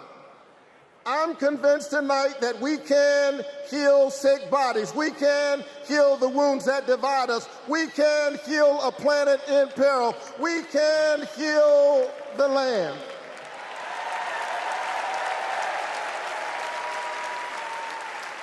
And in a strange way,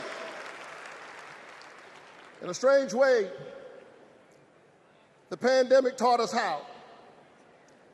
A contagious airborne disease means that I have a personal stake in the health of my neighbor. If she's sick, I may get sick also. Her health care is good for my health. I'm just trying to tell you that we are as close in our humanity as a cough.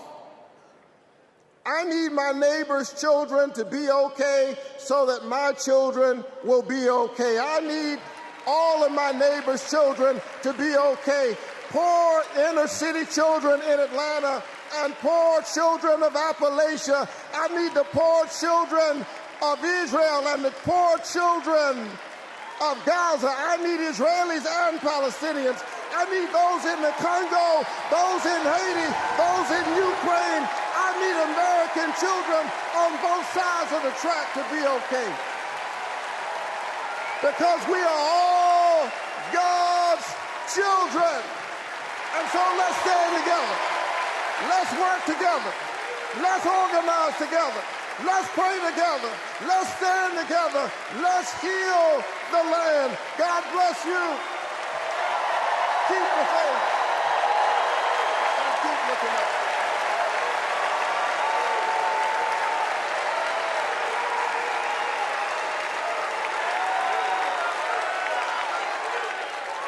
Please welcome Delaware Senator Chris Coons.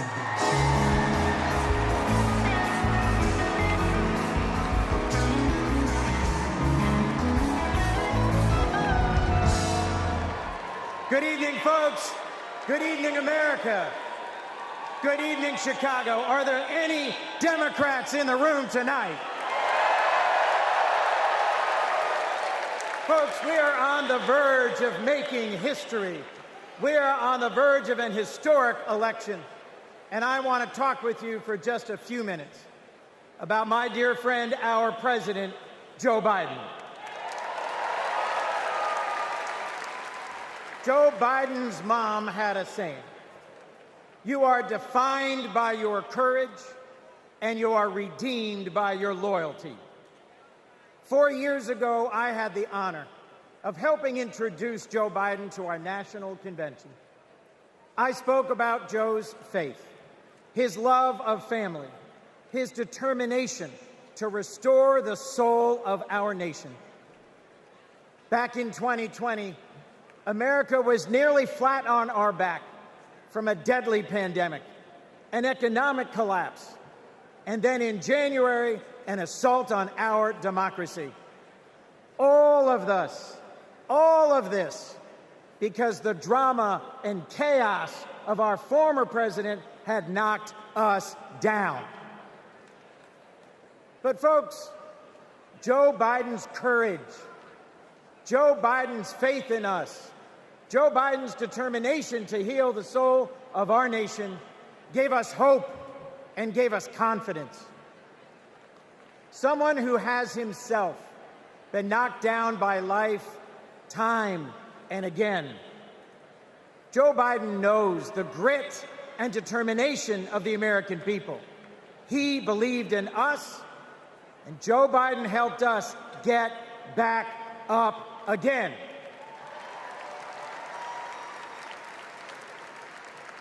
Using the incredible skills he developed in many years in the U.S. Senate, Joe got passed and signed into law the most consequential legislation of any president in 60 years, helping our veterans, advancing gun safety, cutting prescription drug prices, fighting climate change, rebuilding bridges and broadband, bringing manufacturing back to America.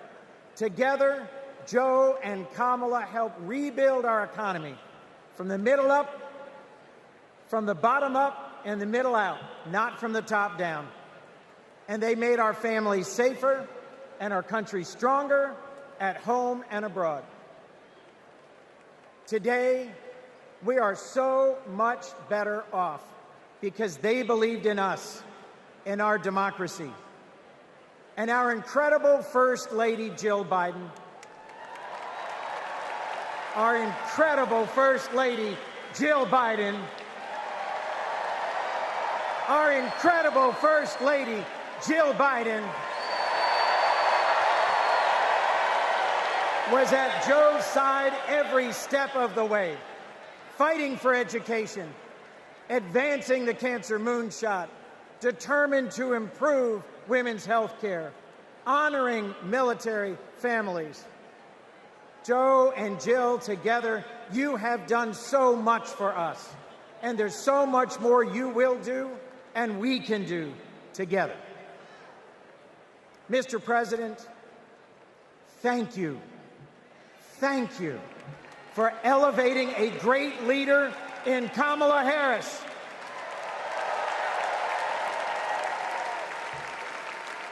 Vice President Harris, thank you for choosing a great running mate with a heart for the middle class like yours in Sergeant, Congressman, Coach, Governor Tim Walz.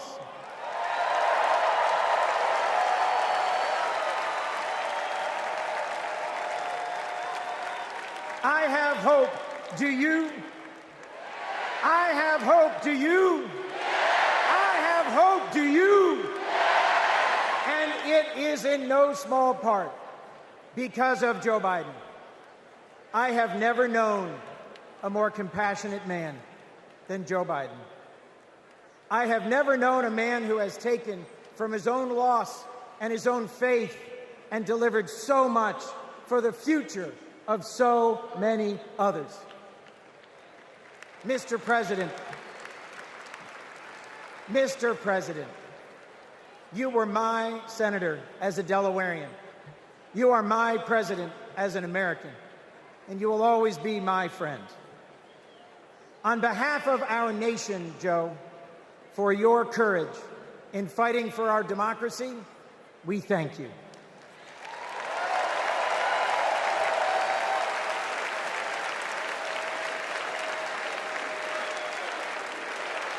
On behalf of our Democratic Party, for your loyalty in fighting for our democratic values, we thank you.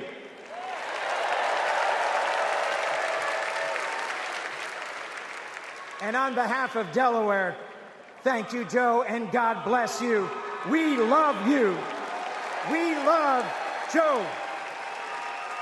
We love Joe. We love Joe. We love Joe.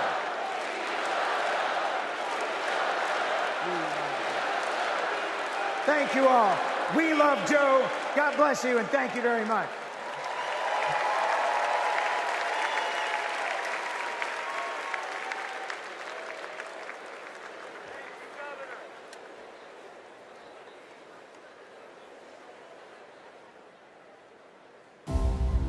Hi, I'm Vivian Weirwell, and I am a 4th grade student at Kristen McAuliffe. I've been bouncing around all week excited for this moment, and last night I could barely sleep. I remember the day that we heard that President Biden had won, and the whole neighborhood started celebrating. So when I heard you were coming, I really wanted to meet you. I adore you because you embrace change from my generation, and the ones to come. I look up to you.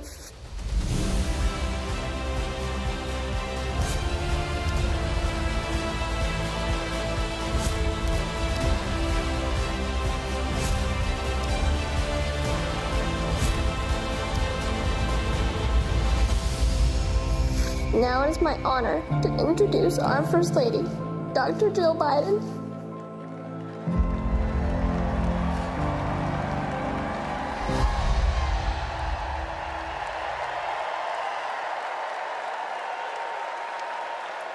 Please welcome First Lady of the United States, Jill Biden.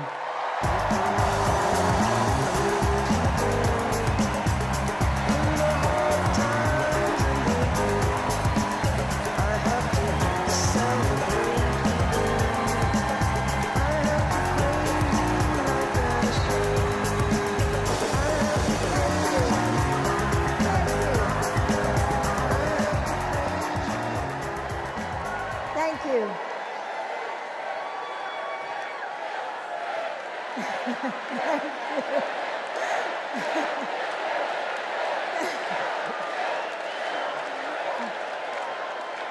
Thank you. Thank you so much. Love you too. Joe and I have been together for almost 50 years. And still, there are moments when I fall in love with him all over again. Like when I handed him our baby Ashley for the first time and saw the smile that lit up his face. Or on nights after an exhausting day working in the Senate, when he would read one more bedtime story just because the kids asked. When he stops on a rope line because he sees someone grieving who needs to know that everything is going to be all right one day. Or to encourage that child with a stutter to find the confidence she needs. Those moments when I'm reminded of all he's accomplished in the name of something bigger than himself. Receiving the Medal of Freedom with humility.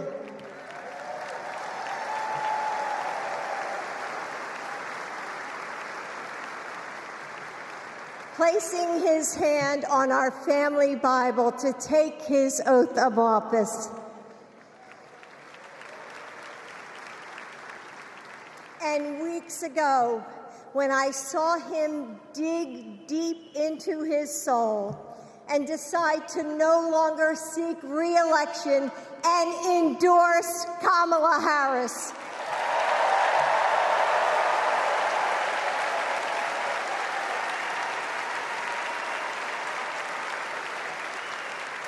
With faith and conviction, Joe knows that our nation's strength doesn't come from intimidation or cruelty. It comes from the small acts of kindness that heal deep wounds, from service to the communities that make us who we are, from love of a country that shines with promise and renewal. Kamala Harris knows that too.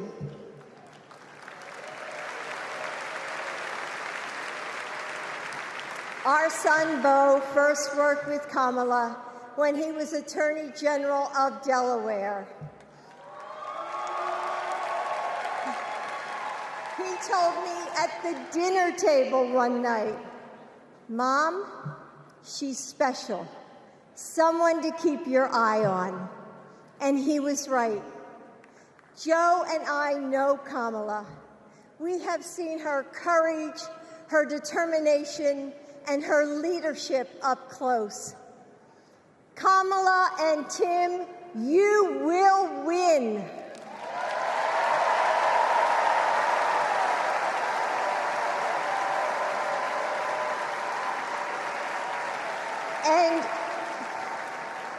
And you are inspiring a new generation. We are all a part of something bigger than ourselves, and we are stronger than we know. The future of our country is in the hands of those in this room and all of you watching at home.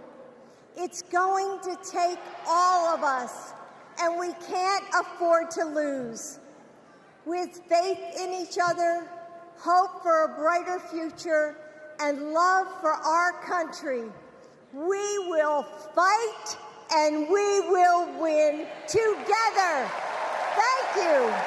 Thank you.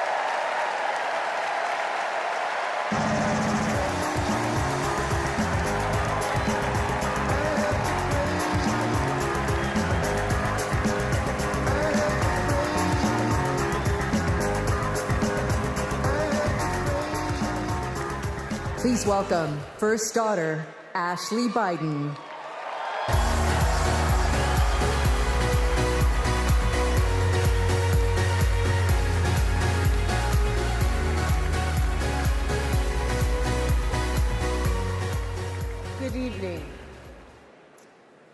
I have this memory. It's the eve of my 8th birthday.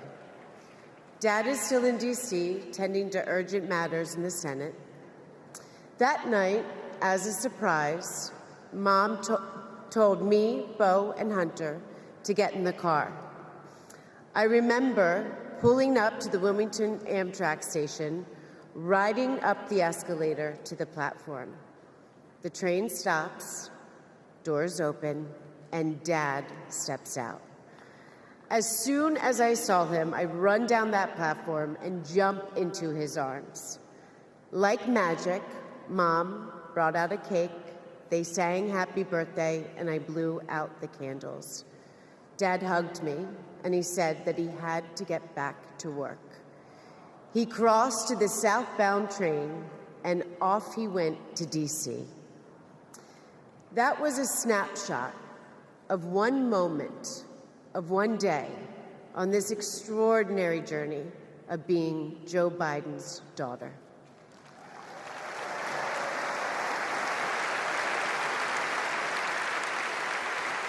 Joe Biden is the OG girl dad.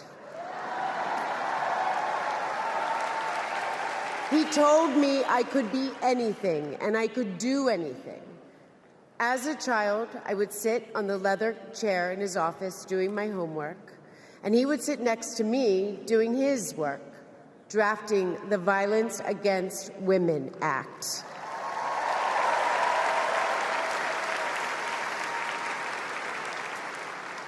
And he wasn't just a girl dad. And he wasn't just a girl dad. I could see that he valued and trusted women. How he listened to his mother, how he believed in his sister, and most of all, how he respected my mother's career. Dad was always there, doing everything he could to be a true partner to her. Dad, you always tell us, but we don't tell you enough, that you are the love of our lives and the life of our love.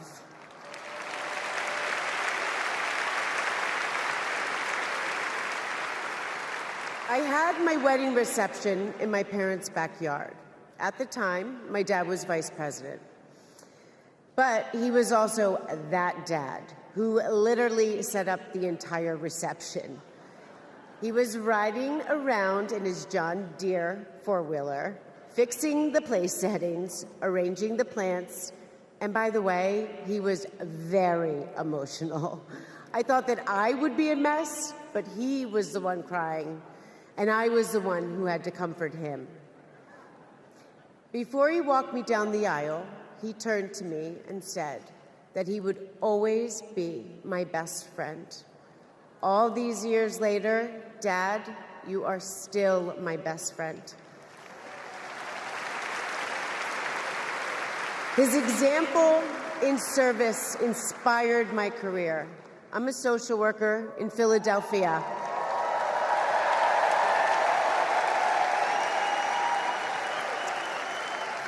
I support formerly incarcerated women as they heal from past trauma and they reclaim their lives.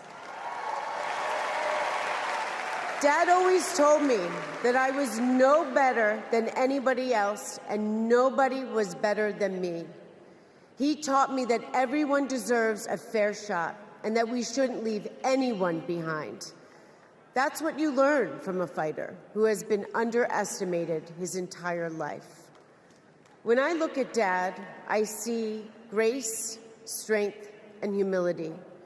I see one of the most consequential leaders ever in history.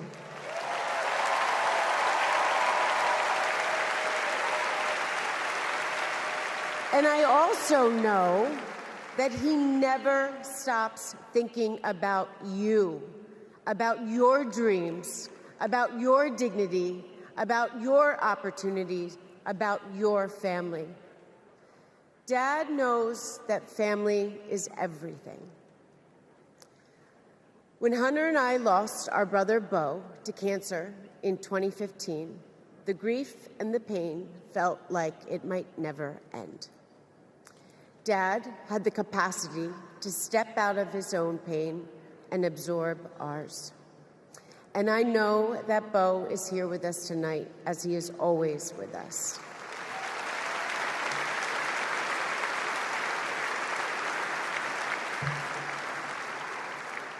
After Bo passed, I got this tattoo on my wrist. It says, "Courage, dear heart." A reminder to myself to keep going, to get back up, like my dad has always done. He has taught me that a courageous heart is a miraculous thing. A courageous heart can heal a family. A courageous heart can heal a nation, and maybe even the world. And now, this election requires the courageous hearts of all of us. In 2020, my dad selected Kamala Harris to beat Donald Trump. And he knows in 2024, she will beat Donald Trump again.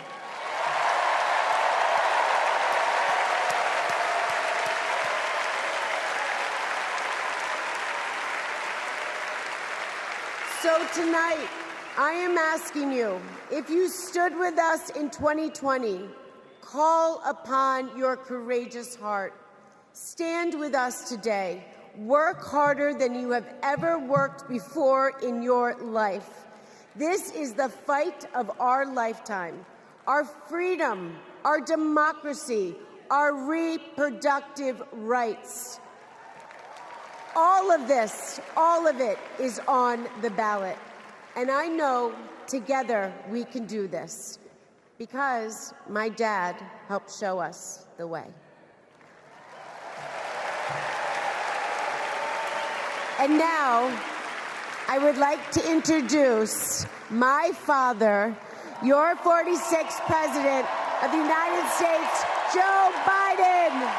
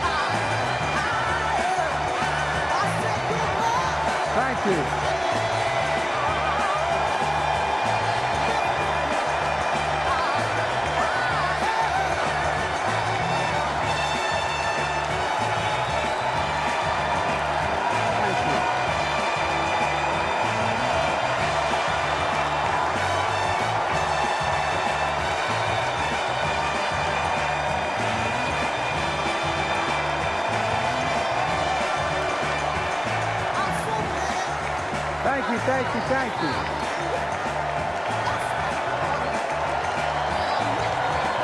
Thank you.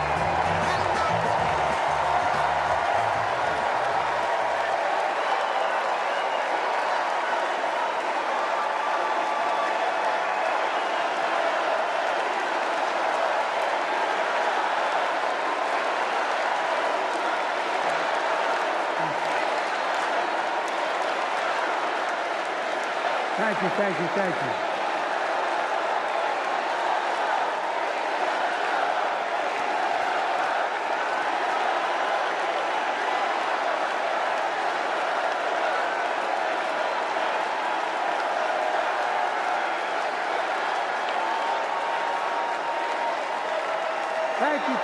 thank you.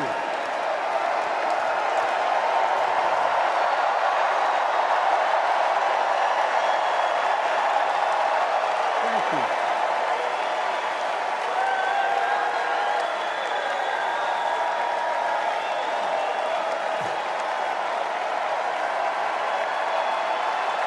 Thank you.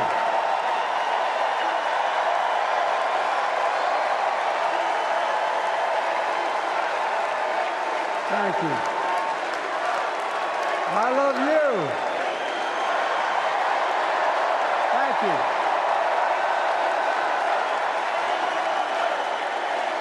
Thank you, thank you, thank you.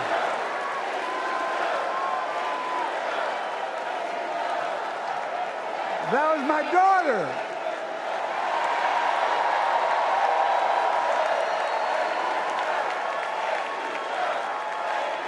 Thank you.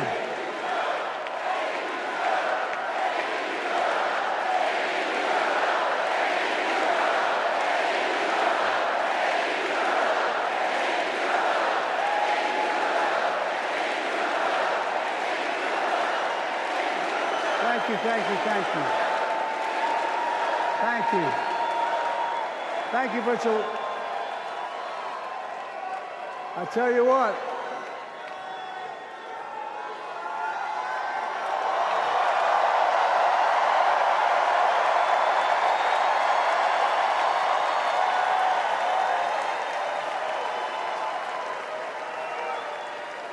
To my dearest daughter, Ashley, God love you, you're incredible.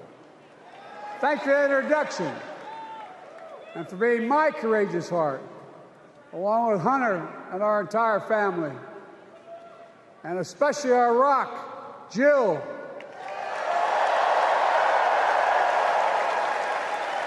Who, as those of you who know us, she still leaves me both breathless and speechless. Everybody knows her. I love her more than she loves me. She walks down the stairs, and I still get that going, boom, boom, boom. Y'all will know me. No, I'm kidding. Let's give a special round of applause to our First Lady, Jill Biden.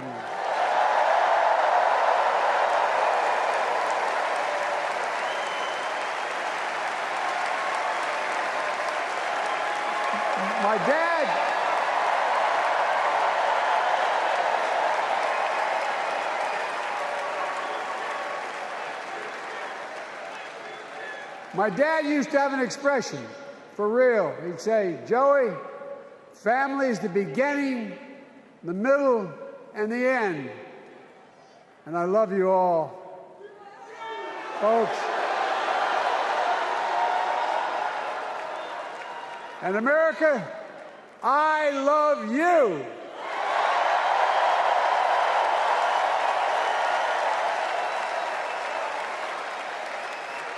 Folks, let me ask you.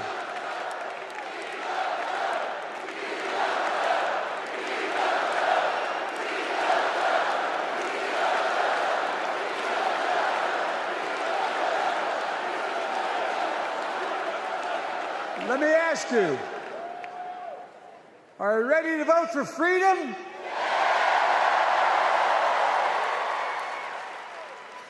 Are you ready to vote for democracy and for America? Let me ask you, are you ready to elect Kamala Harris and Tim Walz, President and Vice President of the United States?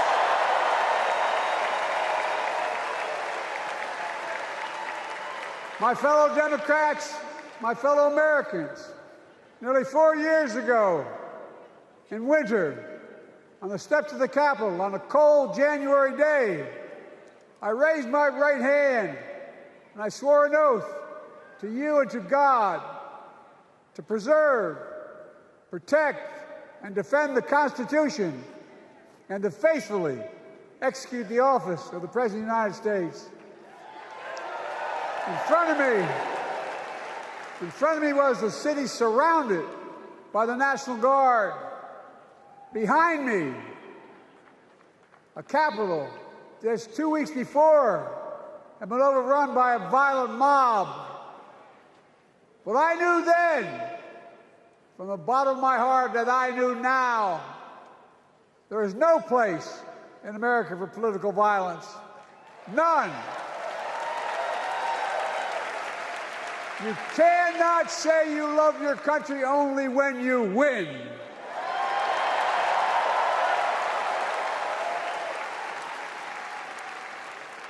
In that moment, I wasn't looking to the past. I was looking to the future. I spoke of the work at hand, the moment we had to meet. It was, as I told you then, a winter of peril and possibility. Of peril and possibility. We're in the grip of a once-in-a-century pandemic, historic joblessness, a call for racial justice long overdue, clear and present threats to our very democracy. Thank you.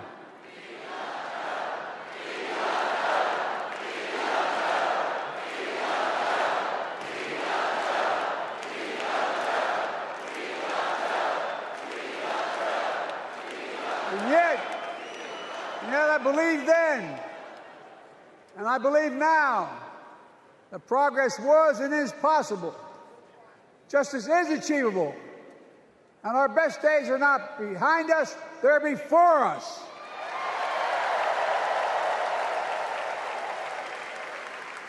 Now it's summer. The winter has passed. And with a grateful heart, I stand before you now on this August night to report that democracy has prevailed. Democracy has delivered. And now democracy must be preserved.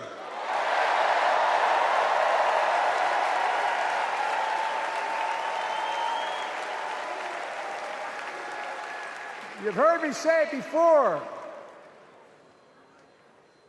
We're facing an inflection point. One of those rare moments in history when the decisions we make now will determine the fate of our nation and the world for decades to come. That's not hyperbole, I mean it literally. We're in a battle for the very soul of America. I ran for president in 2020 because of what I saw in Charlottesville in August of 2017. Extremists coming out of the woods, carrying torches, their veins bulging from their necks, carrying Nazi swastikas, and chanting the same exact anti-Semitic bile that was heard in Germany in the early 30s. Neo-Nazis, white supremacists, and the Ku Klux Klan, so emboldened by a president then in the White House that they saw as an ally. They didn't even bother to wear their hoods. Hate was on the march in America. Old ghosts and new garments, stirring up the oldest divisions, stoking the oldest fears, giving oxygen to the oldest forces that they long sought to tear apart America. In the process, a young woman was killed. When I contacted her mother, I asked about what happened. She told me. When the president was asked what he thought had happened, Donald Trump said, and I quote, "There are very fine people on both sides. My God." That's what he said. That is what he said and what he meant. That's when I realized, had listened to the admonition of my dead son, I could not stay in the sidelines. So I ran.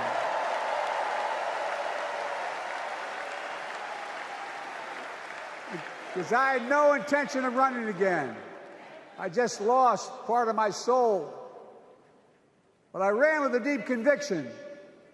In America, I know and believe in an America where honesty, dignity, decency still matter. An America where everyone has a fair shot and hate has no safe harbor.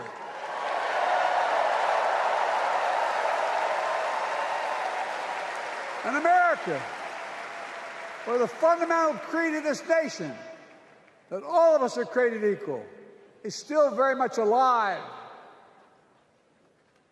and a broad coalition of Americans joined with me. 81 million voters voted for us, more than any time in all of history. Because of all of you in this room and others, we came together in 2020 to save democracy.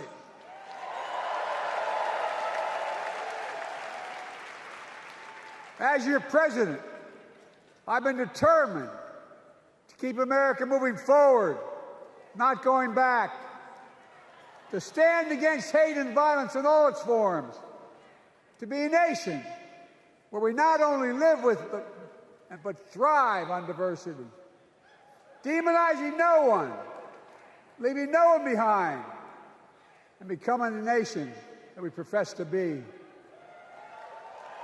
I also ran to rebuild the backbone of America, the middle class.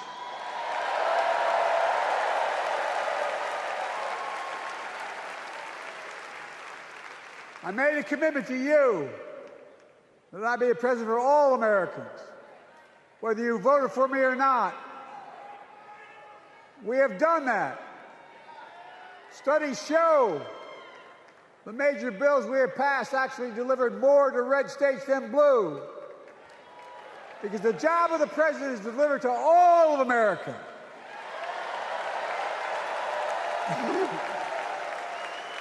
Because of you, and I'm not exaggerating, because of you, we've had one of the most extraordinary 4 years of progress ever, period.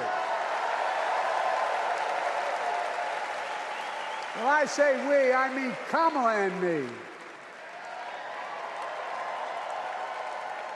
Just think about it. COVID no longer controls our lives. We've gone from economic crisis to the strongest economy in the entire world. Record 16 million new jobs. Record small business growth. Record high stock market. Record high 401ks. Wages up and inflation down, way down, and continuing to go down.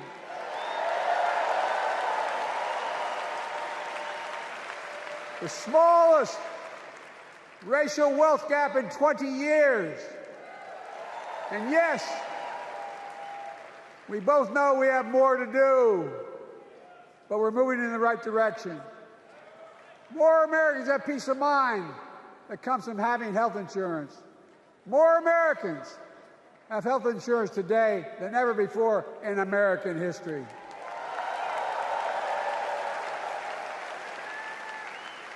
And after, as a young senator beginning to fight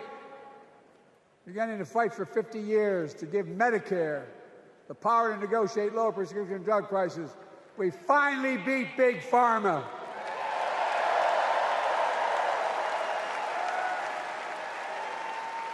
And guess who cast the tie-breaking vote?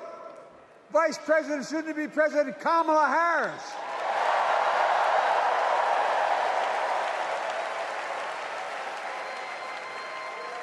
And now it's the law of the land. Instead of paying $400 a month for insulin, seniors with diabetes will pay $35 a month. The law we passed already includes, starting in January, every senior's total prescription costs can be capped at $2,000 no matter how expensive the drugs they have. And what we don't focus on, and our Republican friends don't seem to understand, our reforms don't just save seniors money, they save the American taxpayers money. You know what we just passed saved? It saved $160 billion over the next decade. That's not hyperbole. It's because Medicare no longer has to pay those exorbitant prices to the big pharma. But look, thank you, Kamala, too. Look, folks, how can we have the strongest economy in the world without the best infrastructure in the world? Donald Trump promised Infrastructure Week every week for 4 years, and he never built a damn thing.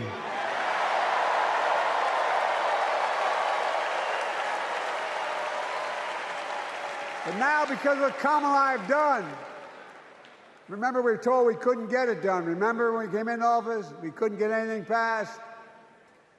But right now, we're giving America an infrastructure decade, not week. We're modernizing our roads, our bridges, our ports, our airports, our trains, our buses. We're removing every lead pipe from schools and homes so every child can drink clean water. We're providing affordable high-speed internet for every American, no matter where they live, not unlike what Roosevelt did with electricity.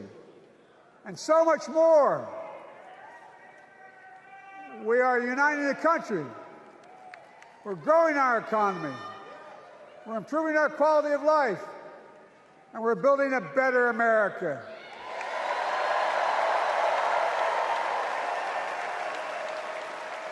Because that's who we are.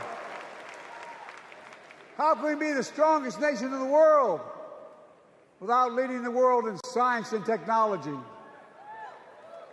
After years of importing 90% of our semiconductor chips from abroad, which America invented those chips, our Chips and Science Act meant that private companies from around the world are now investing literally tens of billions of dollars to build new chip factories right here in America.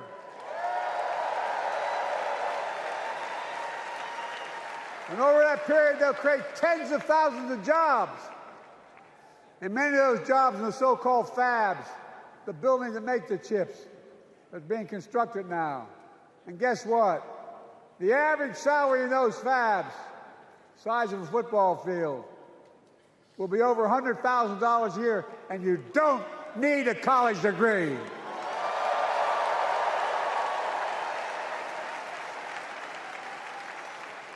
Because of you and so many electeds out there, American manufacturing is back. Where the hell to say we wouldn't lead the world in manufacturing?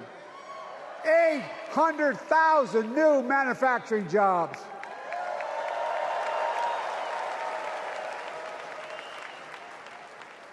Our Republican friends and others made sure they'd go abroad to get the cheapest labor. We used to import products and export jobs. Now we export American products and create American jobs right here in America, where jobs belong. With every new job, with every new factory, pride and hope is being brought back to communities throughout the country that were left behind. You know you're from them, many of you. You know what it's like when that factory closed, where your mother, your father, your grandmother, or grandfather worked. And now you're back, providing once again, proving that Wall Street didn't build America, the middle class built America, and unions built the middle class.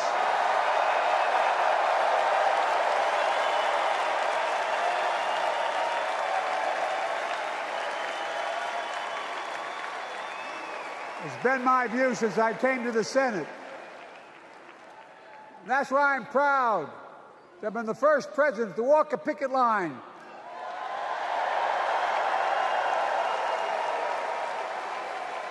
and be labeled the most pro-union president in history, and I accept it.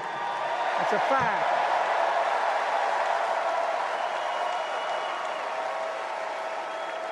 Because when unions do well, we all do well.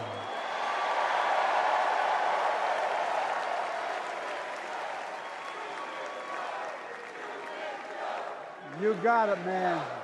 You got it.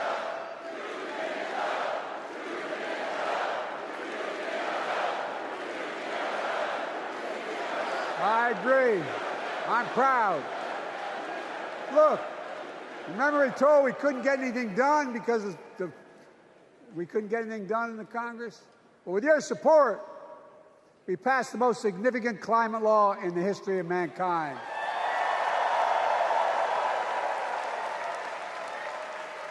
Over $370 billion. Cutting carbon emissions in half by 2030. Launching a climate corps, similar to AmeriCorps and Peace Corps, creating tens of thousands of jobs for young people of the future who are going to make sure this continues. Creating hundreds of thousands of jobs in clean energy for American workers, including the IBEW installing 500,000 charging stations all across America. And in the process, reducing carbon emissions. And we're seeing it. We're seeing to it that the first beneficiaries of environmental initiatives are those fence-lined communities that have been smothered by the legacy of pollution. Louisiana and Delaware, Route 9, all the factories, all those chemical factories are right next to the poorest neighborhoods. They're the ones we're going to bring back.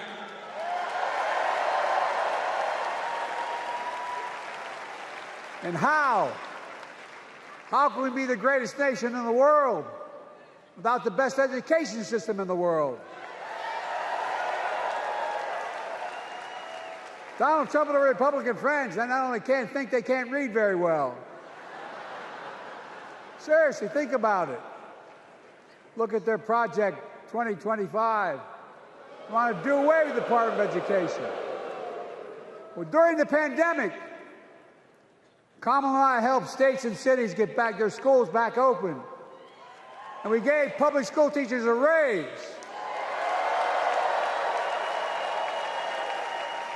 We created apprenticeships with businesses and communities, putting students on a path to a good paying job, whether or not they go to college.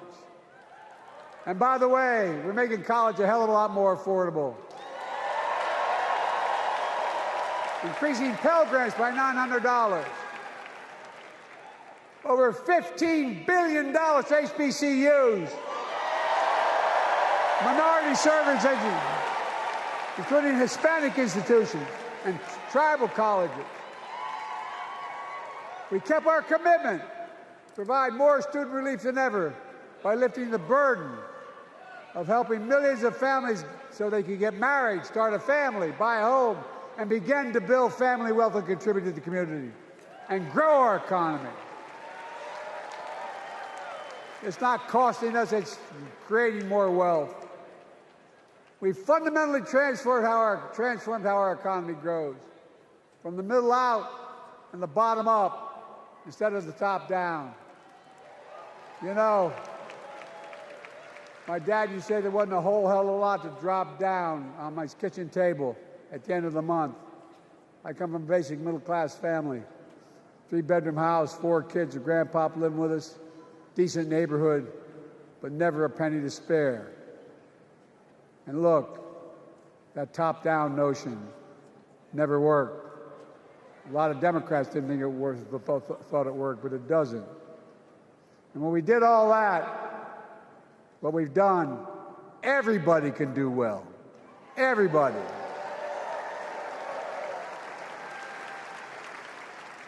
Donald Trump calls America a failing nation. No, I'm serious. But think about this. Think about this.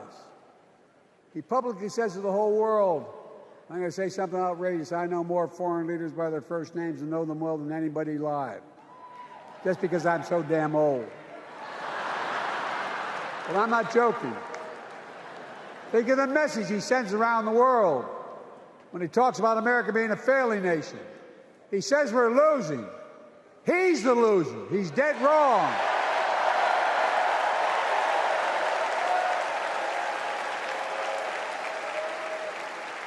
Many of you are very successful people who travel the world. Name me a country in the world that doesn't think we're the leading nation in the world. Without America, not a joke, think about it. I'm being literal. Who could lead the world other than the United States of America? But guess what? America's winning, and the world's better off for it. America's more prosperous, and Americans are safer today than under Donald Trump. Trump continues to lie about crime in America, like everything else. Guess what? On his watch, the murder rate went up 30%, the biggest increase in history.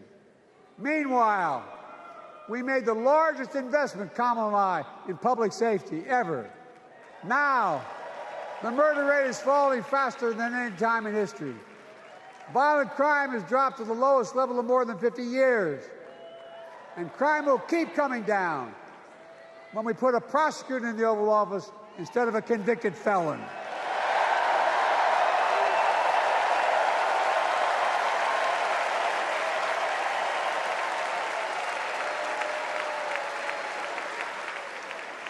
And folks, the distinguished senator from the Senator from California and I passed the first ban on assault weapons.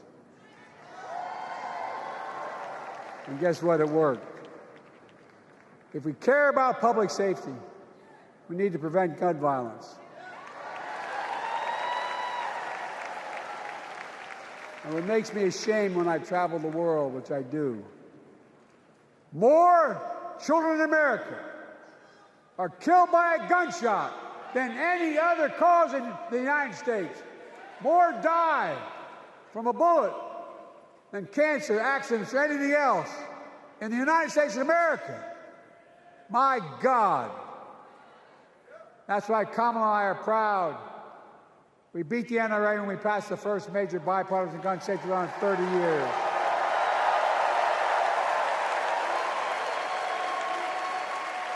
I'm serious. That comes from here. And now it's time to ban assault weapons again. And demand universal background checks.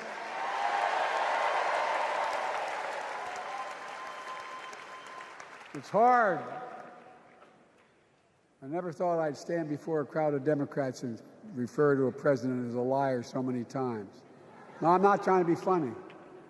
It's sad. Trump continues to lie about the border. Here's what he won't tell you. Trump killed the strongest bipartisan border deal in the history of the United States.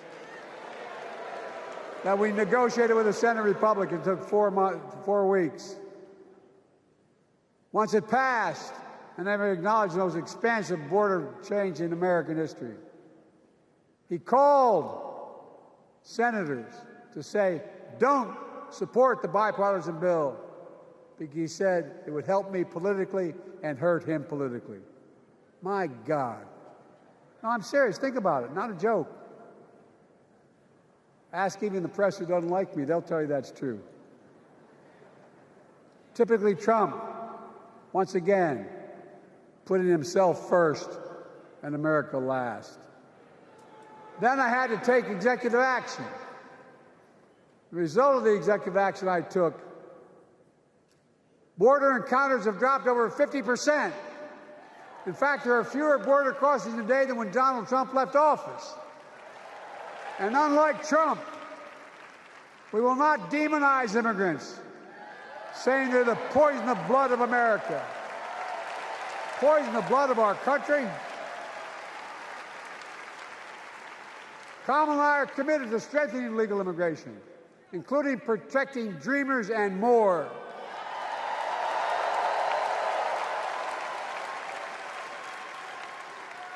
And here's what else I believe in. Protecting your freedom to vote, your freedom to love who you love.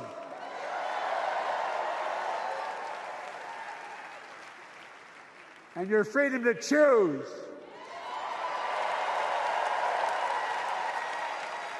In its decision overturning Roe v. Wade, as you heard earlier tonight, the United States Supreme Court majority wrote the following, quote, women are not without electoral or political power. No kidding. MAGA Republicans found out the power of women in 2022. And Donald Trump is going to find out the power of women in 2024. Watch.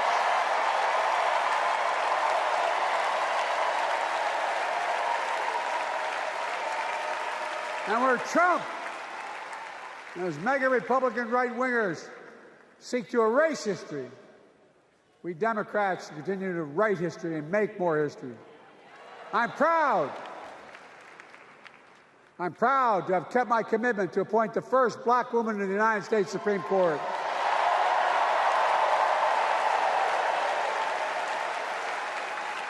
Ketanji Brown Jackson, a symbol for every young woman in America that you can do anything. I'm proud that I've kept my commitment to have an administration that looks like America and that taps in to the full talent of our nation. The most diverse cabinet in history, including the first black woman in South Asian descent to serve as vice president. And will soon serve as the 47th President of the United States.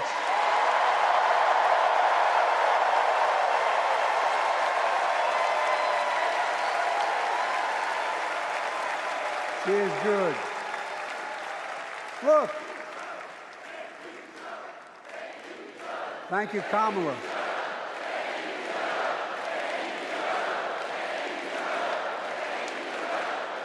Folks, I've long said we have many obligations as a nation, but I got in trouble years ago for saying I'd make no apologies. We have only one truly sacred obligation: to prepare and equip those we send to war and care for them and their families when they come home and when they don't. That's why I'm so proud to have written and signed the PACT Act, one of the most significant laws ever, helping veterans and their families exposed to toxic materials like burn pits in Agent Orange. I was around during the Vietnam War. It's hard. Nobody was able to prove that there's illness was a consequence of Agent Orange. And no one was able to prove initially that because they lived in burn pits like my son lived next to in Iraq for a year, that is the cause of their illness. But because of the PACT Act, a surviving spouse with 2 children is now eligible for a stipend of about $3,000 a month. And those children who lost a parent are eligible for tuition benefits to go to college and to get job training. It's already helping over 1 million veterans and their families just so far. Well, I love them, and I'm so proud of my son's service.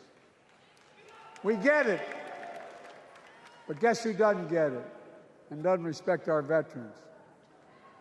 We know from his own chief of staff, the 4-star General John Kelly, that Trump, when in Europe, would not go to the grave sites in France. The brave service members who gave their lives to this country, he called them suckers and losers. Who in the hell does he think he is? Who does he think he is? There's no words for a person. They are not the words of a person not worthy of being commander-in-chief. Period. Not then, not now, and not ever. I mean that. I mean that from the bottom of my heart.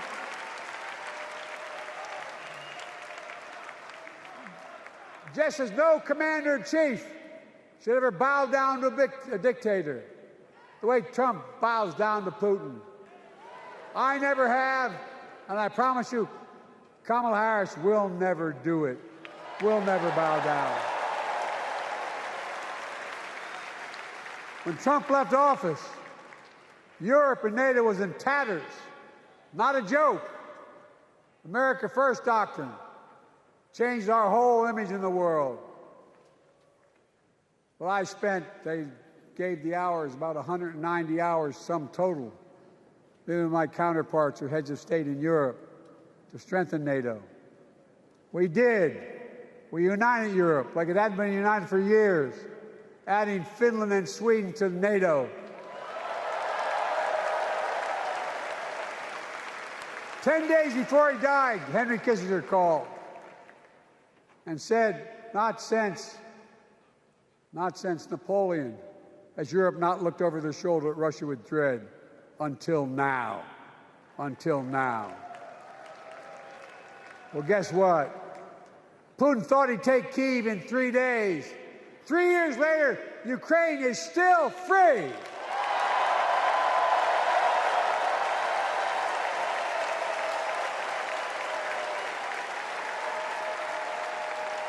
When I came to office, the conventional wisdom was that China would inevitably surpass the United States. They haven't noticed. No one's saying that now.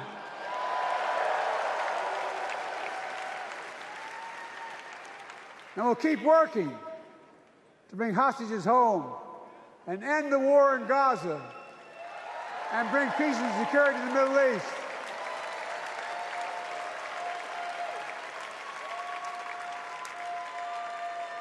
As you know, I wrote a peace treaty for Gaza. A few days ago, I put forward a proposal that brought us closer to doing that than we've done since October 7th. We're working around the clock, my Secretary of State, to prevent a wider war and reunite hostages with their families and surge humanitarian health and food assistance into Gaza now. To end the civilian suffering of the Palestinian people, and finally deliver a ceasefire and end this war.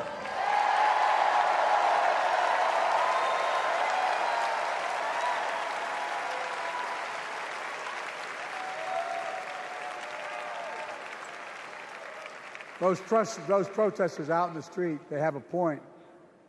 A lot of innocent people are being killed on both sides. Just as we worked around the clock to bring home wrongfully detained Americans and others from Russia in one of the most complicated swaps in history, but they're home. Kamala and I are going to keep working to bring all Americans wrongfully detained around the world home. I mean it. Folks, I've got 5 months left in my presidency. I've got a lot to do. I intend to get it done.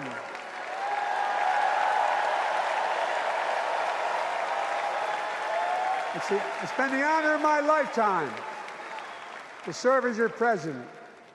I love the job, but I love my country more. I love my country more. And all this talk about how I'm angry at all those people who said I should step down, that's not true.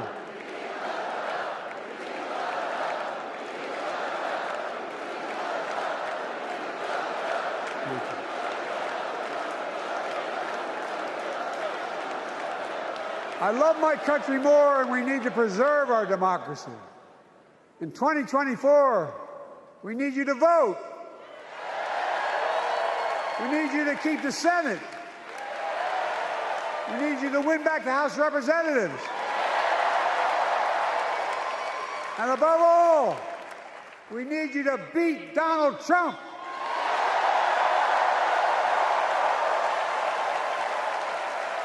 And elect Kamala and Tim President and Vice President of the United States of America. Look, they'll continue to lead America forward, creating more jobs, standing up for workers, growing the economy, lower the cost to American families so they just have a little more breathing room. We've made incredible progress, but we have more work to do. And Kamala and Tim will continue to take on corporate greed and bring down cost of food. They'll keep taking on Big Pharma, making insulin $35 a month, not just for seniors, but for everyone in America. And capping prescription drug costs at a total of $2,000, not just for seniors, but for everyone. And folks, that's going to save America again tens of billions of dollars. Folks, they'll make housing more affordable, building 3 million new homes, providing $25,000 down payment assistance for the first-time home buyer, more than the 10 we approved. Donald Trump wants a new tax on imported goods, food, gas, clothing, and more. You know what that will cost the average family, according to the experts? $3,900 a year in a tax. No, it's a fact. Kamala and Tim will make the child care tax credit permanent.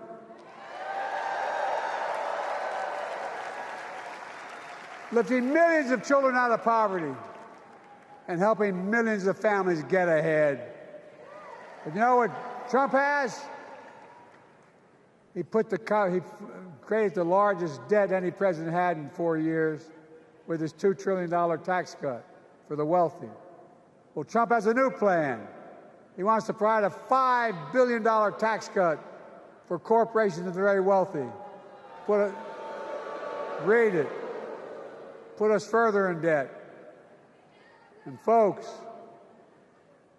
you know we have 1,000 billionaires in America. You know what their average tax rate they pay? 8.2%. If we just increase their taxes, we proposed to 25%, which isn't the highest tax rate even, it would raise $500 billion new dollars over 10 years. They'd still be very wealthy. Look, Kamala and Tim are going to make them pay their fair share. They'll protect Social Security and Medicare. Trump wants to cut Social Security and Medicare. Kamala and Tim will protect your freedom. They'll protect your your right to vote. They'll protect your civil rights. And you know Trump will do everything to ban abortion nationwide. Oh, he will. You know, Kamala and Tim will do everything they possibly can. That's why you have to elect a Senate and a House to restore Roe v. Wade.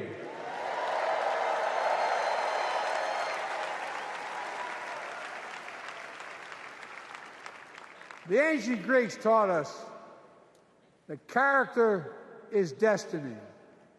Character is destiny. For me and Jill, we know Kamala and Doug are people of character. It's been our honor to serve alongside them. And we know that Tim and Gwen Waltz are also people of great character. Selecting Kamala was the very first decision I made when I became our nominee. And it was the best decision I made my whole career.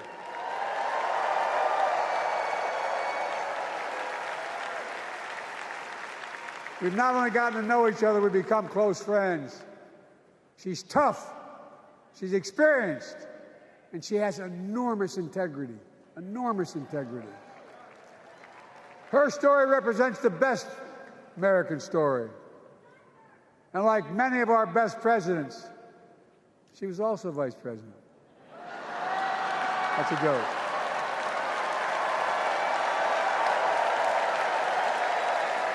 But she'll be a president our children can look up to.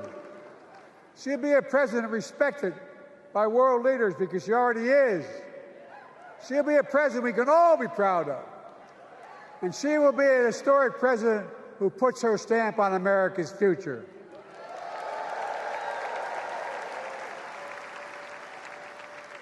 This will be the first presidential election since January 6th.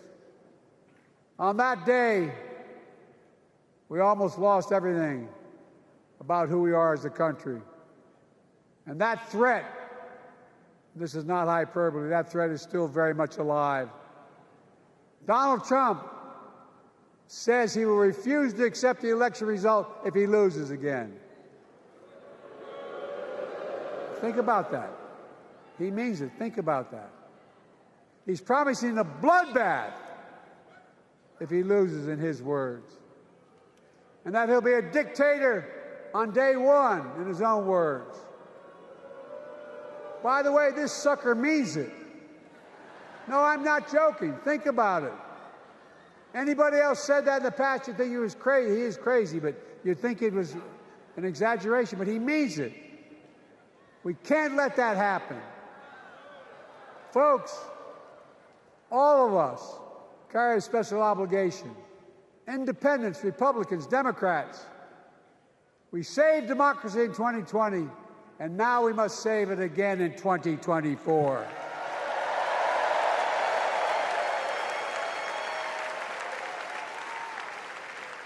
The vote of each of us cast this year will determine whether democracy and freedom will prevail. It's that simple. It's that serious. And the power is literally in your hands. History is in your hands. Not hyperbole. It's in your hands. America's future is in your hands. Let me close with this. Nowhere else in the world could a kid with a stutter and modest beginnings in Scranton, Pennsylvania, and Claymont, Delaware, grow up to sit behind the resolute desk in the Oval Office.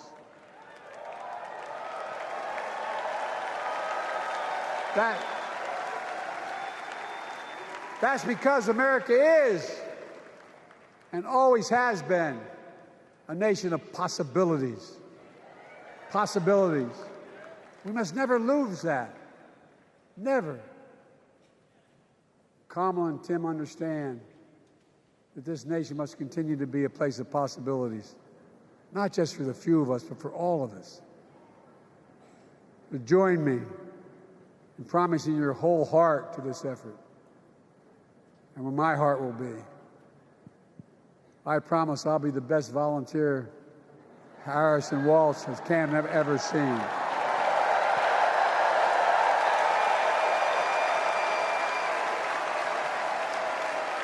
Each of us has a part in the American story. For me and my family, there's a song that means a lot to us, that captures the best of who we are as a nation. The song is called American Anthem. There's one verse that stands out, and I can't sing worth a damn, so I'm not going to try. I'll just quote it. The work and prayers of centuries have brought us to this day. What shall our legacy be? What will our children say? Let me know in my heart, when my days are through, America, America, I gave my best to you.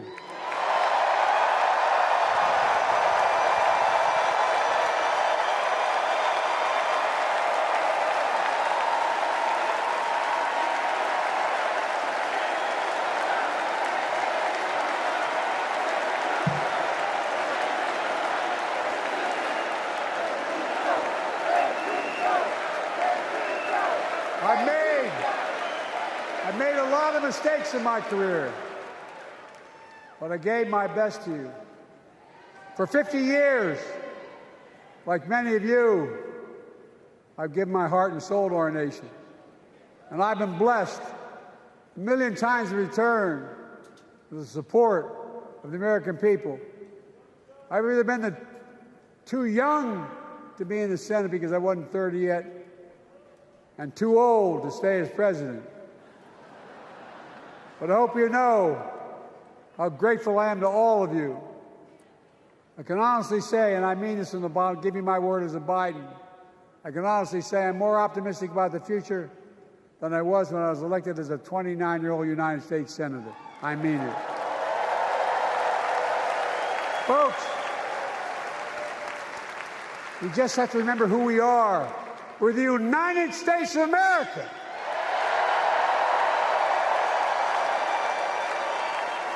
And there's nothing we cannot do when we do it together. God bless you all, and may God protect our troops. Thank you.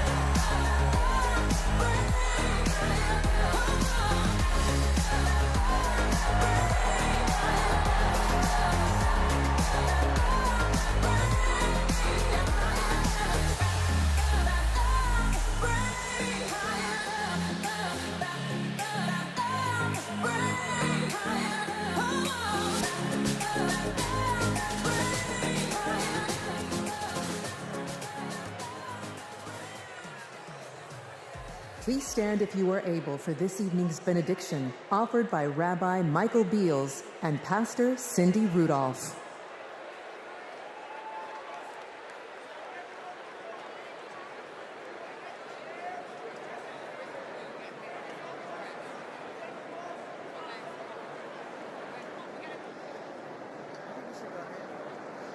Tonight's convention theme, for the people, hint at the inclusive, bridge-building messages and policies the Democratic Party will require to succeed not only in November, but long after that.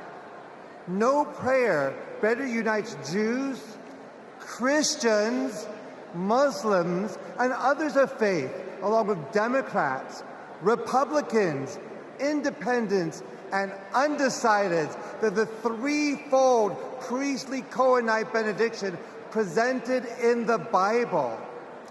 It is divided into three in order to shower the following blessings of gratitude, hoda'ah, upon my fellow Delawarean, President Joe Biden, for more than 50 years of selfless, effective public service. Joy, simcha, in public discourse and policy encouraged by Governor Tim Walz.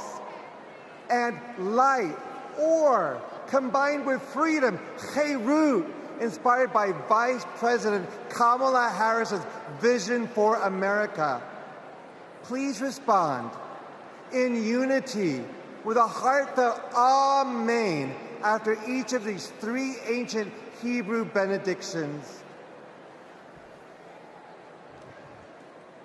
Yevarechecha Adonai v'yishmerecha. May God bless you and protect you. Ya'er Adonai panav elecha v'yichunecha. May God deal kindly and graciously with you. Yesadnai panav elecha v'yisem lecha shalom. May God turn towards you and grant you that most precious gift, the gifting of wholeness and the gift of peace. And let us say a heartfelt Amen.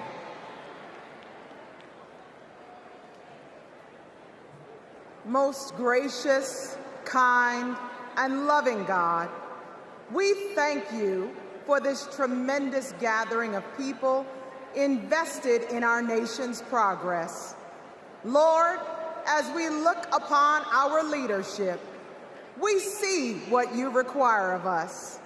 To do justice, like the justice Vice President Harris has championed her entire career. To love mercy, like the mercy Governor Walz has modeled as a lifelong public servant and educator, and to walk humbly, like the humility President Biden has embodied with decades of outstanding servant leadership. Oh God, as we strive to work for the people, we pray you will unite our nation. Help us to choose hope over hostility, compassion over callousness, and liberty over tyranny. We recognize that we are living through paradoxical times, times that are precarious yet promising. But through God who gives us beauty for ashes, all things are possible. Lord, bless the work of our hands until the weak and meek become purposeful and powerful, and until the marginalized and disenfranchised become energized and mobilized. Inspire us to stand with our fellow Americans so this nation will be a light that shines for you. In the name of our loving and redeeming God, we pray. Amen.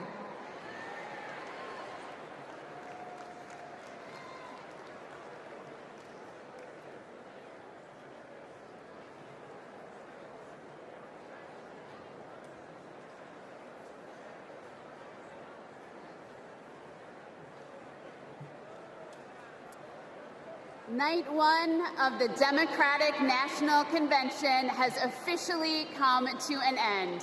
What an incredible day. Thank you, President Biden, from the bottom of my heart. You have restored the soul of our nation. You have given us all hope.